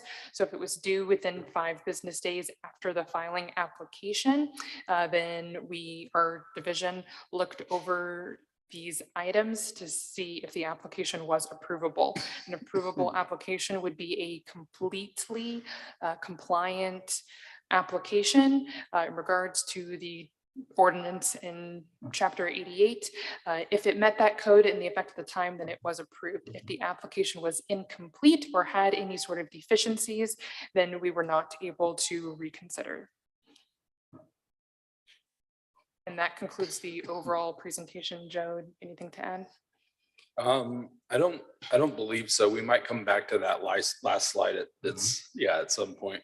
The April 28th date is key here. So what we looked at since the last hearing was, of all the pending appeals before you, which ones were filed on or before April 28th, because their quality control review, if we had a normal workload at that time, would have probably been done by May 5th, which was when the ordinance was repealed. So what we were looking at was, among those people that met that criteria, which of them had a complete application, or if they failed to upload something, which is how you apply nowadays, did they have it and they just forgot to upload it? And the way we verified that was whether it was notarized on or before May 5th. So there were a couple caveats to that, whether they had those documentation. And we can go to the next slide. This first one is Miss Duma's property on Jefferson Street. We did take a look at that one, and I know you talked quite a lot last time. And before I go any further, did we admit all 18 exhibits? The 18 For that one? exhibits you see attached to the revised staff report were exhibits admitted at the last hearing. Right. So then Ms. Duma submitted additional exhibits. That'll be exhibit 19 that she submitted to me after I generated the staff report. So They we are should- attached to Compass Casey. So do we need to admit those to right this please. second? So those exhibit 19 Mhm. Just will be 19. now be admitted for this case. Go ahead. Okay, so we, Ms. Duma's property was one that we reevaluated. And as she mentioned last time, she was the second person that filed an application back in 2018. And while that seems alarming that it still wasn't approved, as Anna pointed out, things get reviewed and comments are rendered by staff and you have a chance to resubmit. And so it's exceptionally unusual for an administrative approval application to actually be denied. At some point, we just give people feedback until they come into compliance with the comments. A lot of those comments with Ms. Duma went offline. In other words, they moved out of Compass and moved into an email format and a meeting format between multiple staff within our department, including the deputy director. And I believe within exhibit 14 that you have, beginning on page 10, there's the correspondence between Diane Binkley, our deputy director, and Ms. Duma about next steps. And they span a couple of years, that email thread does. So basically, one of the main issues there that is preventing us from being able to approve that one is that the original application filed, and there's only been one application filed, stated on the application form that there's one unit in the house, whereas the attached documents provided say variously between 2 units and 3 kitchens. And I know you heard some testimony last time about the oven being removed, but there needed to be a follow-up inspection of some type to verify that.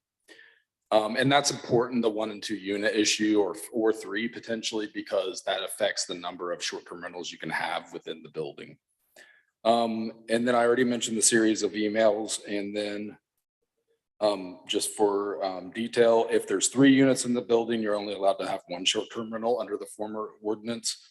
And if there's 2, you're allowed to have 2 short-term rentals, which is a little strange, but that's the way the ordinance was written. And then finally, this property is commercially zoned. So they really only need the registration or the registration requirement was all that they needed under the former ordinance. And what we had here was a zoning approval application. So there were 2 types of applications required: zoning approval followed by registration. That was required in residential zones. In a commercial zone, you only needed registration. So it was the incorrect application, but then the information in it let us cause confusion among staff that was never resolved before May 5th. And I assume, should I stop there? for each case. I don't know. Yeah, Megan, if I'd like that's to give a what you general prefer. opening statement for everybody. And then I would prefer to have, because all of the cases, as you will hear, they really do overlap. So people that are similarly situated, their facts are going to support one another in a sort of a way. And so as opposed to like sectioning them out to preserve kind of everyone's rights and record, I want to keep it under everybody. And you guys can make your decision either at the end or per person, however you want to do it. But I would like to have everyone's record preserved and let other people say what happened to them and what they give their testimony, and then have it all kind of be supported. I'd like to give an opening statement. It'll take less than 15 minutes, and then that applies to everybody. And then we'll go into the individuals, and you'll see like people who are grouped together. I would prefer to just put myself last in case we hit that 4 o'clock. I prefer to put my clients first, but they just went into me, so I probably should have stopped Mr. Joe before he started. But what are your thoughts? Well, they are each case is very similar. There's even couplings within the cases. Right. So. Then I think we should go back and go through all of our properties that we have PowerPoints for. Mhm. And they're the rest of the presentation is quite brief from staff's perspective. Okay. So if you'd like us to do that, and then, or if you want to hear her opening statement first, it's up to you.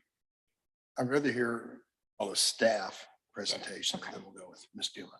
All right, so the next one is docket item 18.2, and I believe the staff report unfortunately got a little out of order. So I think that would be if you're following on the staff report. It's page 13. I'm Thank you. prepared for that. Thank you. Yeah.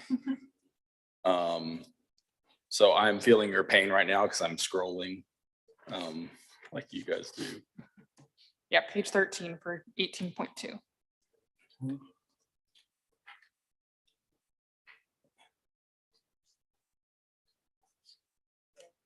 Exhibit 15 for 18.2. That's what I was looking for. So you have the additional exhibit. Do you want to admit that before I? Okay, yeah, I'm sorry. That will be admitted for this presentation. Go ahead. Yeah, okay. So this one is for 4037 Forest Avenue, and the property owner here is Dirk Youngkin. And we did reconsider his application. However, he had everything he needed and that he had applied for by April 28th. But had we reviewed it by May 5th, we wouldn't have been able to approve it because the consent that he got from his neighboring property owners, which is one of the required documents, he actually did not have it at that time. It was notarized after May 5th, and he obtained the consent from the neighbors after the ordinance was repealed. So because of that, we weren't able to approve it. Then the next 18.3 is 2 Jansen's Place. Yep, thank you. Which is above Page 11. 18.2. And okay, so on this one, this is Stephen and Barbara Mitchell that own this property. And I want to be really clear, there's 2 short-term rentals on this property that have been approved. This is zoned residentially, so they have to have the zoning approval followed by the registration under the old rules. They have a certificate of legal non-conforming use for a pre-existing, that predated 2018 short-term rental in a carriage house behind the main house. We've contended all along that that was their zoning approval, that they didn't need to apply for one. So the zoning approval that they did apply for, we just have never approved it. And it was one that was denied in the updates on May 5th or after May 5th. The one in the house was one that was also denied after May 5th, but we've reconsidered that one. And we have granted approval of a zoning approval of a short-term rental in that house. The new rules and the old rules require registration, which I believe they have not obtained yet. And so you might hear from Ms. Duma or the Mitchells regarding that. And that's it, I think, that I have right now for that particular case. The next one is 18.4. That is page 9. Which is 136. Are there any additional exhibits? Okay. That's 136 Kensington Avenue, and the owner of this is Jeannie Shook. I did reach out to her to reconsider her application as it met those initial criteria to be reconsidered. She did not have notarized consent from the property owner or from adjacent property owners to provide to me, so I was not able to approve it. Docket item Then 18.5 is on as well. 18.5 is 5026 North Topping Avenue. This is page 16 and 17 of the staff report. There is an additional exhibit for exhibit 13 attached to this case. We reconsidered this application and there are several reasons due to deficiencies in the application why we couldn't approve it. The registration form identifies 2 units. It's a duplex. There's 2 sides to it. We'll see the next side of the duplex next. Insufficient adjacent owner consent in regards to LLCs surrounding the property, as well as an outdated mailed notice.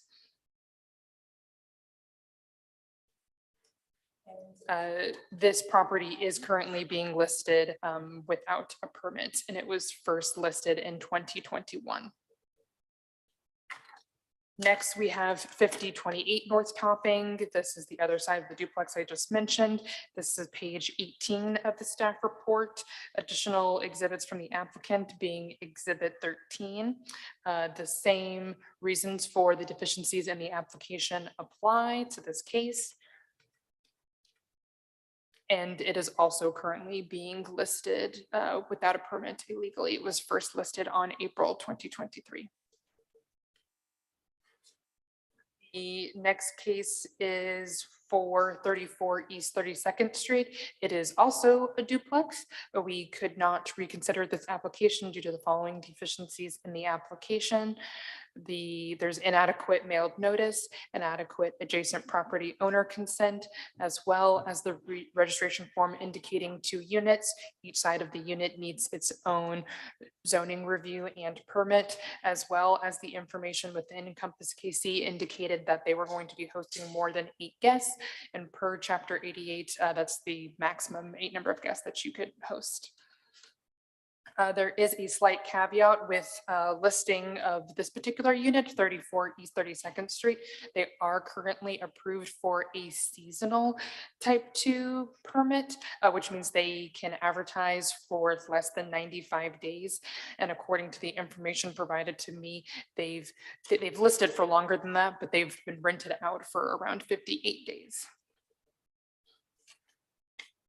The next item to be heard is 18.11. This is for 48 North Fremont Avenue, page 15 of the staff report. Additional exhibit being 13. This application was re-reviewed and could not be approved because of the lack of adjacent owner consent. To be precise, there's 1 of 5 signatures that is required. This property is currently being listed illegally without a permit. It was first listed in December of 2022, and they are listing for the entire home, so as a non-resident STR. I've also received some phone calls in opposition against this property in regards to like parties, a lot of people being on the site, etc. But just for transparency purposes, this was just a phone call. This is not a notarized written document that I received. The next item in question is 18.12 for 3930 Forest Avenue. This is page 21 and 22 of the staff report. There is an additional exhibit of 13. We reconsidered this application and could not approve it because of insufficient adjacent owner consent. And this property is also currently being listed illegally, so without a permit. It was first listed in April of 2023. And then to conclude this client's cases, for for 720 Main Street, Unit 203. This is page 23 of the staff report. There's also an additional exhibit of 13. We reconsidered this application, and the original application had no registration form or property owner consent, because this is an apartment complex, so they just are leasing a unit within this apartment complex. So the applicant, besides Ms. Duma, is just the permit holder for this particular unit. So there was no property owner consent. As we've been reevaluating, they did submit new owner consent, but it was not notarized prior to May 4th, which is a part of the requirements Joe used to reconsider. This particular leasee has multiple listings within this building, all currently operating without a permit. That's our brief overview of the appeal cases for docket 18.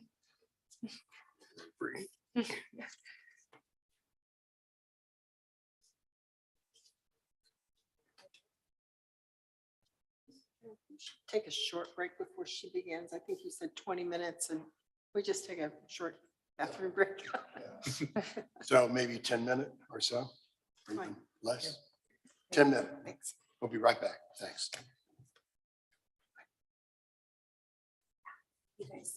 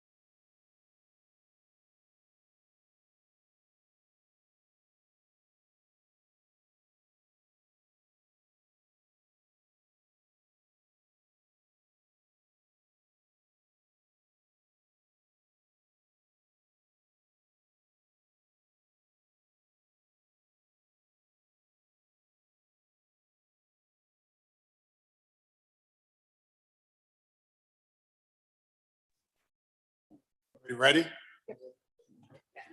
We good? We are, staff is. You're on. I'm up, okay. Swinkle, he talks about each case. It'd be nice to have that slide that you've had with the bullet points or whatever. Okay. I guess we're starting at 18.1 with the Jefferson Street address. And I'm gonna start just generally with the opening statement that applies. to Overview, everybody. okay, An overview that applies to everybody. great. And I have some exhibits that, were you able to help me? Talk in the microphone. I'm sorry. I have some exhibits that I emailed to you, or how do I drive? Just let me know which one you want me to pull up for them. Okay, And then I'll. you can just start with number one, the one Okay. PP, yep.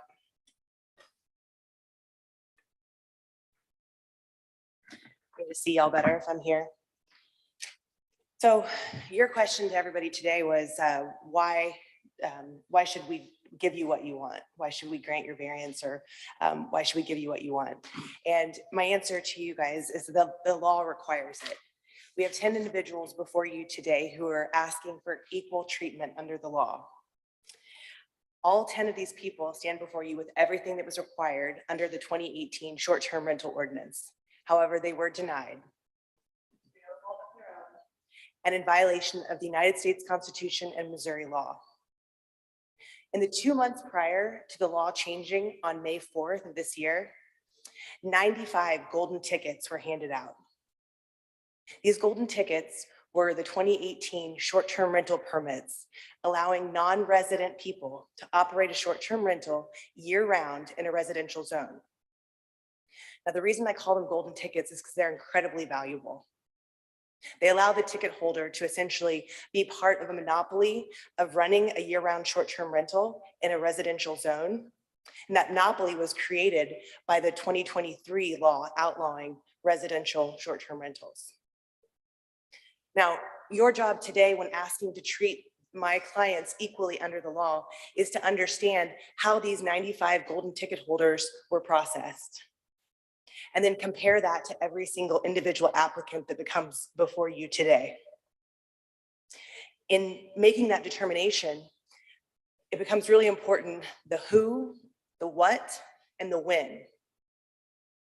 And once you have a really good understanding of how those 95 golden tickets were issued, then you need to look at the applicant before you and see if they were treated equally or if they were treated worse. And then the question becomes, are they similarly situated? And was there any rational basis to do this?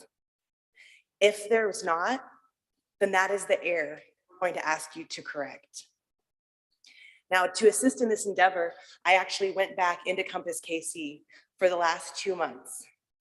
So I went from March 1st to May 4th when that law changed. 95 permits were issued during that time. And what I found was almost half of them did not have the requirements that they're requiring my clients have had by a certain time today. I didn't just go in there and pull things because I know that not everything is uploaded into Compass KC. I asked the city attorney in our federal lawsuit to turn over the documents. And Ms. Sarah Baxter said, do a sunshine record request. I did that. They responded in three days with all the documents, all the files.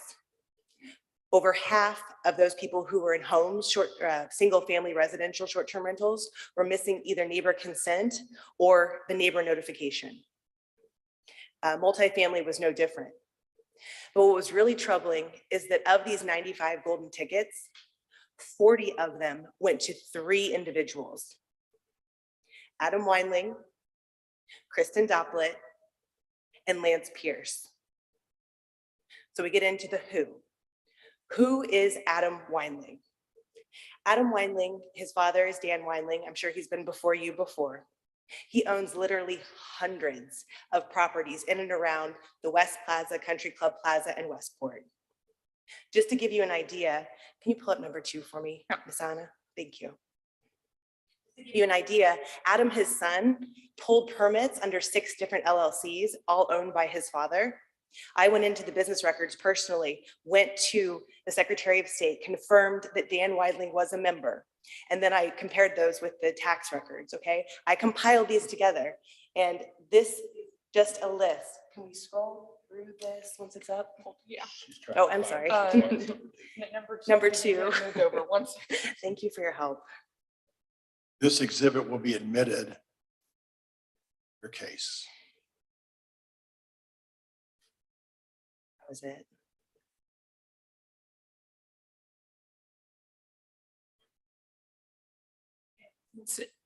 I'm gonna do the file management after the hearing, but because like one case has 18 cases, another case has Right. 19 cases, so exhibit 14 for one case isn't exhibit 14 for another case, Exactly. but I'll handle all that when this is done.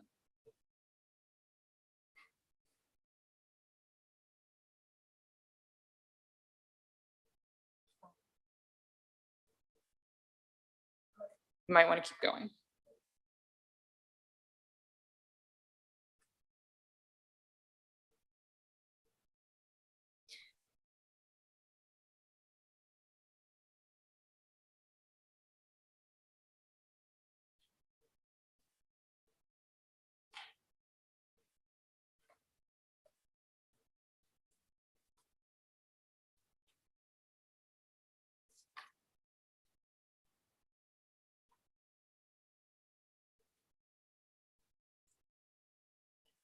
Just slowly scroll through. This is just to give you guys an idea of how many properties are owned by Dan Weinling.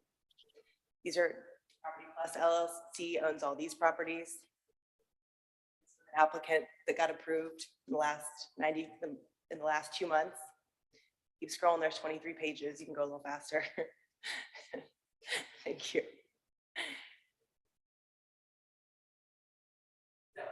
Dan Weinling owns a lot of properties in Kansas City, Missouri, a lot.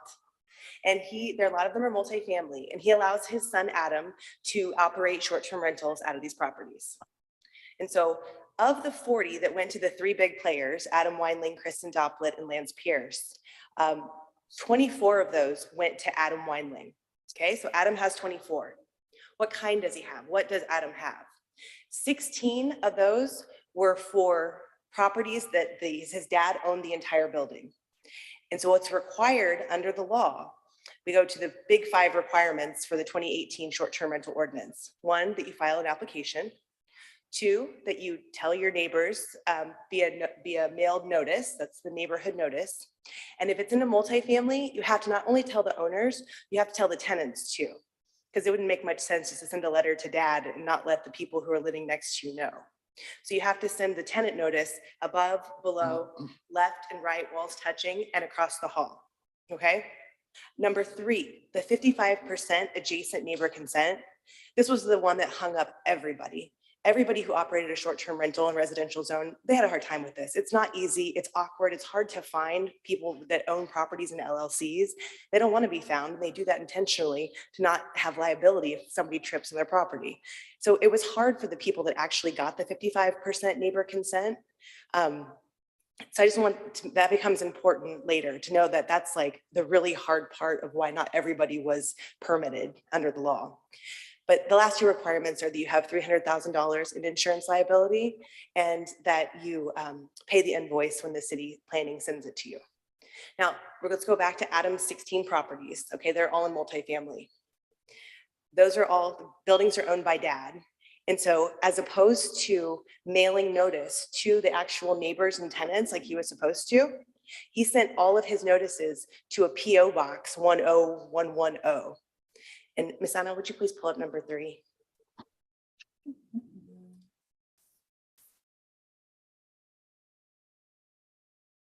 This is an example of Adam Weinling's notification.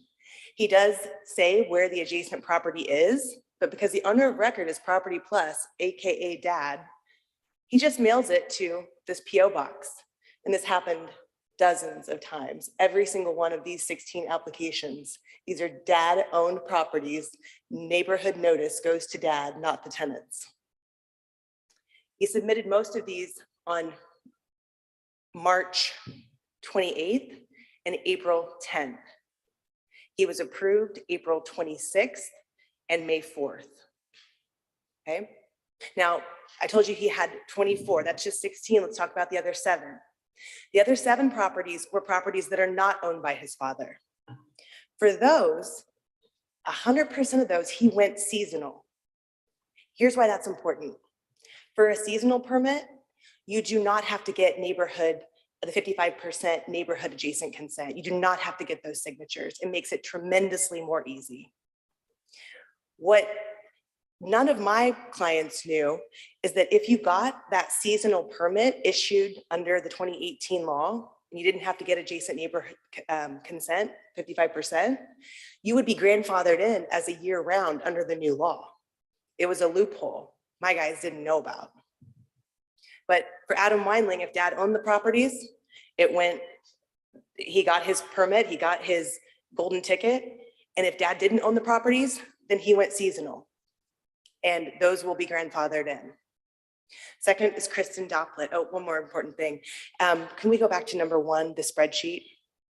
And these are all of these exhibits. They're all actually part of a legal brief that I put together for every single applicant. Each applicant has their own legal brief to preserve their own record. And so, but this is just so you guys understand as I'm going through it. This becomes, and I have hard copies too. Would you guys prefer hard copies or can you see there? Okay. Adam Weinling, when?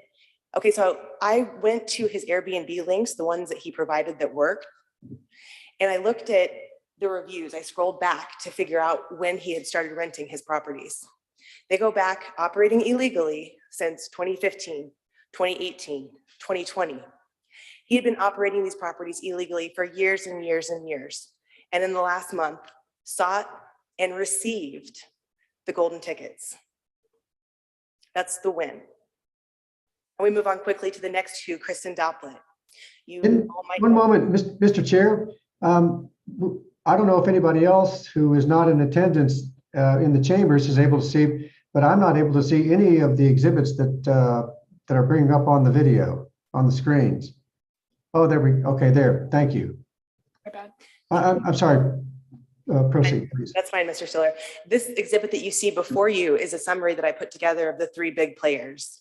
The ones that I've highlighted had massive problems with their submissions. Oh, brings me back to Mr. Weinling really quickly. I almost forgot the most important thing. He got 3 golden tickets issued for 3 separate properties with 0 documents submitted. The city planning development didn't even open a plan for him, but yet he had a permit issued. Moving on to Kristen Dopplet, she had a similar problem with one of the year-round ones that she submitted for a 7-plex. She had no neighbor consent and no neighbor notification submitted, but yet she got a golden ticket. She is who I call Mrs. Seasonal. The 2018 short-term rental, the entire time it was law, they only issued 61 seasonal permits.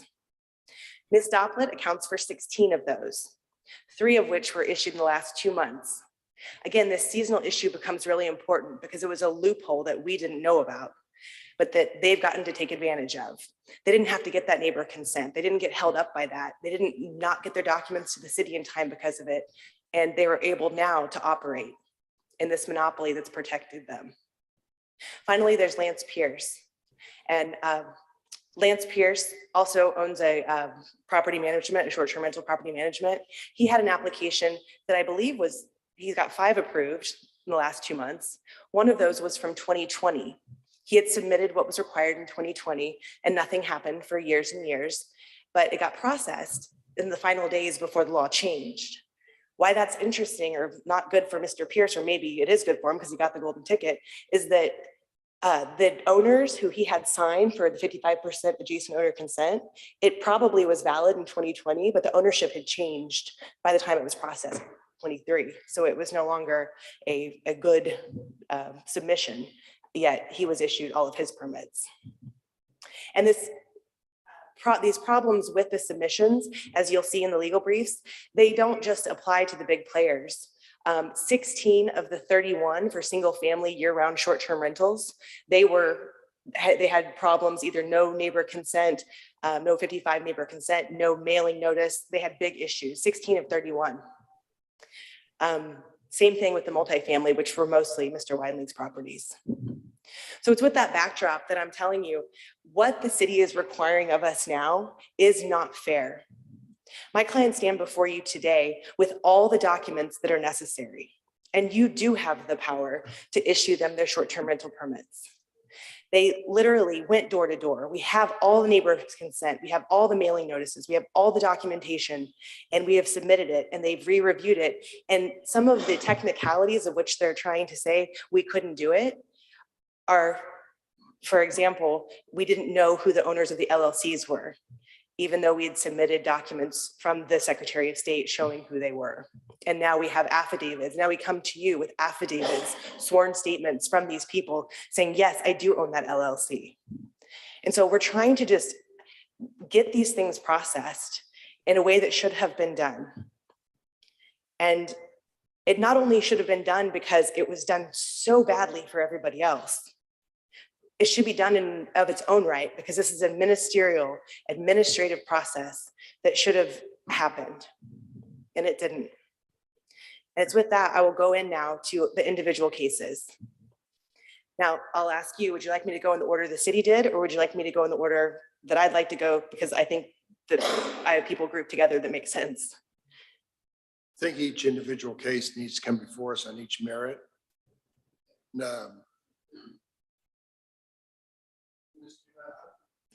I'm just one board member, and I admire your research going in depth, listing all these happenings that happened with all these properties.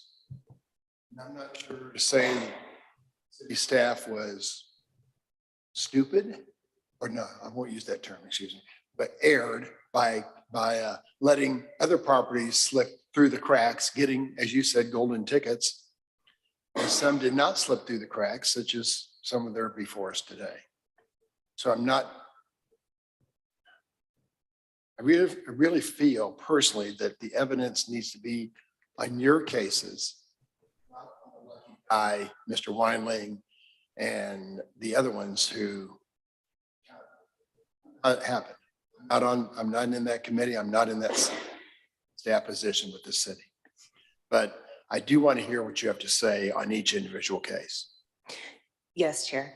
And the reason it's important is that's why I say we're asking you, because the law requires it. Where there are people that are similarly situated and they're treated differently under the law, and there's no rational basis for it, that is error under the law. But we'll go into everybody individually now so you can see how that compares. Sure. Okay. May I start with Ms. Wright? Please. Ms. Wright?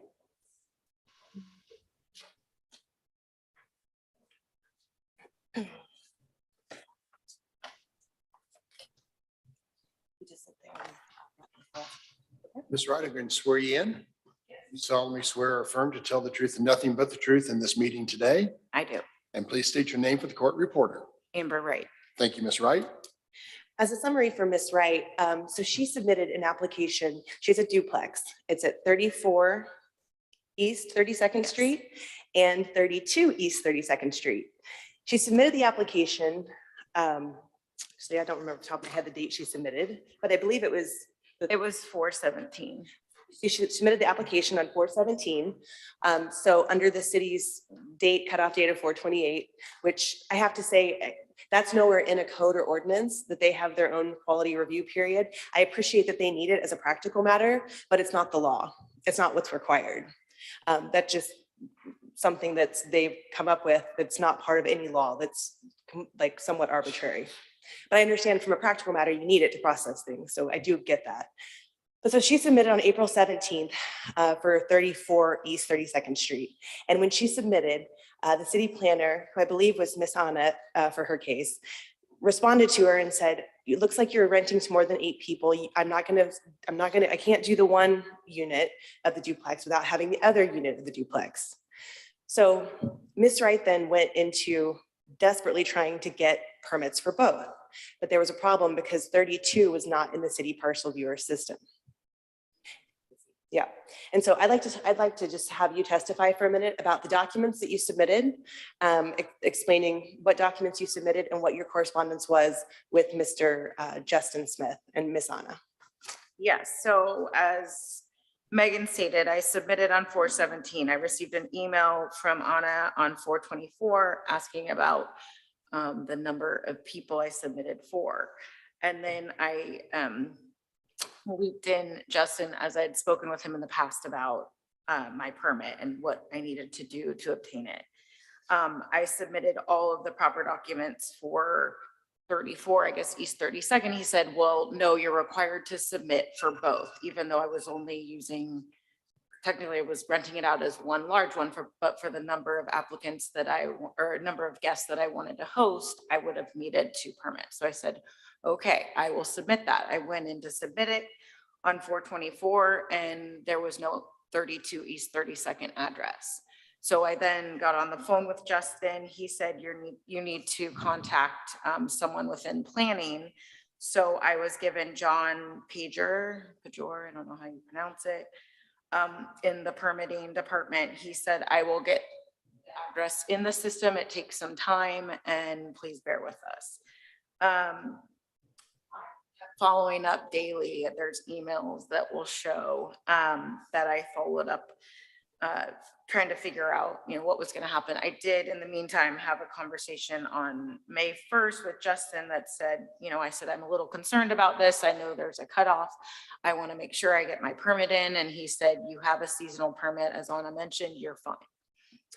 So finally, I kept checking back daily on Compass KC, and 32nd was available. I submitted all the paperwork and I got an email back saying, or no, I'm sorry, I did not submit it on Compass KC. I submitted it to Justin and Anna in an email saying it's finally in there. And they said, sorry, you're going to have to talk to Matt Keeney. I called him numerous times. I did not have his email. I was not provided with an email. I never received a call back. And that's where I stand today with no permit. I do have it, as she mentioned, the seasonal permit, but that is not my intent with the property. So Ms. Wright, just a couple of follow-up questions there for you.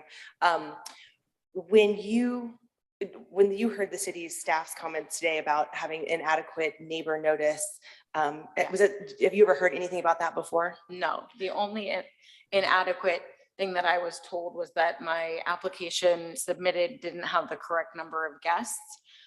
And I needed 2 applications in order, even for the 34 to get processed, which is, there's nothing that ever says that just because you have a duplex, you have to have 2 permits if you intend to only rent one side. But still, I was never, that's what I was told, and it says it in an email. But no, I was never told that I had inadequate signatures, because I did fly out here. I do live in California. I flew out here. My parents are local. They did help me obtain some of the signatures by going door to door. And then it also says that I have an inadequate neighborhood notice, which I never have heard either. So that's what the city's comments were today. I'm just going to approach with an exhibit to Lay Foundation to get her brief in. Okay, her legal brief. Good. Ms. Wright, I'm showing you Exhibit B to your legal brief. Is this the email chain between you and Justin Smith that you were referring to that talks about the address issue and how he will help you resolve that? There's nothing to worry about? yes, The true and correct copy? yes. Everything else in Ms. Wright's legal brief is legal argument or documents, the foundation of which are business records laid by me in my research that I did in support of what I gave in my opening statement. I have a hard copy here, but Ms. Anna has a copy. The legal arguments are there. They're very similar for every single applicant before you today. But we're just going to introduce the testimony, and there are facts that are equivalent of her testimony that are in her legal brief. I just need to submit this as an exhibit to preserve her record. All right, that exhibit is admitted. And Ms. Anna, these are the emails that I sent you. Yeah, so then that has been attached to Compass KC Okay, already. good. Thank you. Okay. So with Ms. Wright's case, there is no discretion under the law to say you can only get a permit for one if you apply for both. They could have said you can only rent out to 8 people. That's the law, and if you're in violation, then we'll do something about it. But there's a process, and that process is there to protect people's rights, and the city is required to follow that process. If they don't, they're not following the law. And so her application for what's before you right now, which is this 34 East 32nd Street, the address that was in the system, that should be approved because it was error to require both when she had submitted everything that was required of her. We do, since it was the first time of me hearing about any problems with her neighbor consent or anything like that, I do have, she's emailed those to me. I can email those to city staff, and just so they can get them to you as the next exhibits, so we can show that she did indeed have everything that was required of her. This is the first time I've heard that there was any problem except for it being a duplex, and we were requiring both, but we couldn't get 32 because it just didn't exist in the system. She didn't do anything wrong. She did nothing wrong. Ms. Duma, you talked earlier about a seasonal pass getting an automatic golden ticket. Ms. Wright said that she has a seasonal pass. She does, but I'm challenging the law on multiple levels, and a lot of other people don't. So yeah, she could try to go do that. Only for 34. But only for 34, not for 32. And 32 is the one that we decided not to talk about until after this. And just, sorry, do you have another question? No. And so what precludes you from applying 32 to the new short-term rental requirements? Is it because the density, or you already have 34, so it's within so many square or so many feet? Isn't there? That's Well, probably I'm not requirement? grandfathered in, I guess. It's zoned residentially. Our- It's just banned The entirely. non-resident STRs are prohibited in residentially zoned districts because of the new ordinance. All right. Unless you have more questions for me, I think she's a pretty clear-cut case. Mr. Chair, does staff want to make a comment to this, or does staff need to look at what she submitted first? Well, the only thing I'll say about the first you're hearing about other inadequacies is I did direct my staff, because of the huge influx that Anna already pointed out, to identify if there are major issues, let the customer know, stop review, let the customer know, and move on to the next customer, because we did have complete applications that we did not want to be in the position of not getting to before May 5th. So we knew an ordinance change was coming. We didn't know exactly when. So in staff's defense, they may not have notified the customer of every deficiency initially because of that. I didn't want people spending any more time on insufficient applications than they had to. And Joe, I understand this has been not a fun process for any of us, but I also submitted Ms. Wright's application, or she did to you directly, asking what was wrong, and you just wouldn't you wouldn't reevaluate her like you had others. And that was after all of this, and before we were going to come before the BZA. We were trying not to have Ms. Wright having to fly out from California. And Ms. Duma did email me, but I was under the impression that the materials she provided were for 32 East 32nd Street, which all came after May 5th. There was no application prior to May 5th. As you heard Ms. Wright say, right, there was no address in the system to apply. But all other documents are identical because it's a duplex as far as neighborhood notice, neighborhood consent, insurance, and paying the fee. It's just a matter of they didn't have an application that was available because 32 wasn't in their system. It's not Mrs. Wright's fault. She deserves her permit.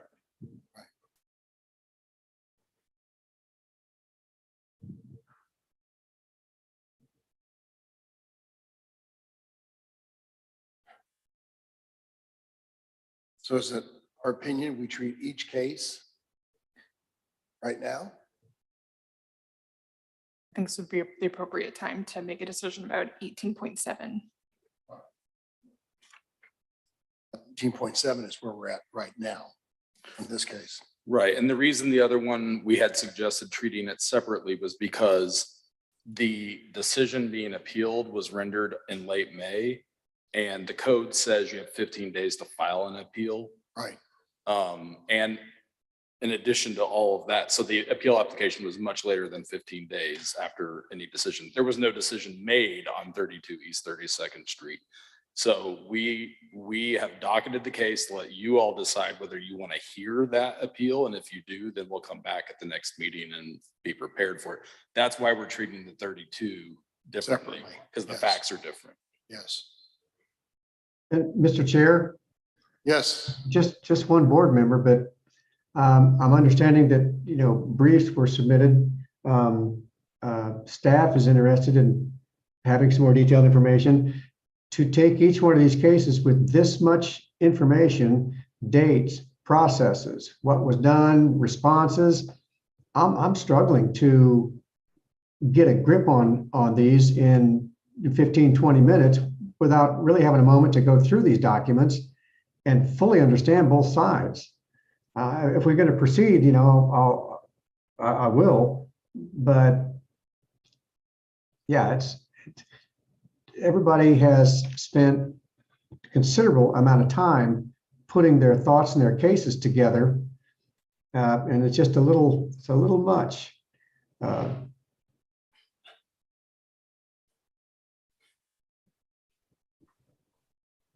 I understand you guys are volunteers and this is not a fun Oh, thing to do. You can always take it and listen to us and take it under submission and take some time to look at the things and then to get back to us in 10 days, or that, you know, that might be an option. I anticipated that's what you would do. I understand it's a ton of information. It's been a ton of work. Yeah, I see you've clearly spent considerable time to put it all together and condense it down into a meaningful sort of format of bullet points as what happened. And this is obviously important to folks, and I would appreciate time to give it due consideration and make a better decision than just rushing into it. Right. I personally would rather hear the cases, each one, as you've done with Miss Wright, and maybe come back to let me think about it personally, and come back next month. It'll be a quick one, but it'll allow me to digest all the information that's out there, Miss Duma. You're throwing a lot, all this stuff, all this information you just gave us today is brand new to us. We weren't prepared to hear those kind of arguments. At least I wasn't prepared to hear those kind of discussions and arguments that you presented today. I was shocked to discover that. And I feel a little bit uncomfortable rushing a decision on Miss Wright, and maybe the rest of them too, in 10 or 15 minutes here. I totally understand that. And may I ask something out of fairness then for my clients? The delisting happens on September 15th. We've had no help yet, either way, a decision from the federal court. If you're going to take your time, and I totally respect that, can we please at least have the board stay enforcement and delisting against my clients who are before you today? They can go against anybody else they want, but just give me until you guys make a decision before they delist us, fine us, or put us in jail. I don't think we have. Those requirements are in chapter 56. I don't know that We you can't have do that, can jurisdiction we? to do anything. I don't know if we can do that. So there's the balance, like the hardship to us versus the uncomfortableness of seemingly making a rash decision. I don't want you to make a rash decision either, but the harm to my clients is so great. Mr. Winkle, I was thinking that aren't you able with these applications to not terminate the application, but to say it's still in review or it's being processed so that it stays active? You could issue us a temporary permit under 88 that expires up on October, whatever. I mean, the issue, Commissioner or Board Member Stiller, is that feeling our decision to switch the status to denied on most of these applications. And that's not the case with 32 East 32nd, but that's why it's separate. And so there is no pending application after the last board hearing. I did decide to reconsider the ones who have met the qualifications I've already outlined, but there is no pending application. From a pragmatic standpoint, it's as simple as issuing a number that goes on a spreadsheet that they give to Airbnb and VRBO. They give it to neighborhood services. That's how simple this is. And this number does not work. It can be XYZ. We just know that these are the ones that expire. And that's all I'm asking, that everybody can take a deep breath. We don't get hurt. You guys get to process all this and make a good decision, and nobody gets hurt. And it's the status quo. Is there a means by which we just take the ones that were denied and they just formally request a reapplication with all the same documents and just reactivate the file while we're going through this process? Again, so to Ms. Duma's point, they don't die on the vine while we're scratching our heads. We have the ability to issue permits. This board does not have that ability. Ultimately, what can be issued and not, and whether they can be, whether there's even an option to reapply for something under an ordinance that's been repealed. And I would say you do have the ability to issue a permit under the old law, and the law requires that they were processed. So our rights stop in time. When we applied, we have the rights, which means we wouldn't be in front of you if we didn't have those rights. How do we not have the right to give us a permit under a law that also is the same law that we're appealing to you by? You do have the ability to give us a temporary permit to take your time and make a choice. And then you can take it away or you can grant it permanently. Ms. Duma, looking at whether city staff erred in these cases, not looking at city staff erring in the cases that got the golden tickets. We can't look at those. You have to under law. Well, you can present them to us, but we're really looking at the cases before us today that says city staff erred in the denial of the permit. And sympathetic to those to your clients who got, who were denied, but I can't go back and take all the Weinling cases and say, oopsie, we made a mistake and we're taking back your permit. Ms. Wright had everything submitted. 434, it's not 32, it's 34. That's what we're talking about. There was no discretion in saying that you had to have both duplexes. She's, like I said, a slam dunk. I guess, so just timeline question. Obviously, April 28th, looking at, so, conversation started in March. Have you been considering making this a short-term rental for a long period of time, or was this a new push, or what was your thought process by your application on 4/17, 1 month? Seasonal permit, which allows you For to that rent one. for 94 days, And 5 days. And you can still operate with your seasonal one? Yes, that's still in effect. Yes. Okay.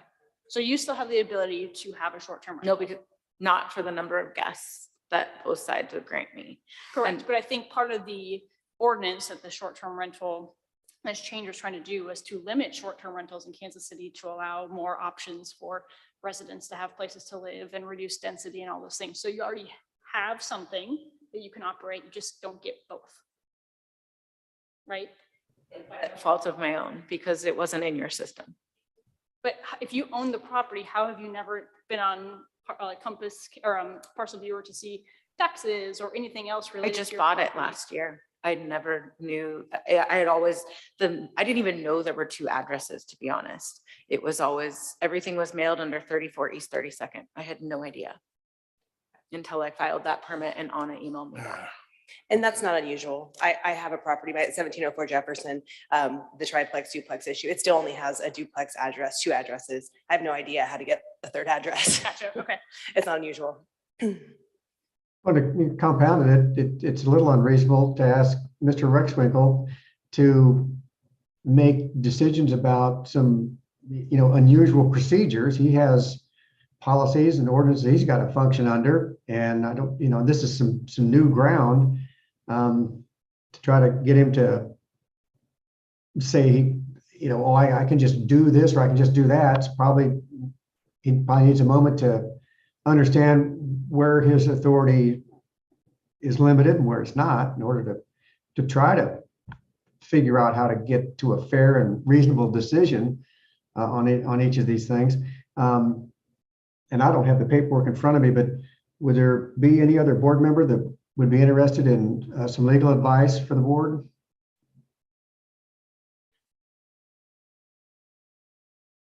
Maggie's shaking her head yes, so. So are Mr. you asking to go into a closed session? Yeah, I think so. Okay. Mr. Rex, before you do that, Mr. Rexwinkle, we have maybe 15 of these cases before me or before us today. Are there a bunch in the pipeline behind me? There are maybe 4 or 5 we know of for October, Yes. counting the ones you've continued. So we've got these that we're hearing today and maybe another 4 or 5 in the pipeline. Right. And after that, neighborhoods is in charge.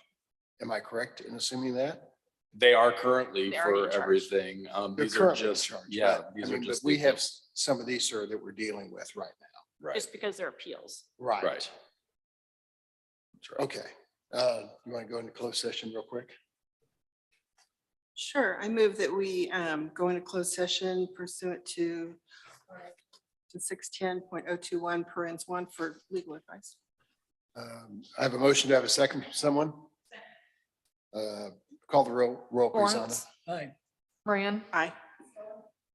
Aye. Aye. And we'll be back pretty quickly here, I hope. All right, thank you. you just call back in. Yeah. Okay.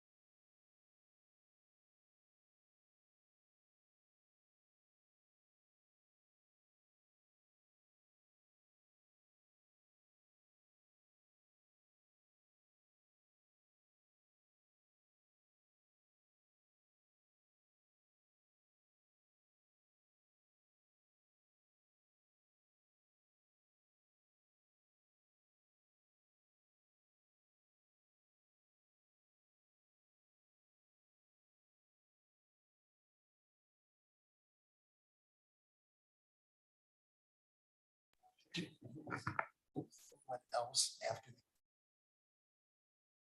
Sorry. Yeah.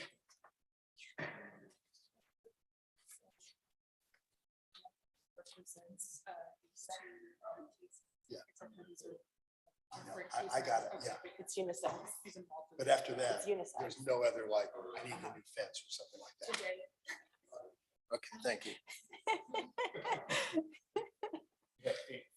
Yeah, 8 more fences.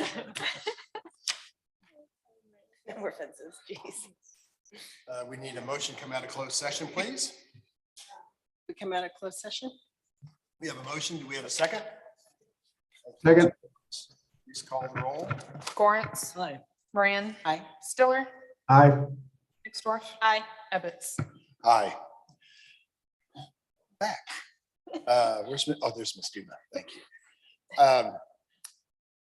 We've had a chance to confer with legal counsel. And I want to say thank you to the staff who put together those bullet points with each case, showing a timeline, green line, red line, why it was denied, and where it got to today. Those are really, really helpful for us. We used to have an attorney who led this position until I took over. We have no attorneys on the board. So, Ms. Duma, your legal briefs are. Wait, I'm sorry, Maggie. Maggie was city attorney here for many years, so I apologize. Maggie, my apologies. So the legal briefs kind of like brain fog to 4 of us around the table, but not brain fog to Maggie. So to a position here that we're going to ask you, you seem to be the leader in charge of most of these people, that as opposed to a legal brief, which we appreciate, that you would also do a timeline with each case, because Ms. Wright's case is recent. Your case goes back to 2017, 18, as I recall. That's minor. We're not talking about your case right now, Ms. Duma. So we need to look at the merits of each case. And we want to do that all at one time. And we're going to ask city staff to maybe agree or disagree with some of the things that you're going to bring to us at the next time. And at that point, we will make a decision on each and every matter.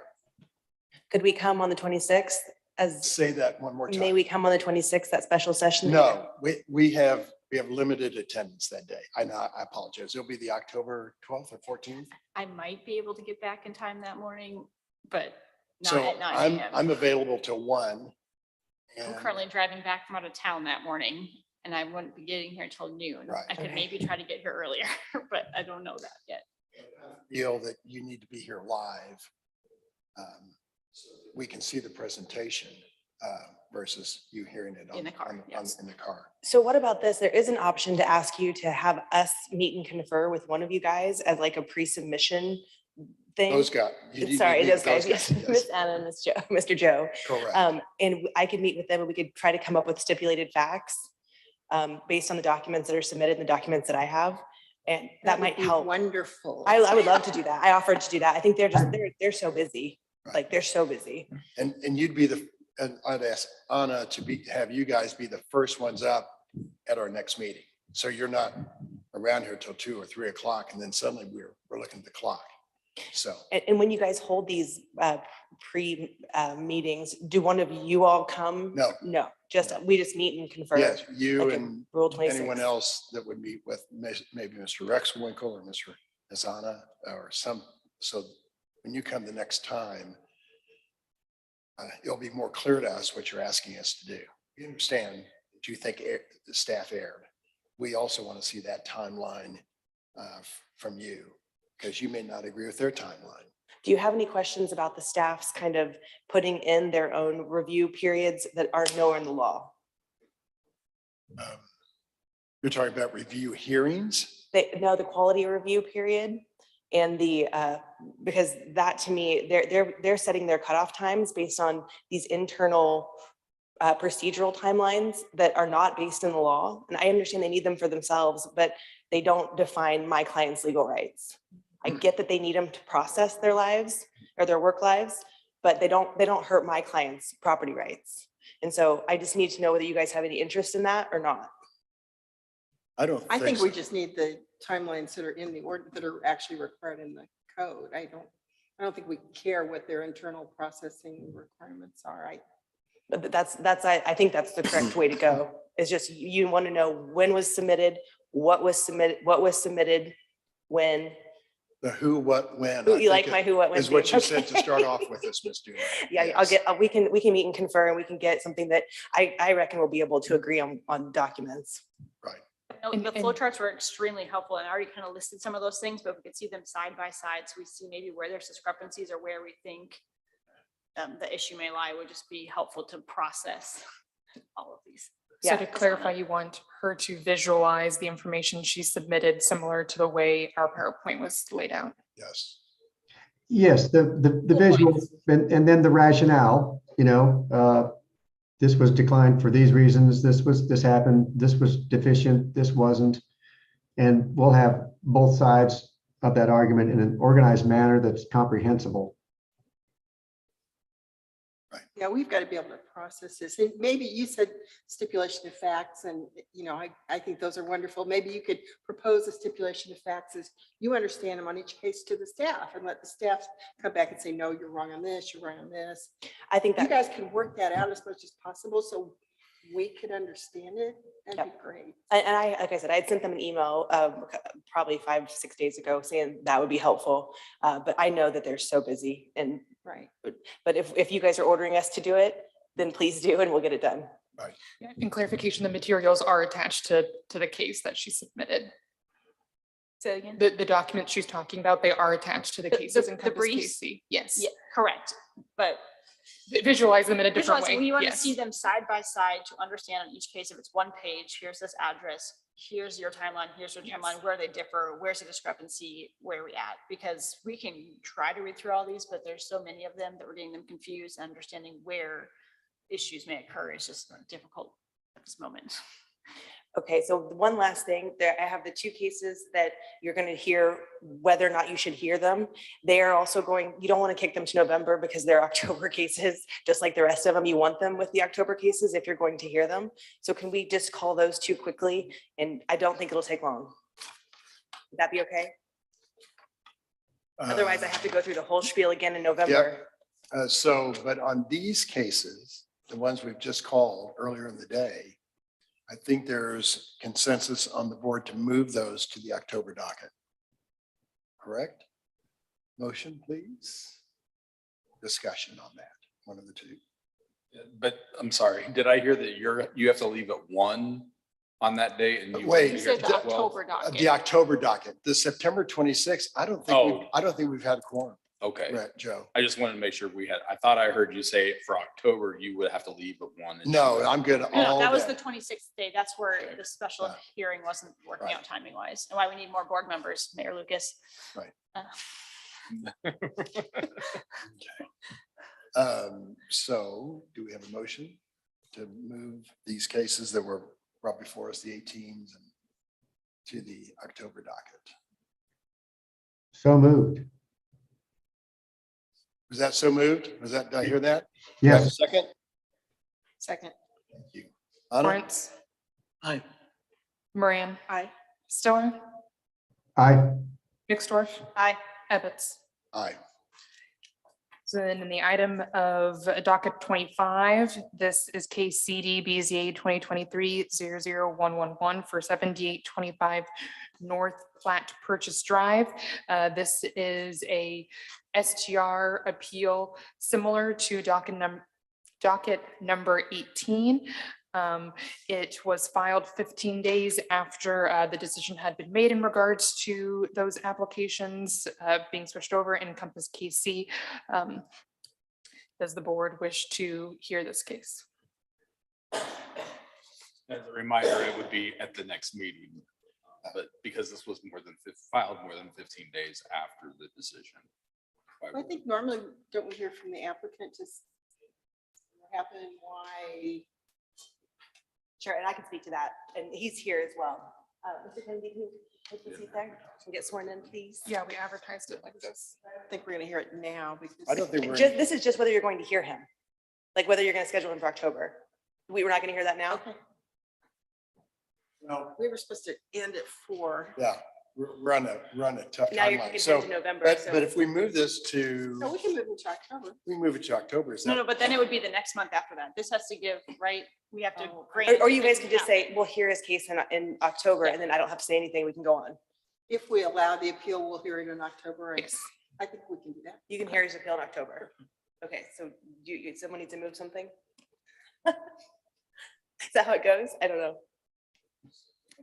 I didn't understand the The last. que- Well, we the need to question continue. before you today is that the code says that an appeal, the board has the right to hear an appeal or act on it if it's filed within 15 days of the decision.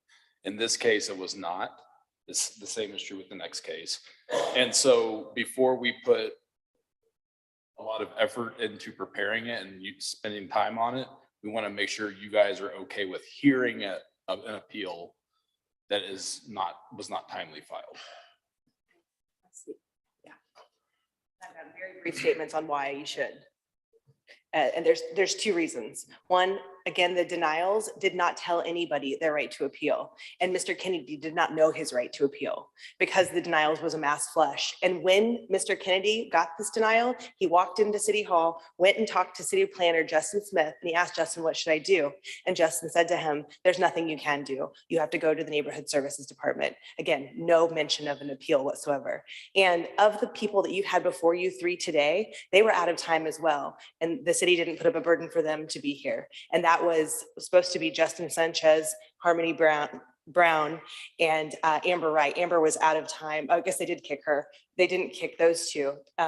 Justin Sanchez, who was before you today, and Matt Rich. So there was plenty of people that didn't appeal in time because they didn't know. Until I was their lawyer, they didn't know. And until I filed a lawsuit, honestly, I didn't know. So we're asking for their cases to be heard, just like the other people who had filed out of time. And because the city didn't give the required notice of appeal. And those are the two big reasons. It's been done with others. So my concern is how do we prevent this from a slippery slope? For any other case that is beyond the time frame that wants to come before us then to try and appeal. I guess I don't know how that's been handled in the past, but that setting precedent for that does scare me a little.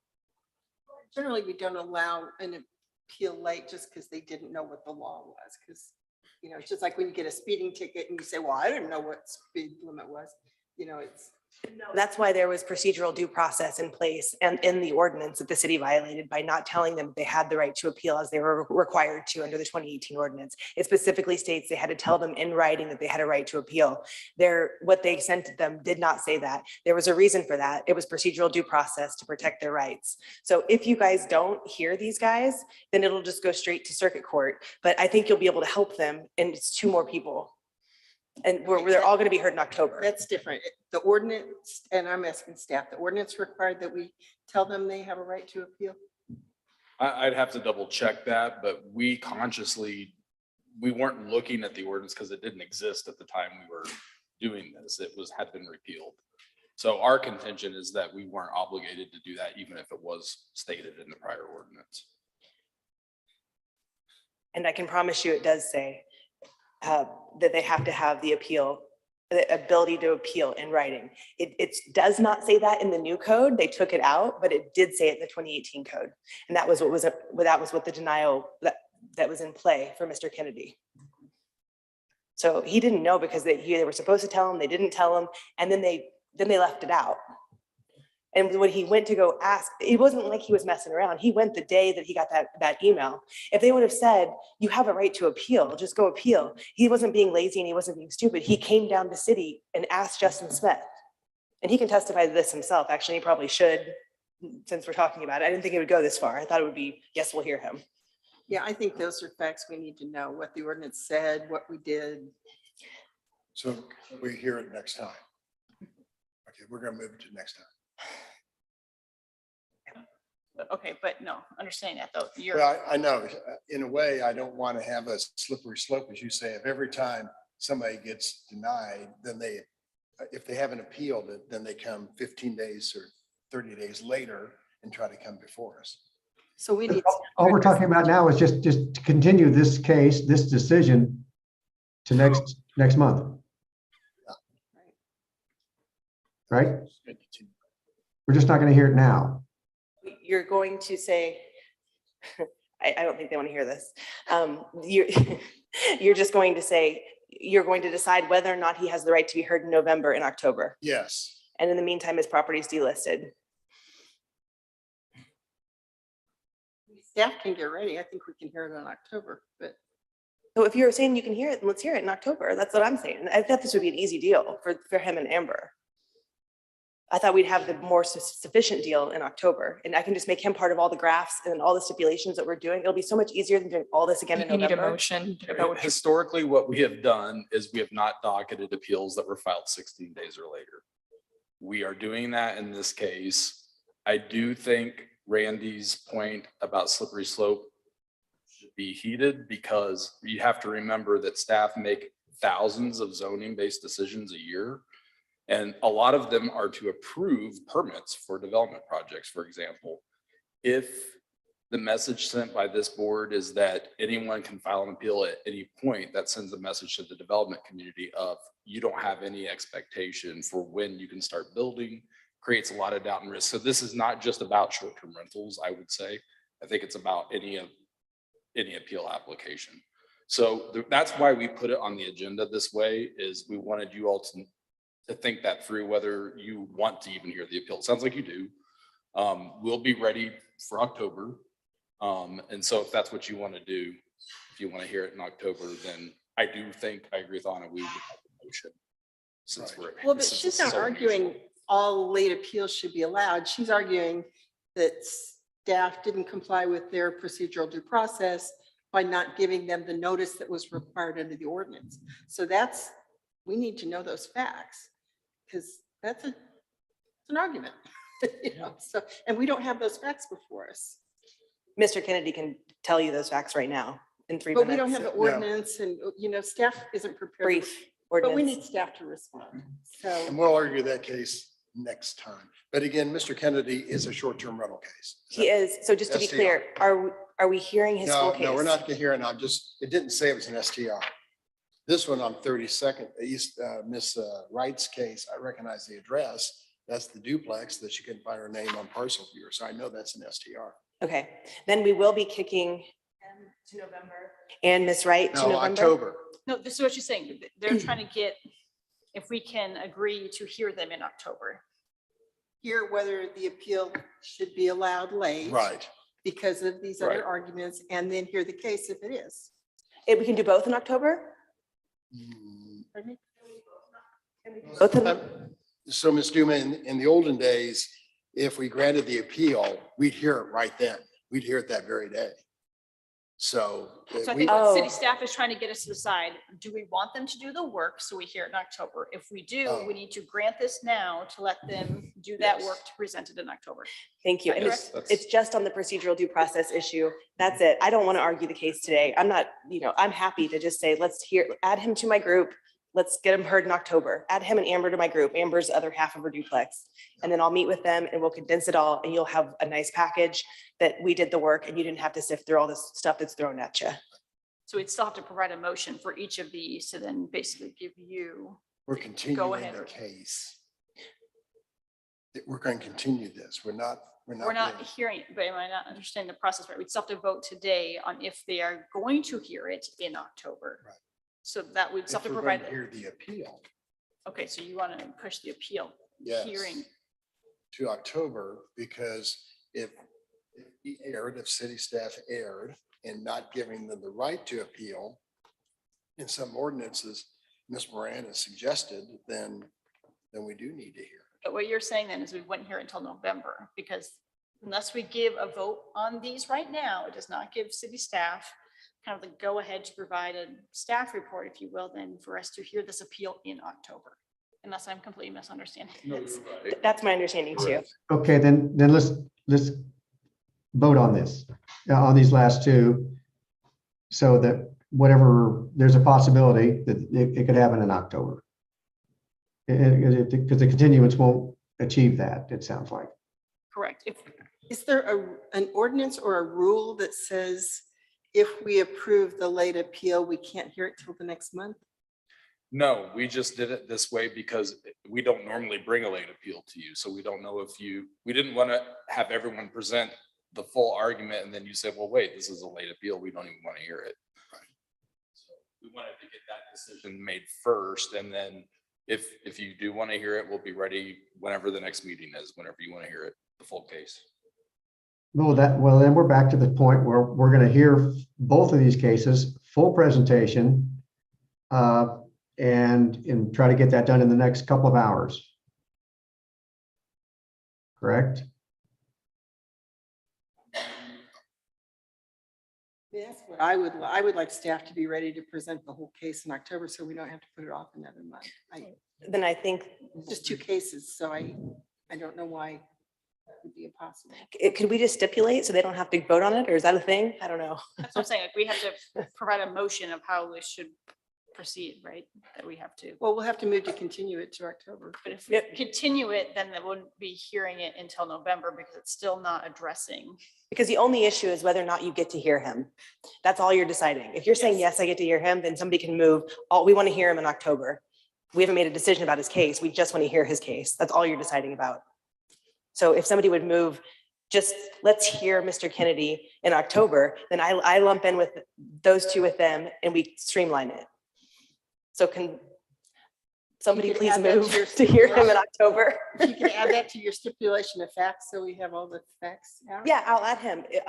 We'll treat them just like we're gonna treat everybody else, and we'll have graphs and charts, and if we disagree, which I think we might come to agreements during that time, then you'll know exactly where those are and you'll be able to see it really easily, as opposed to kicking 2 people to November. So I have to present all of my arguments again because they're new cases to preserve my record. You don't want to hear me again. Right. So just somebody please move to hear him in October. And pretty please. Ms. Mixon.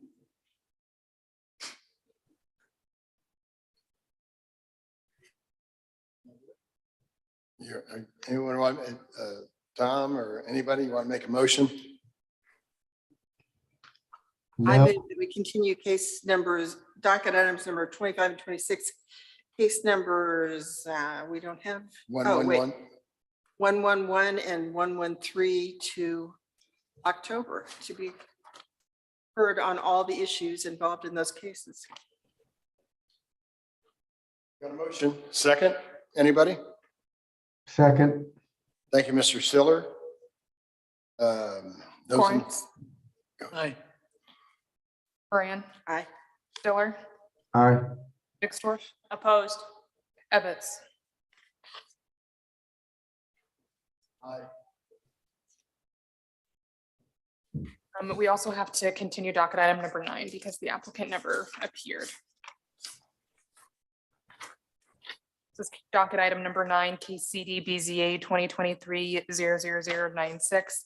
And I recommend continuing it to November, since now the October docket With or is without a very fee, full. because we were prepared to hear his case. That's up to your discretion. Reason as to Did we why. get a reason? Yeah. Where's? I don't think. They never appeared for their case. Never We never heard back from them. We did reach out again, though. And this is the first time this case has come before That is correct. us. Okay. So Give him a usually- break. Okay. 11:05 copy. Will anyone move on this case to move to the November docket, case number 96, somebody? So moved. Thank you. Second, someone? Second. Second, Mr. Gorans. Anna? Lawrence, Aye. Moran, Aye. Stiller, Aye. Nixdorf, Aye. Ebbets. Aye. And we just have Mrs. Wright's case and then we're done, because it's exact same facts as Mr. Kennedy's. Miss Moran read 24 and 25 into the record for yeah. continuance, so. Thank she's you. good. I apologize. I'll stop talking. The meeting is adjourned.